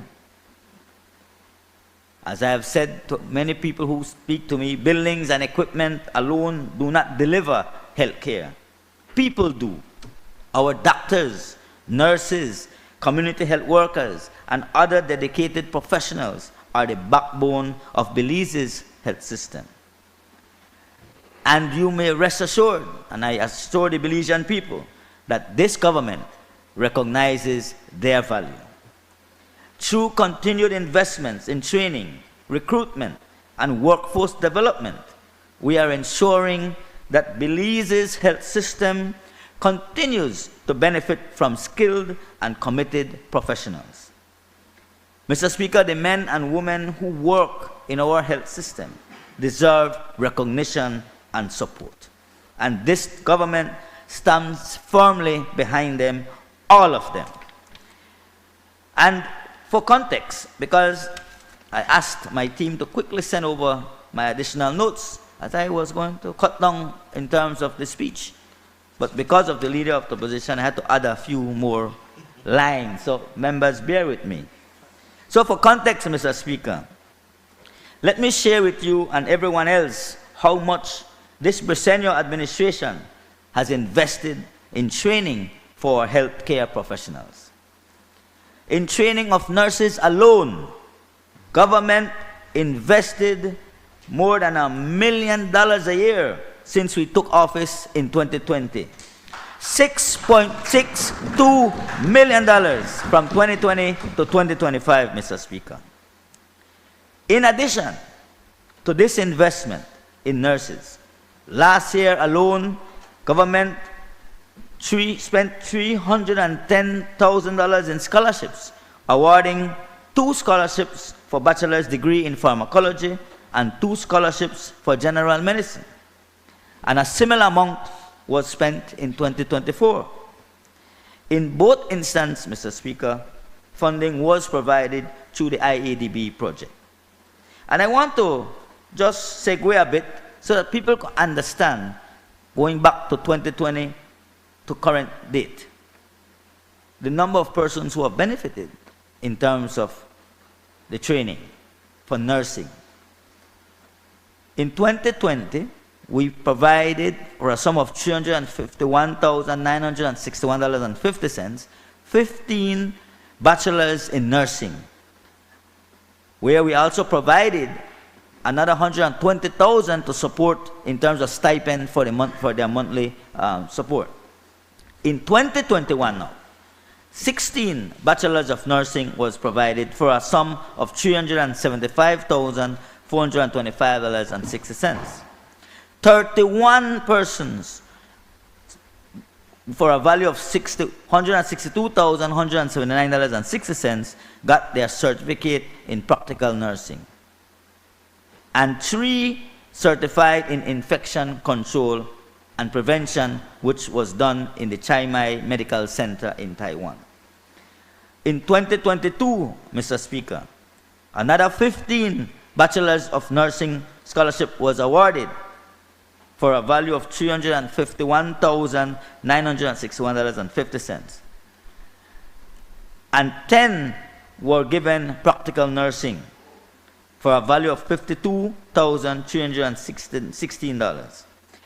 23 cohorts of midwifery also benefited for a value of $432,997.38. And this, Mr. Speaker, excludes the 80% study leave payment that the government also pays these individuals. And we had 2 bachelors of public health nursing that values at $76,200 at UTEC in Jamaica. In 2023, Mr. Speaker, 16 new bachelors of nursing scholarship was issued, 12 practical nursing, 19 in midwifery, and 6 operating room nursing that was also done in Taiwan. And we continue in 2024, where 15 nursing scholarship or bachelor's nursing scholarship was awarded, 6 practical nursing scholarship, 19 midwifery cohort, 9 masters in public health nursing in Jamaica, and we continued this past year where we issued 29 nursing bachelor's scholarships in nursing, 20 for midwifery, 9 for practical nurses, and 2 masters in nurse anesthesia, along with 15 masters in nursing administration that is being done in UWI, Cave Hill, and Barbados at the same time. So that is just the investment alone in nursing, Mr. Speaker. So when the leader of the opposition speaks that we are doing nothing in this budget, let me also tell her that from that, in addition to that $6.6 million that we invested in nursing, in 2025, I said we also awarded 2 bachelor's of pharmacy scholarship valued at $35,000 and 2 general medicine scholarship valued at $310,000 through the IADB project. And in 2024, we did similarly, where we awarded 2 scholarships for general medicine, and which was valued at $310,000. And forward thinking, as we said, this is a future-focused budget, and the Ministry of Health and Wellness have been planning for any possible outcomes. What we are doing in this 2026-2027 fiscal year, Mr. Speaker, we are going to award 17 scholarships for general medicine, 66 scholarships for bachelors in nursing, 15 cohort scholarships for psychiatric nurse practitioners, and 8 scholarships for medical specialists 5 that will be given through the IADB fund, and 3 directly from the Ministry of Health and Wellness. If that's not investing in our people, Mr. Speaker, then I don't see what we are doing. Let me also share with you, Mr. Speaker, that one of the largest investments in this year's health budget is the $66.1 million dedicated to hospital services across Belize. And then for the leader of the opposition to come in this house and say, there's no money being given for the district hospitals. It's all in the context of hospital services, Mr. Speaker. And these investments that we are making will support the continued strengthening of regional hospitals, emergency services, diagnostic capacity, specialist care, and maternal and neonatal services. We on this side of the House, this government, we fully understand, Mr. Speaker, that when Belizeans walk into a hospital, they expect quality care, not excuses, not delays, but real health care. For this reason, government is investing in the systems and services needed to deliver that care. And yes, when you look at hospital services across the globe, these are costly. But when the health of our people is where the health of our people is concerned, Mr. Speaker, the government will act. And we have been acting, because the health of Belizeans will never be treated as optional.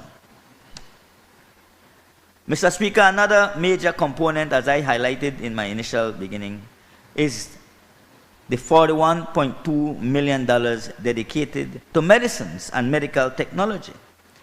And this investment will ensure the availability of essential medications, medical equipment, diagnostic technologies, as well as pharmaceutical services. When we took office in 2020, we knew what we met. There were about $13 million worth of expired medication sitting in a container in some yard somewhere. Wasted resources that could have been invested in healthcare. That was the reason why there was raccoon coming out on the roof at KHMH, because there were no interest in delivering for the people the quality healthcare that was needed, Mr. Speaker. And we all know that when we invest in medicines and medical technology, we all know that the best doctors in the world cannot treat patients without the medicines and equipment they need. That is why this government continues strengthening the national pharmaceutical supply system. Belizeans, Mr. Speaker, should always be able to walk into our public health facilities and receive the medicines they need to manage their conditions, particularly those suffering from NCDs, as I highlighted, diabetes, hypertension, cardiovascular disease, and other chronic illnesses. A couple of weeks ago, I mentioned to our colleagues in Cabinet and the Prime Minister that we must also big up the team at KHMH, because there have been wonderful work that has been carried out at Carl Hirschner Memorial Hospital. And for the Belizean, for information to the Belizean people, there have been successful surgeries carried out, cardiovascular surgeries that has been successful at Carl Hirschner. Something that our team in the next 2 or 3 years will be able to do on their own, Mr. Speaker. And so, access to medicine should never be a privilege. It is a basic component of healthcare. And this government is ensuring that it remains so. We are strengthening primary healthcare, Mr. Speaker, and while hospitals are critical, we must never forget that the foundation of a strong health system is primary health care. Primary care is where prevention begins. Primary care is where early detection happens. Primary care is where communities are protected before illness becomes crisis. That is why this budget, Mr. Speaker, allocates $7.87 million to strengthen primary care services across Belize. And through this investment, we continue supporting community clinics, maternal and child health services, vaccination programs, early disease detection, and preventative health services. Every dollar invested in prevention saves multiple dollars in treatment. But more importantly, Mr. Speaker, prevention saves lives. And to repeat the well-known but very important simile, an ounce of prevention is better than a pound of cure. Mr. Speaker, while we are strengthening primary healthcare services through the Ministry of Health and Wellness budget, we must also recognize one of the most transformative health reforms in Belize's history. And that is the national expansion of the National Health Insurance Program, NHI. Mr. Speaker, for many years, NHI operated in only a few areas of the country. Too many Belizeans felt left out of the program. But this government, since taking office, headed by our Prime Minister, John Briceño, has made a commitment to the people of Belize. And today, I am proud to stand in this House to report to this Honorable House that National Health Insurance has now been expanded to the entire country of Belize. And let us be clear about the scale of this commitment. Through the Ministry of Finance, the government is investing $57 million to operationalize and sustain NHI across the country of Belize.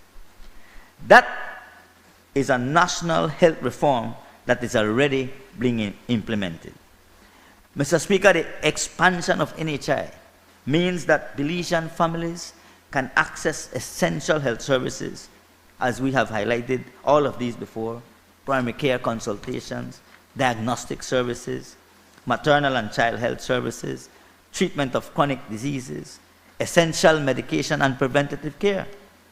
And they can do so, Mr. Speaker, without the financial barriers that too often prevent people from seeking care. Because health care should never, ever depend on the size of a person's wallet. Health care should depend on the needs of the patient.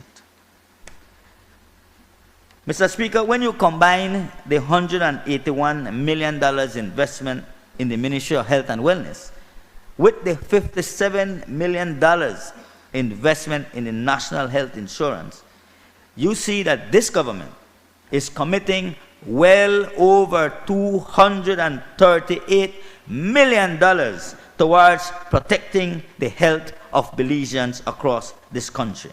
This, Mr. Speaker, is one of the largest investments in health in our nation's history. And it sends a clear message that this government believes that health care is not a privilege for the few. Health care is a right for every single Belizean across this country. By now, Mr. Speaker, it should also be clear to everyone that the future of healthcare is digital.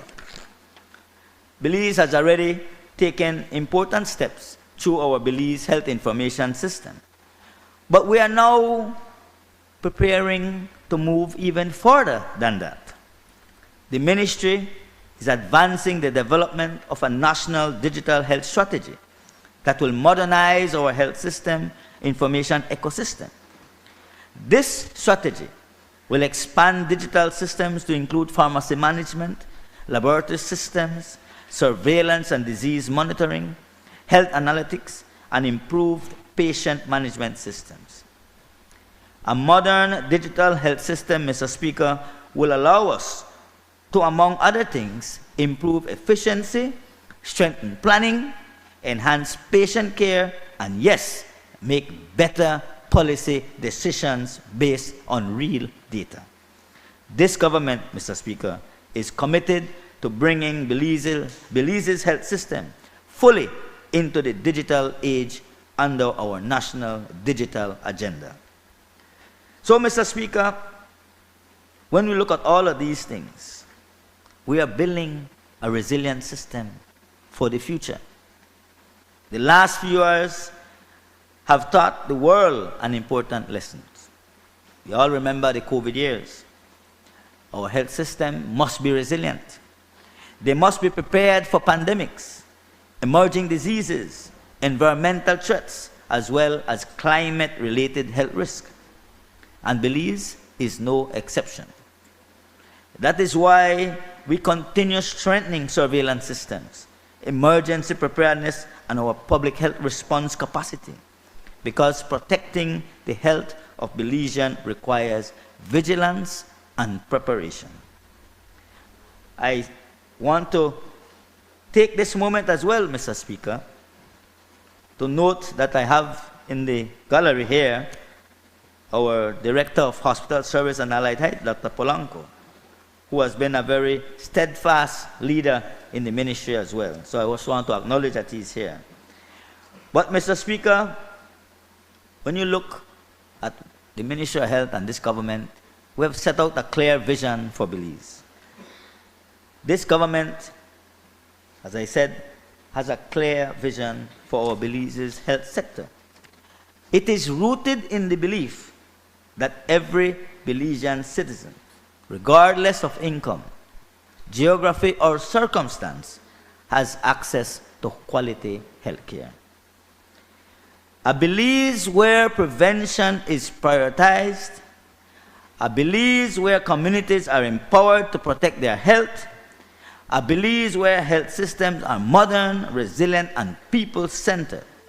That vision is what drives the work of the Ministry of Health and Wellness every single day. And this year, Belize has reached an important milestone, as I said, where we have been able to invest in the national health insurance across this country. That, Mr. Speaker, is real progress. That is reform. That is leadership in governance. Before I turn, Mr. Speaker, to the Orangewa East constituency, I want to also take this opportunity to thank my wife and daughter, who was also the backbone of my little family, who tries to ensure that I remain grounded. As you know, we have a lot to do, and sometimes we have to ensure that we have them in our ears and eyes all the time, and our hearts, of course, especially.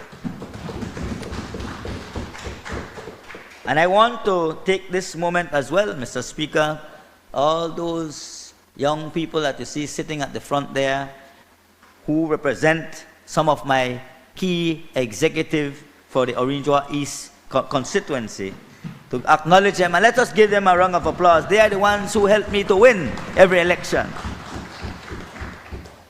Mr. Speaker, I have a confession to make, and I think that it comes with no remorse or regret. The people of Orangewa East are the greatest people in our beloved Belize, bar none.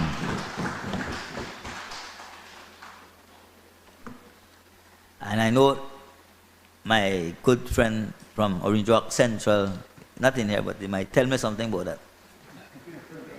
So let me share you why I feel this way and how together we in Orangewa East are building and living better lives, and the people are living better lives.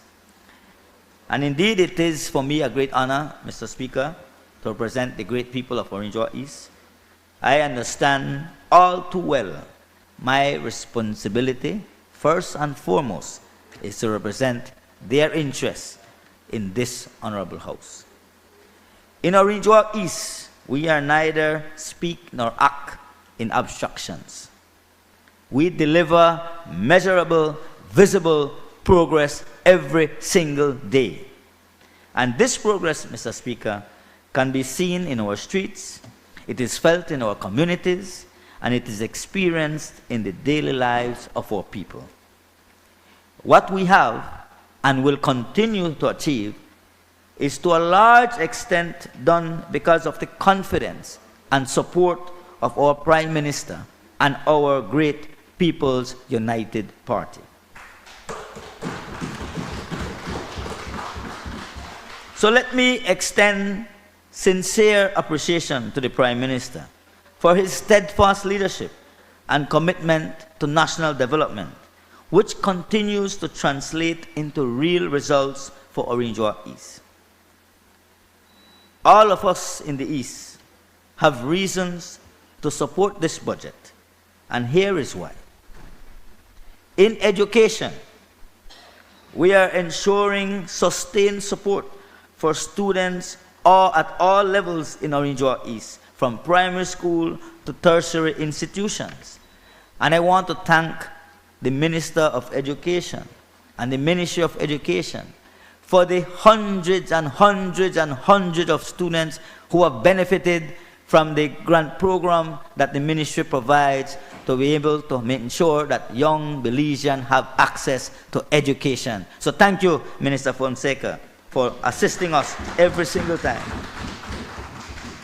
In infrastructure, our objectives are clear and measurable. We are advancing towards a target, Mr. Speaker, of paving 90% of all streets in Orange East, complemented, of course, by proper drainage systems and signage. And in Orange Town, where the bigger part of our constituency lies, we're working closely with our mayor and council so that we could continue to work together in building and extending the infrastructure development across our community. And of course, there are other important infrastructure projects that are ongoing and expanding.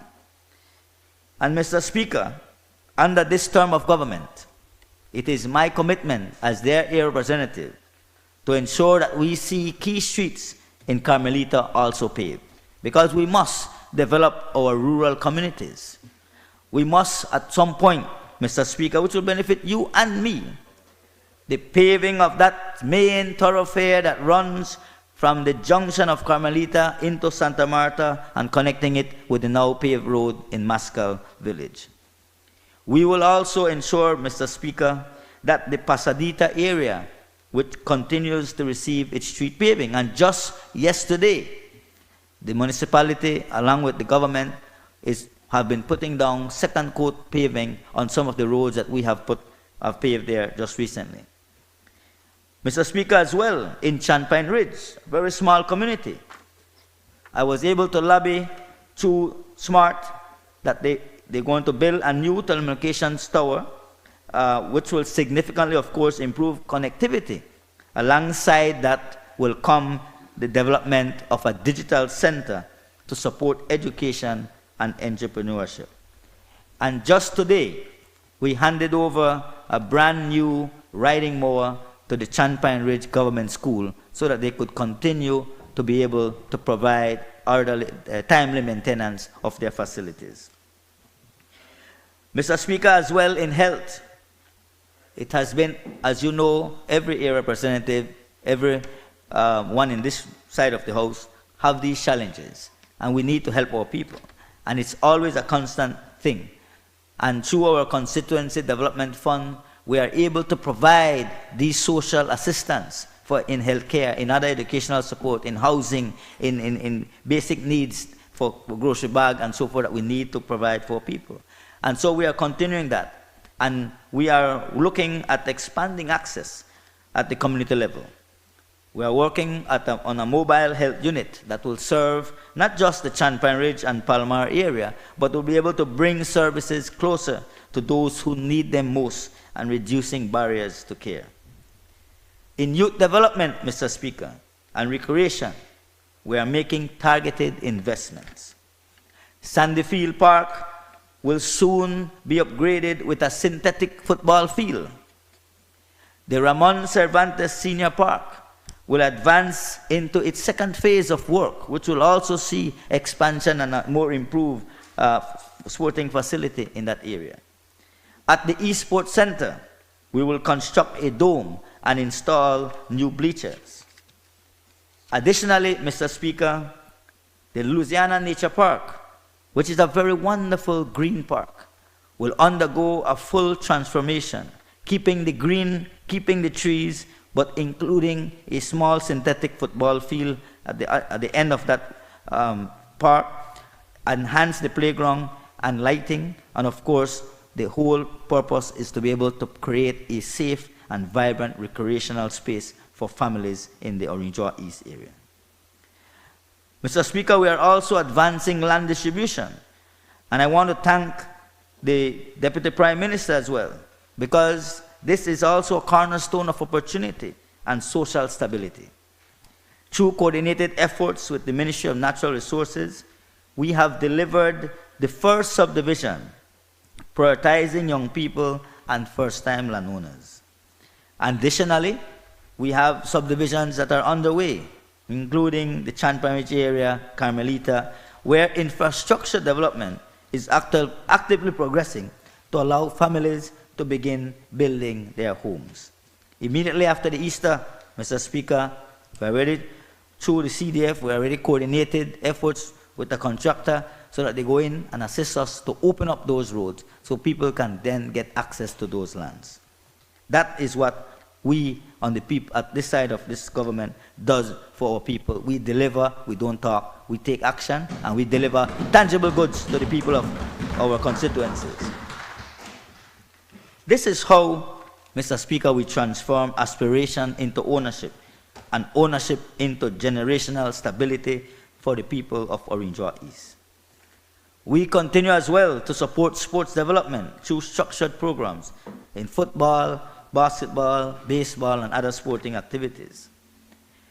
Mr. Speaker, I cannot stress more that the people of Orinjoa East are hardworking, resilient, and forward-looking people. Teachers, healthcare workers, farmers, entrepreneurs, and families all contribute to the progress of our nation. Our role as a government is to support them, to respond to their needs, and deliver results. And that is precisely what we are doing. So now you understand why I make no apology for believing that the people of Orinjoa East are the greatest of Belizeans, Mr. Speaker. Because what we were able to achieve in the East over the past 5 years and the fulfillment of all those remarkable projects can and will be achieved in Orinjoa East because we work together. Houses has been delivered. Again, we must thank the Ministry of Infrastructure. And I have one of our house representatives, recipient here today, a single mother from Carmelita. We have continued investing in our people. Today, Mr. Speaker, there is no UDP in the East, just beautiful Orinjoa East Belizean. And I love all of the good people of my constituency. Yeah, he wants to transfer out. I don't want to continue that when I answer something. In closing, Mr. Speaker, between, and I repeat this message because it's very important, between the $181 million investment in the Ministry of Health and Wellness and the $57 million investment in NHI, this government is making an unprecedented commitment to the health of Belizeans. Perhaps this is a good time for me to thank the Prime Minister for the confidence he has placed in me to lead this effort on behalf of our government. Our Prime Minister leads by example. He works hard every day, and in so doing, inspires us all to do all we can to improve the lives of our people. I recognize this. The Belizean people recognize this. And we continue to support our Prime Minister as he leads us in what we consider to be a labor of love. Let me also thank the dedicated staff of the Ministry of Health and Wellness, our healthcare workers across the country, and all partners who contribute to improving the health of our nation. Theirs is a work of love, and they deserve our recognition. I invite everyone in here, in this chamber, to join me in thanking all our doctors, nurses, administrations, public health officers, and our entire Ministry of Health and Wellness family.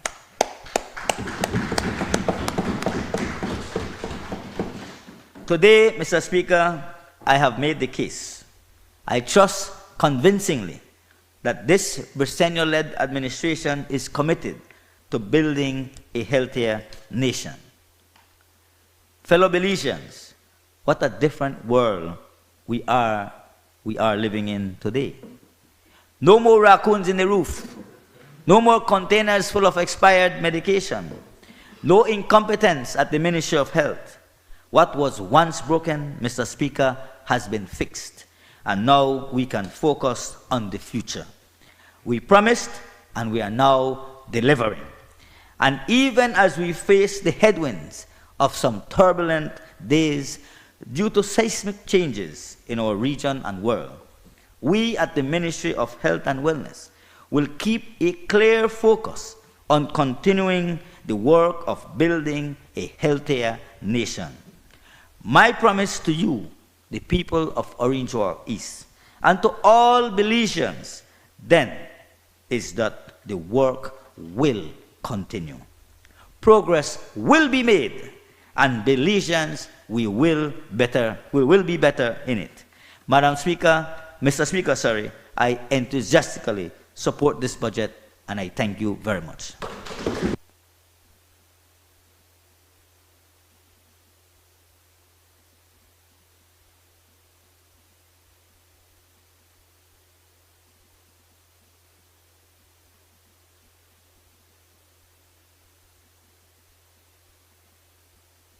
I recognize the member from Belize Rural South. Thank you, Mr. Speaker. Mr. Speaker, I rise today in full support of this 2026-2027 budget, one that reflects delivery, and most importantly, delivers discipline and a clear direction for Belize. With your permission, Mr. Speaker, please allow me to refer to my notes. But before I start, of course, allow me to congratulate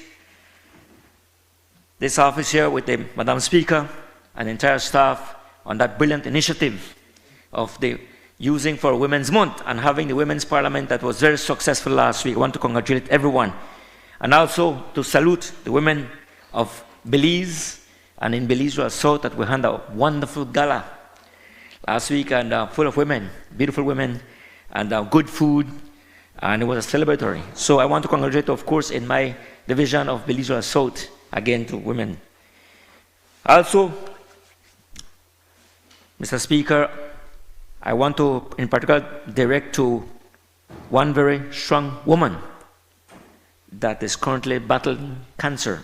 My niece, who recently got married, but she's a warrior, a sign of resilience, that is putting up a fight against this terrible scourge. I recognize her as one of those women that I admire, my niece, and of course that I keep her in prayers, and of course all other women that are again battling these different diseases. Thank you. So, Mr. Speaker, this budget is not built on hope alone. This is a budget built on results. Mr. Speaker, in today's world, in a world that we all know is marked by uncertainty, by economic volatility, and by global instability, Belize has remained steady, resilient, and forward-looking. And that is no accident. It is the result of deliberate policy choices, responsible fiscal management, and a government committed to putting people first. While others question, we are delivering. While others hesitate, we are advancing. While others talk, this government is working. Mr. Speaker, let us look at the facts. Our economy continues to grow. Unemployment has fallen to historic lows, around 2%. Inflation has eased, bringing relief to Belizean families. Our foreign reserves now stand stronger at over $1.1 billion. These are not abstract numbers. These are signs of confidence. These are indicators of stability. These are the foundations of opportunity.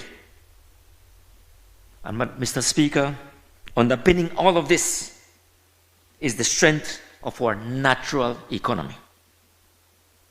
Mr. Speaker, Belize is not just a small state. Belize is a big ocean state. From our barrier reefs to our mangroves, from our seagrass beds to our atolls. Our blue space defines us. Nearly 70% of our GDP is linked directly or indirectly to nature-based sectors. So when we speak about protecting our ocean, we are speaking about protecting our economy. When we speak about conservation, we're speaking about livelihoods. When we speak about sustainability, we're speaking about national survival. Mr. Speaker, for Belize, there is no dichotomy between conservation and development. There is no divide between environment and economy. They are one.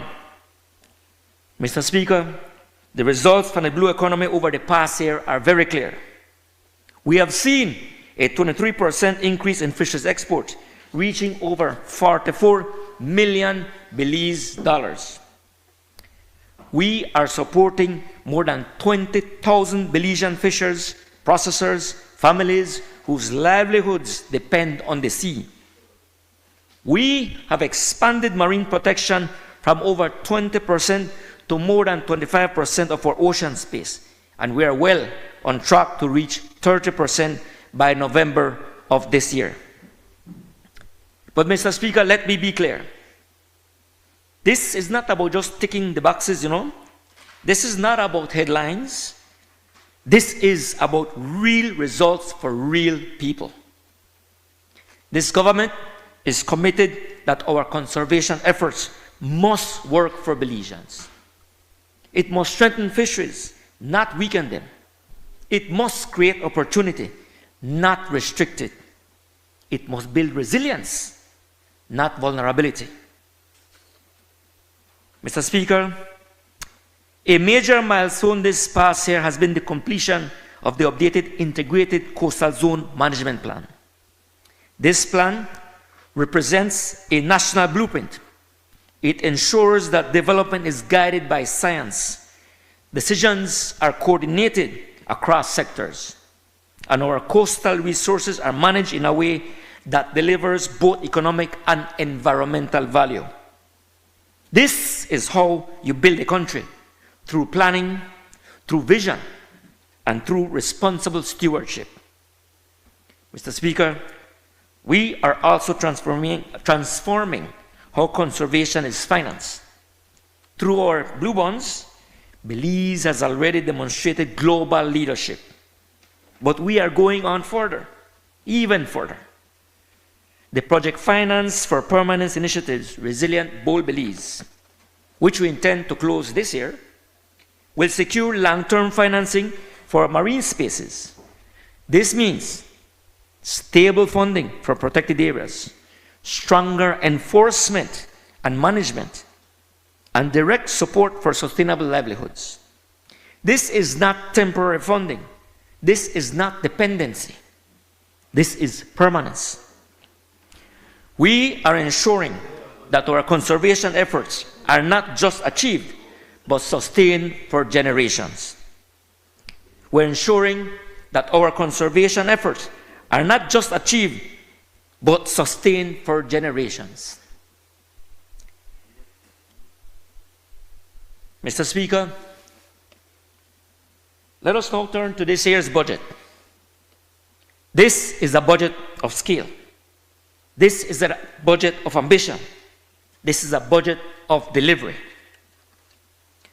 We are projecting $1.7 billion in revenue. We are investing $1.9 billion in expenditure.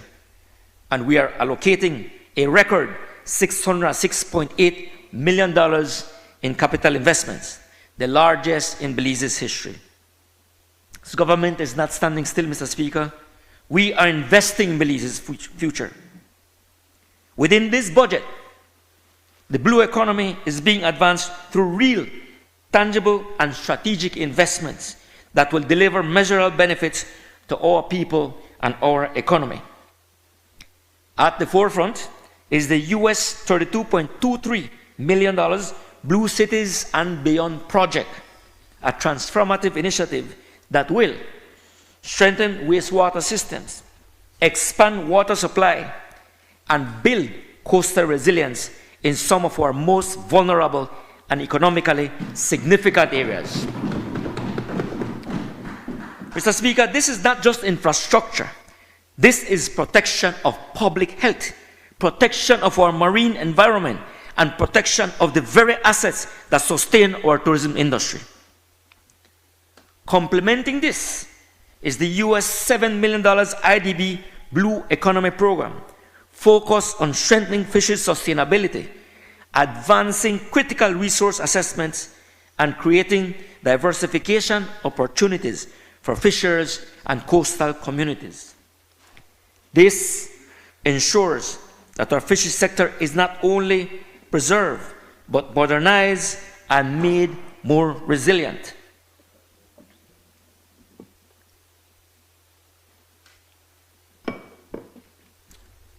Mr. Speaker, we are also expanding new frontiers of opportunity through the development of blue carbon markets, positioning Belize to access climate finance while safeguarding our mangroves and seagrass ecosystems. At the same time, we are advancing marine spatial planning and strengthening fisheries science and management systems, ensuring that decisions are guided by data, that our resources are sustainably managed, and that economic use of our ocean space is optimized. This is what a modern blue economy looks like: strategic, science-based, and people-centered.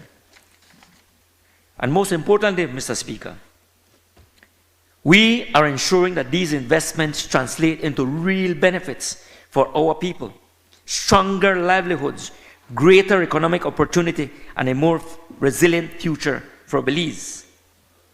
At the core of this budget, Mr. Speaker, and our broader blue economy strategy is the prioritization of the effective management of our key marine ecosystems. This includes our coral reefs, mangroves, seagrass beds, and the very systems that underpin our economy, protect our coastlines, and sustain our people. These ecosystems are not only environmental assets, they are economic infrastructure. They support fisheries. They sustain tourism. They provide natural protection from storms and climate impacts. Mr. Speaker, this government recognizes that the functional integrity of these ecosystems must be maintained if we are to secure long-term economic growth and resilience. That is why we are strengthening robust stock assessments, ensuring that our fisheries are managed based on science and data. Modern management regimes, including adaptive fisheries management and marine spatial planning. Monitoring and enforcement systems to protect against overexploitation and illegal activities. Because if we fail to manage our resources effectively, we undermine the very sectors that depend on them. But this government, Mr. Speaker, this government will not allow that to happen. because we're ensuring that our blue natural assets remain productive, resilient, and capable of supporting livelihoods for generations to come.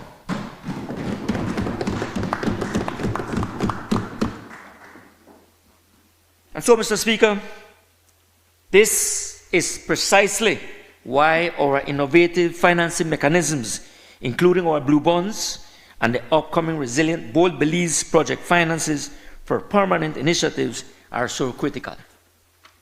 Because they ensure that the protection and management of these ecosystems are not short-term efforts, but permanently financed national priorities.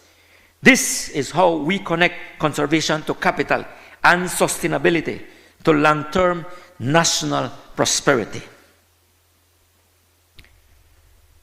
Mr. Speaker, please allow me to address, at this point in time, my beloved people of Belize Rural South. It's people at whom I'm deeply grateful, honored, and humbled to stand here in this honorable house once again as the elected representative for Belize Rural South. To be given a second term is not just another victory. It is a responsibility to deliver, a responsibility to serve, a responsibility to continue building a better future for our people.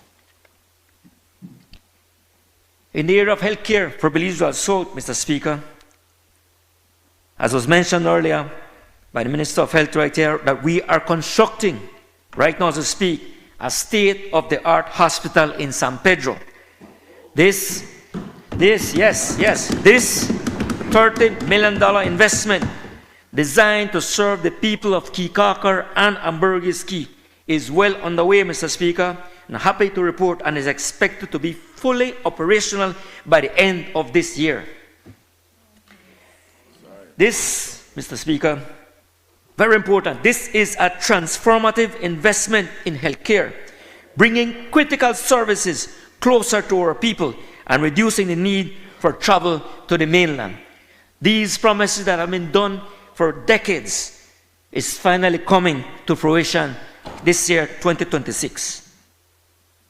At the same time, we're strengthening the National Health Insurance Program, thanks again to this vision of Prime Minister Honorable John Briceño and this government in expanding the access, improving service delivery, and ensuring that more Belizeans can receive affordable, preventive, and life-saving care. Mr. Speaker, I'm happy to report, as far as Belize Rural South, the benefits of national health insurance. Let me, if I allow me to share some figures here. Up until February of this year, since the start of April last year, Mr. Speaker, in Belize Rural South, a total of 10,550 registered members for NHI in Belize Rural South.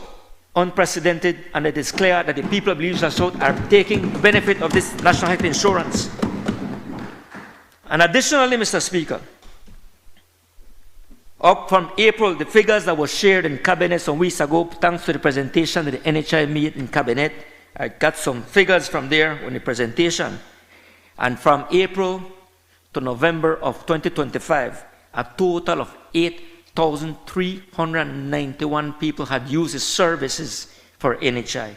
That is amazing. And for that, I want to thank again the Prime Minister and this government with the great vision to channel Fui Bolido money that was in the hands of private hands, you know.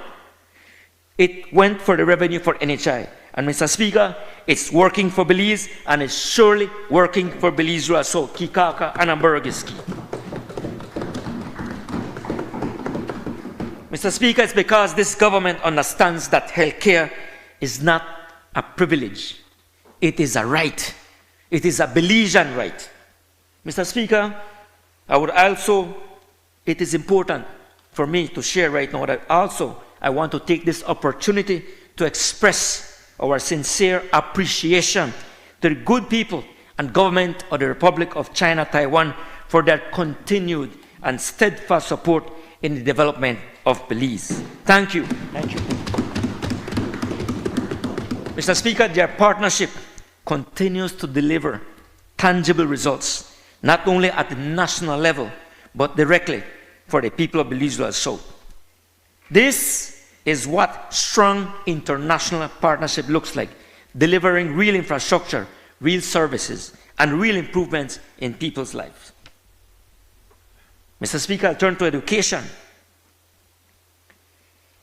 We are supporting students from primary to tertiary level, ensuring that every child has access to quality education and the opportunity to succeed. We are investing in our youth, recognizing that they are the future of this nation and central to the continued development of our communities. And Mr. Speaker, this again is not by chance. This is by design. Because this budget has clearly prioritized education with significant allocations under both recurrent and capital expenditures to expand access, improve infrastructure, and support students and families across the country. The budget estimates reflect a government that understands that investment in education is an investment in national development. And with that said, Mr. Speaker, I want to happy to report that thanks again, Honorable Francis Fonseca, the Minister of Education, and his wonderful staff, their team, that now we are setting that this year we are building a new government high school in Kikakar, with construction expected to commence shortly.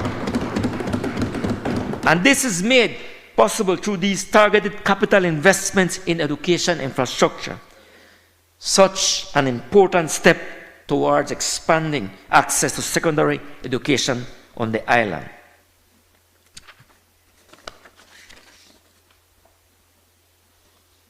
And starting this new year also, very, very important, I want to make it loud and clear that the country, that I'm very grateful that since last year, the free education, the recipients of San Pedro High, a total of 775 students, 2 years ago, qualified for the EOP, I think it's the education, yes, EOP, the free education program, where every single student enjoys free education. And as promised by the minister, being delivered at this beginning of this new school year for Kikakar, a total of 175 students in Kikakar will benefit of free education this fiscal year.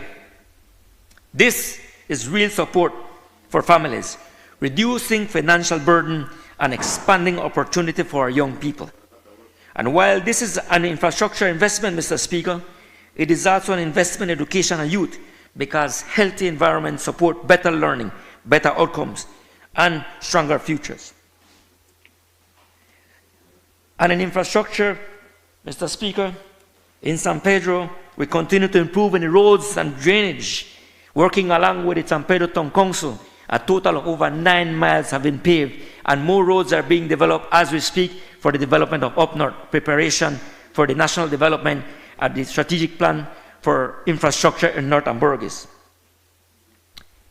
Thanks to Ministry of Tourism, Minister Honorable Anthony Mahler, we inaugurated this year a new artisan market in San Pedro, creating space for local entrepreneurs, supporting small businesses, and strengthening the local economy. We are strengthening public safety through the construction of a new police station in Kikakar, ensuring greater security for residents and visitors alike. Hopefully, with our Honorable Minister Oscar Mira and the Ministry of Home Affairs, that by the early next year, we will be inaugurating a brand new police station for Kikakar. So lots of things happening for Kikakar. And of course, Mr. Speaker, another important that I must highlight here, no? Sorry, I beg, because it's coming. It's finally coming. At time we felt we were getting frustrated. It's not coming to Belize Royal South, but it's coming now. Looking ahead, and already approved, Mr. Speaker, we are preparing, just discussed this morning, we are preparing for the commencement of the US dollars 12 million sewer system for Kikakar. A critical investment, yes, that will address long-standing sanitation challenges, protect public health, and safeguarding the surrounding marine environment.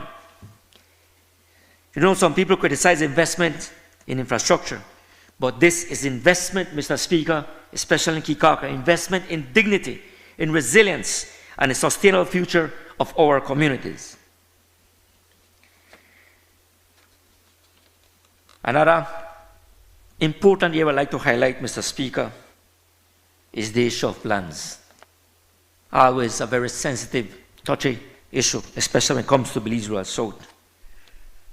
When we entered in 2020, Mr. Speaker, and I have to repeat it, and I know I say a song like scratch record, the issue of lands, especially for Belize Rural South, was in a mess. And continue reeling from still cleaning up the mess that was left. Thanks again to Honorable DPM, Honorable Cordell Hyde, that he assisted along with his able staff in facilitating those clinics to speed up the process. And we continue to struggle, Mr. Speaker. For example, we are encountering people having 3 claims for the same property. That are the vestiges that was inherited from the last government. And we're still cleaning up. But nonetheless, happy to report that since then, we have issued, thanks again to the Lands Department, over 1,000, to be exact, 1,082 physical titles have been facilitated through my office. And I want to thank you, Minister Hyde, for this. This is a major, major game changer. People are finally getting their titles in their hands, something that years and years they have been fighting for. And also, we continue to churn up more for the first time landowners, Mr. Speaker, first time and younger generation who have never owned a piece of property. They are born and grown in Belize Rural South. And we continue to do that. And that's important. We're aiming this year, Mr. Speaker, to at least increase by another 500 properties in Belize Rural South. So we have a lot of work to do there, but we are moving on.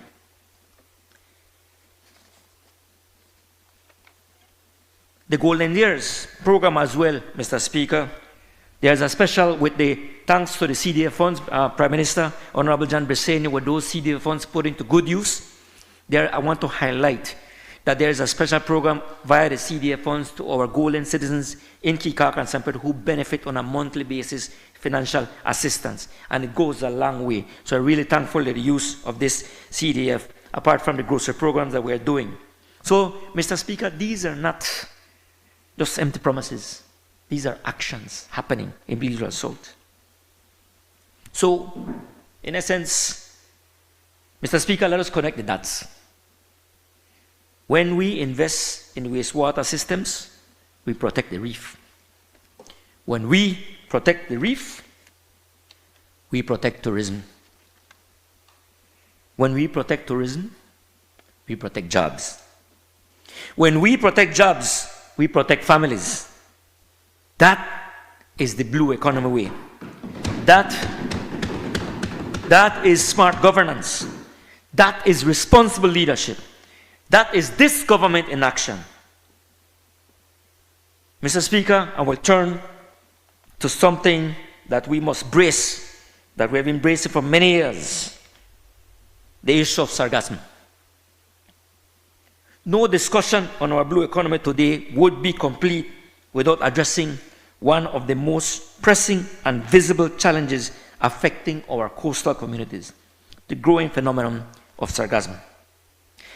Across the Caribbean and here in Belize, sargassum influx have increased in frequency and intensity. For communities like San Pedro and Kikaka, Hopkins, Placencia, and other coastal communities, it affects our beaches. It impacts tourism. It disrupts fishing activities. It places pressure on public health. Mr. Speaker, this government is not treating sargassum as a seasonal inconvenience, We are treating it as a national priority. Through the Ministry of Blue Economy and Marine Conservation, working with the Ministry of Tourism, we are advancing a long-term, scalable national response, including effective collection systems, environmentally sound disposals, conversion and value creation opportunities. Because even in challenge, this government sees opportunity, Mr. Speaker. Effective stewardship of our blue asset means more income for fishers, more jobs in tourism, greater resilience to climate change, stronger communities. This is not theory, Mr. Speaker. This is reality.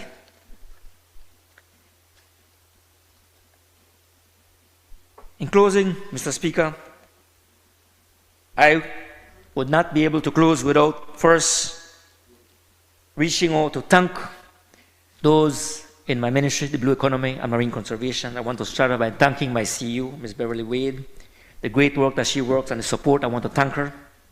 My Fisheries Administrator, Mr. Rigoberto Quintana, and of course our CEO at the Coastal Zone Management Authority Institute, Ms. Samuels, CEO Samuels, and the entire staff of all the different departments that fall under the Ministry of Blue Economy and Marine Conservation. They have done the great work, Mr. Speaker.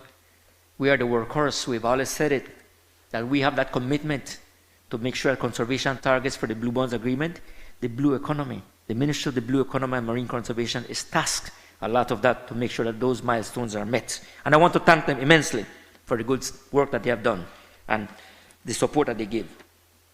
Last but not least, my staff in my constituency, in my political office, I have a staff of 6, 3 women and 3 men, that they ably work for me and they do the work, and I acknowledge them for the good work that they do as well.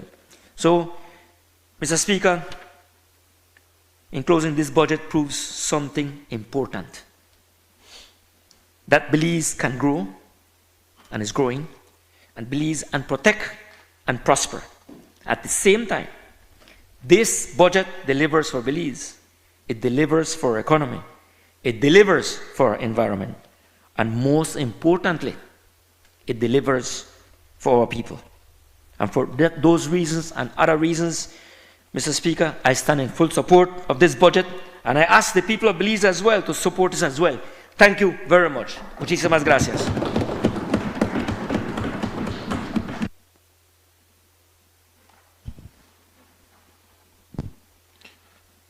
I recognize the Honorable Minister from Orange Walk North.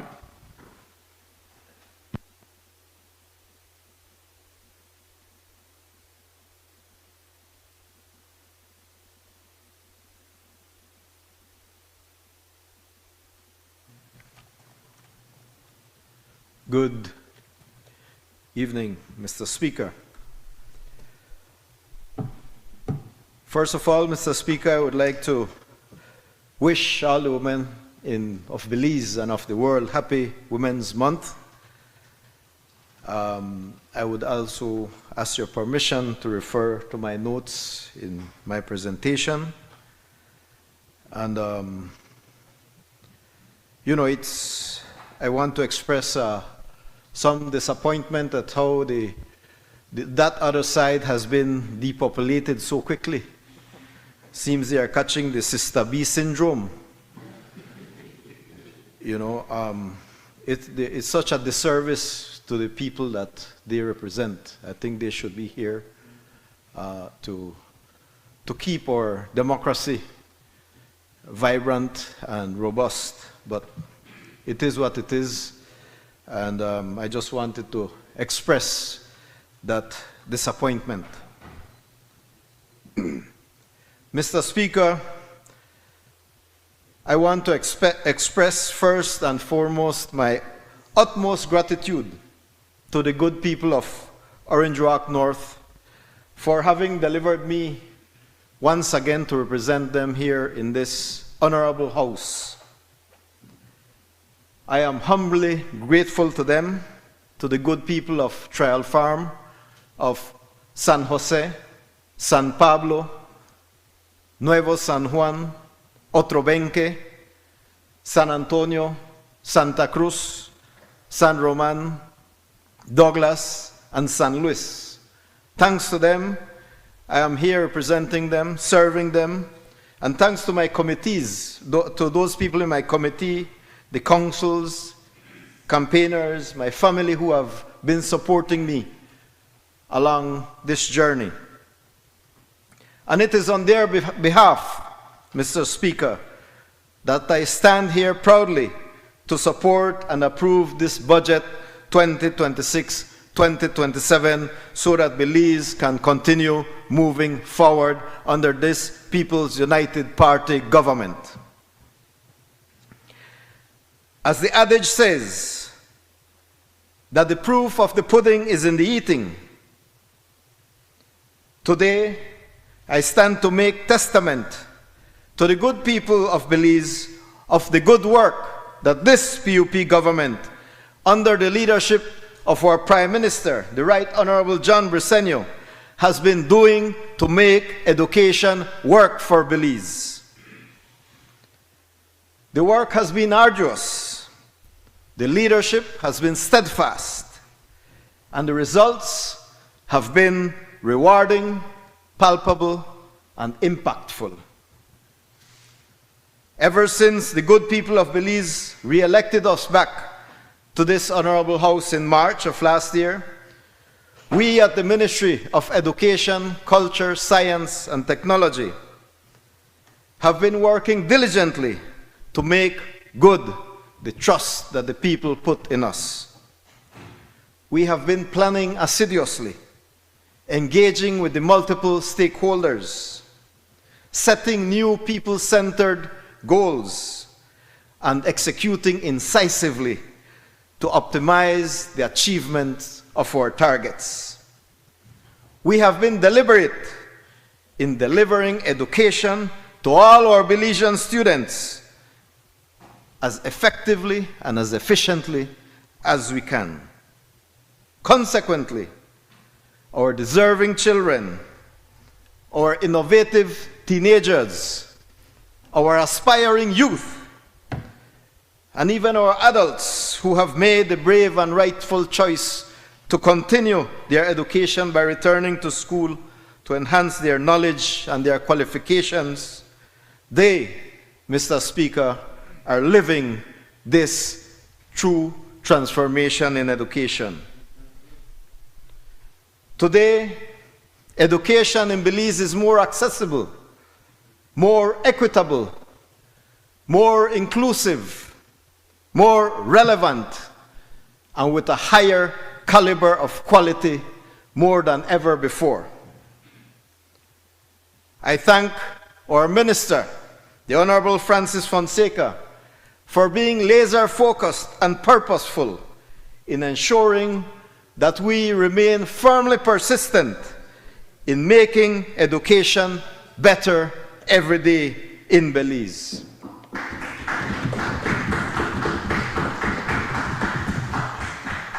I thank our CEO, our Chief Executive Officer, Ms. Diane Mejia, our Chief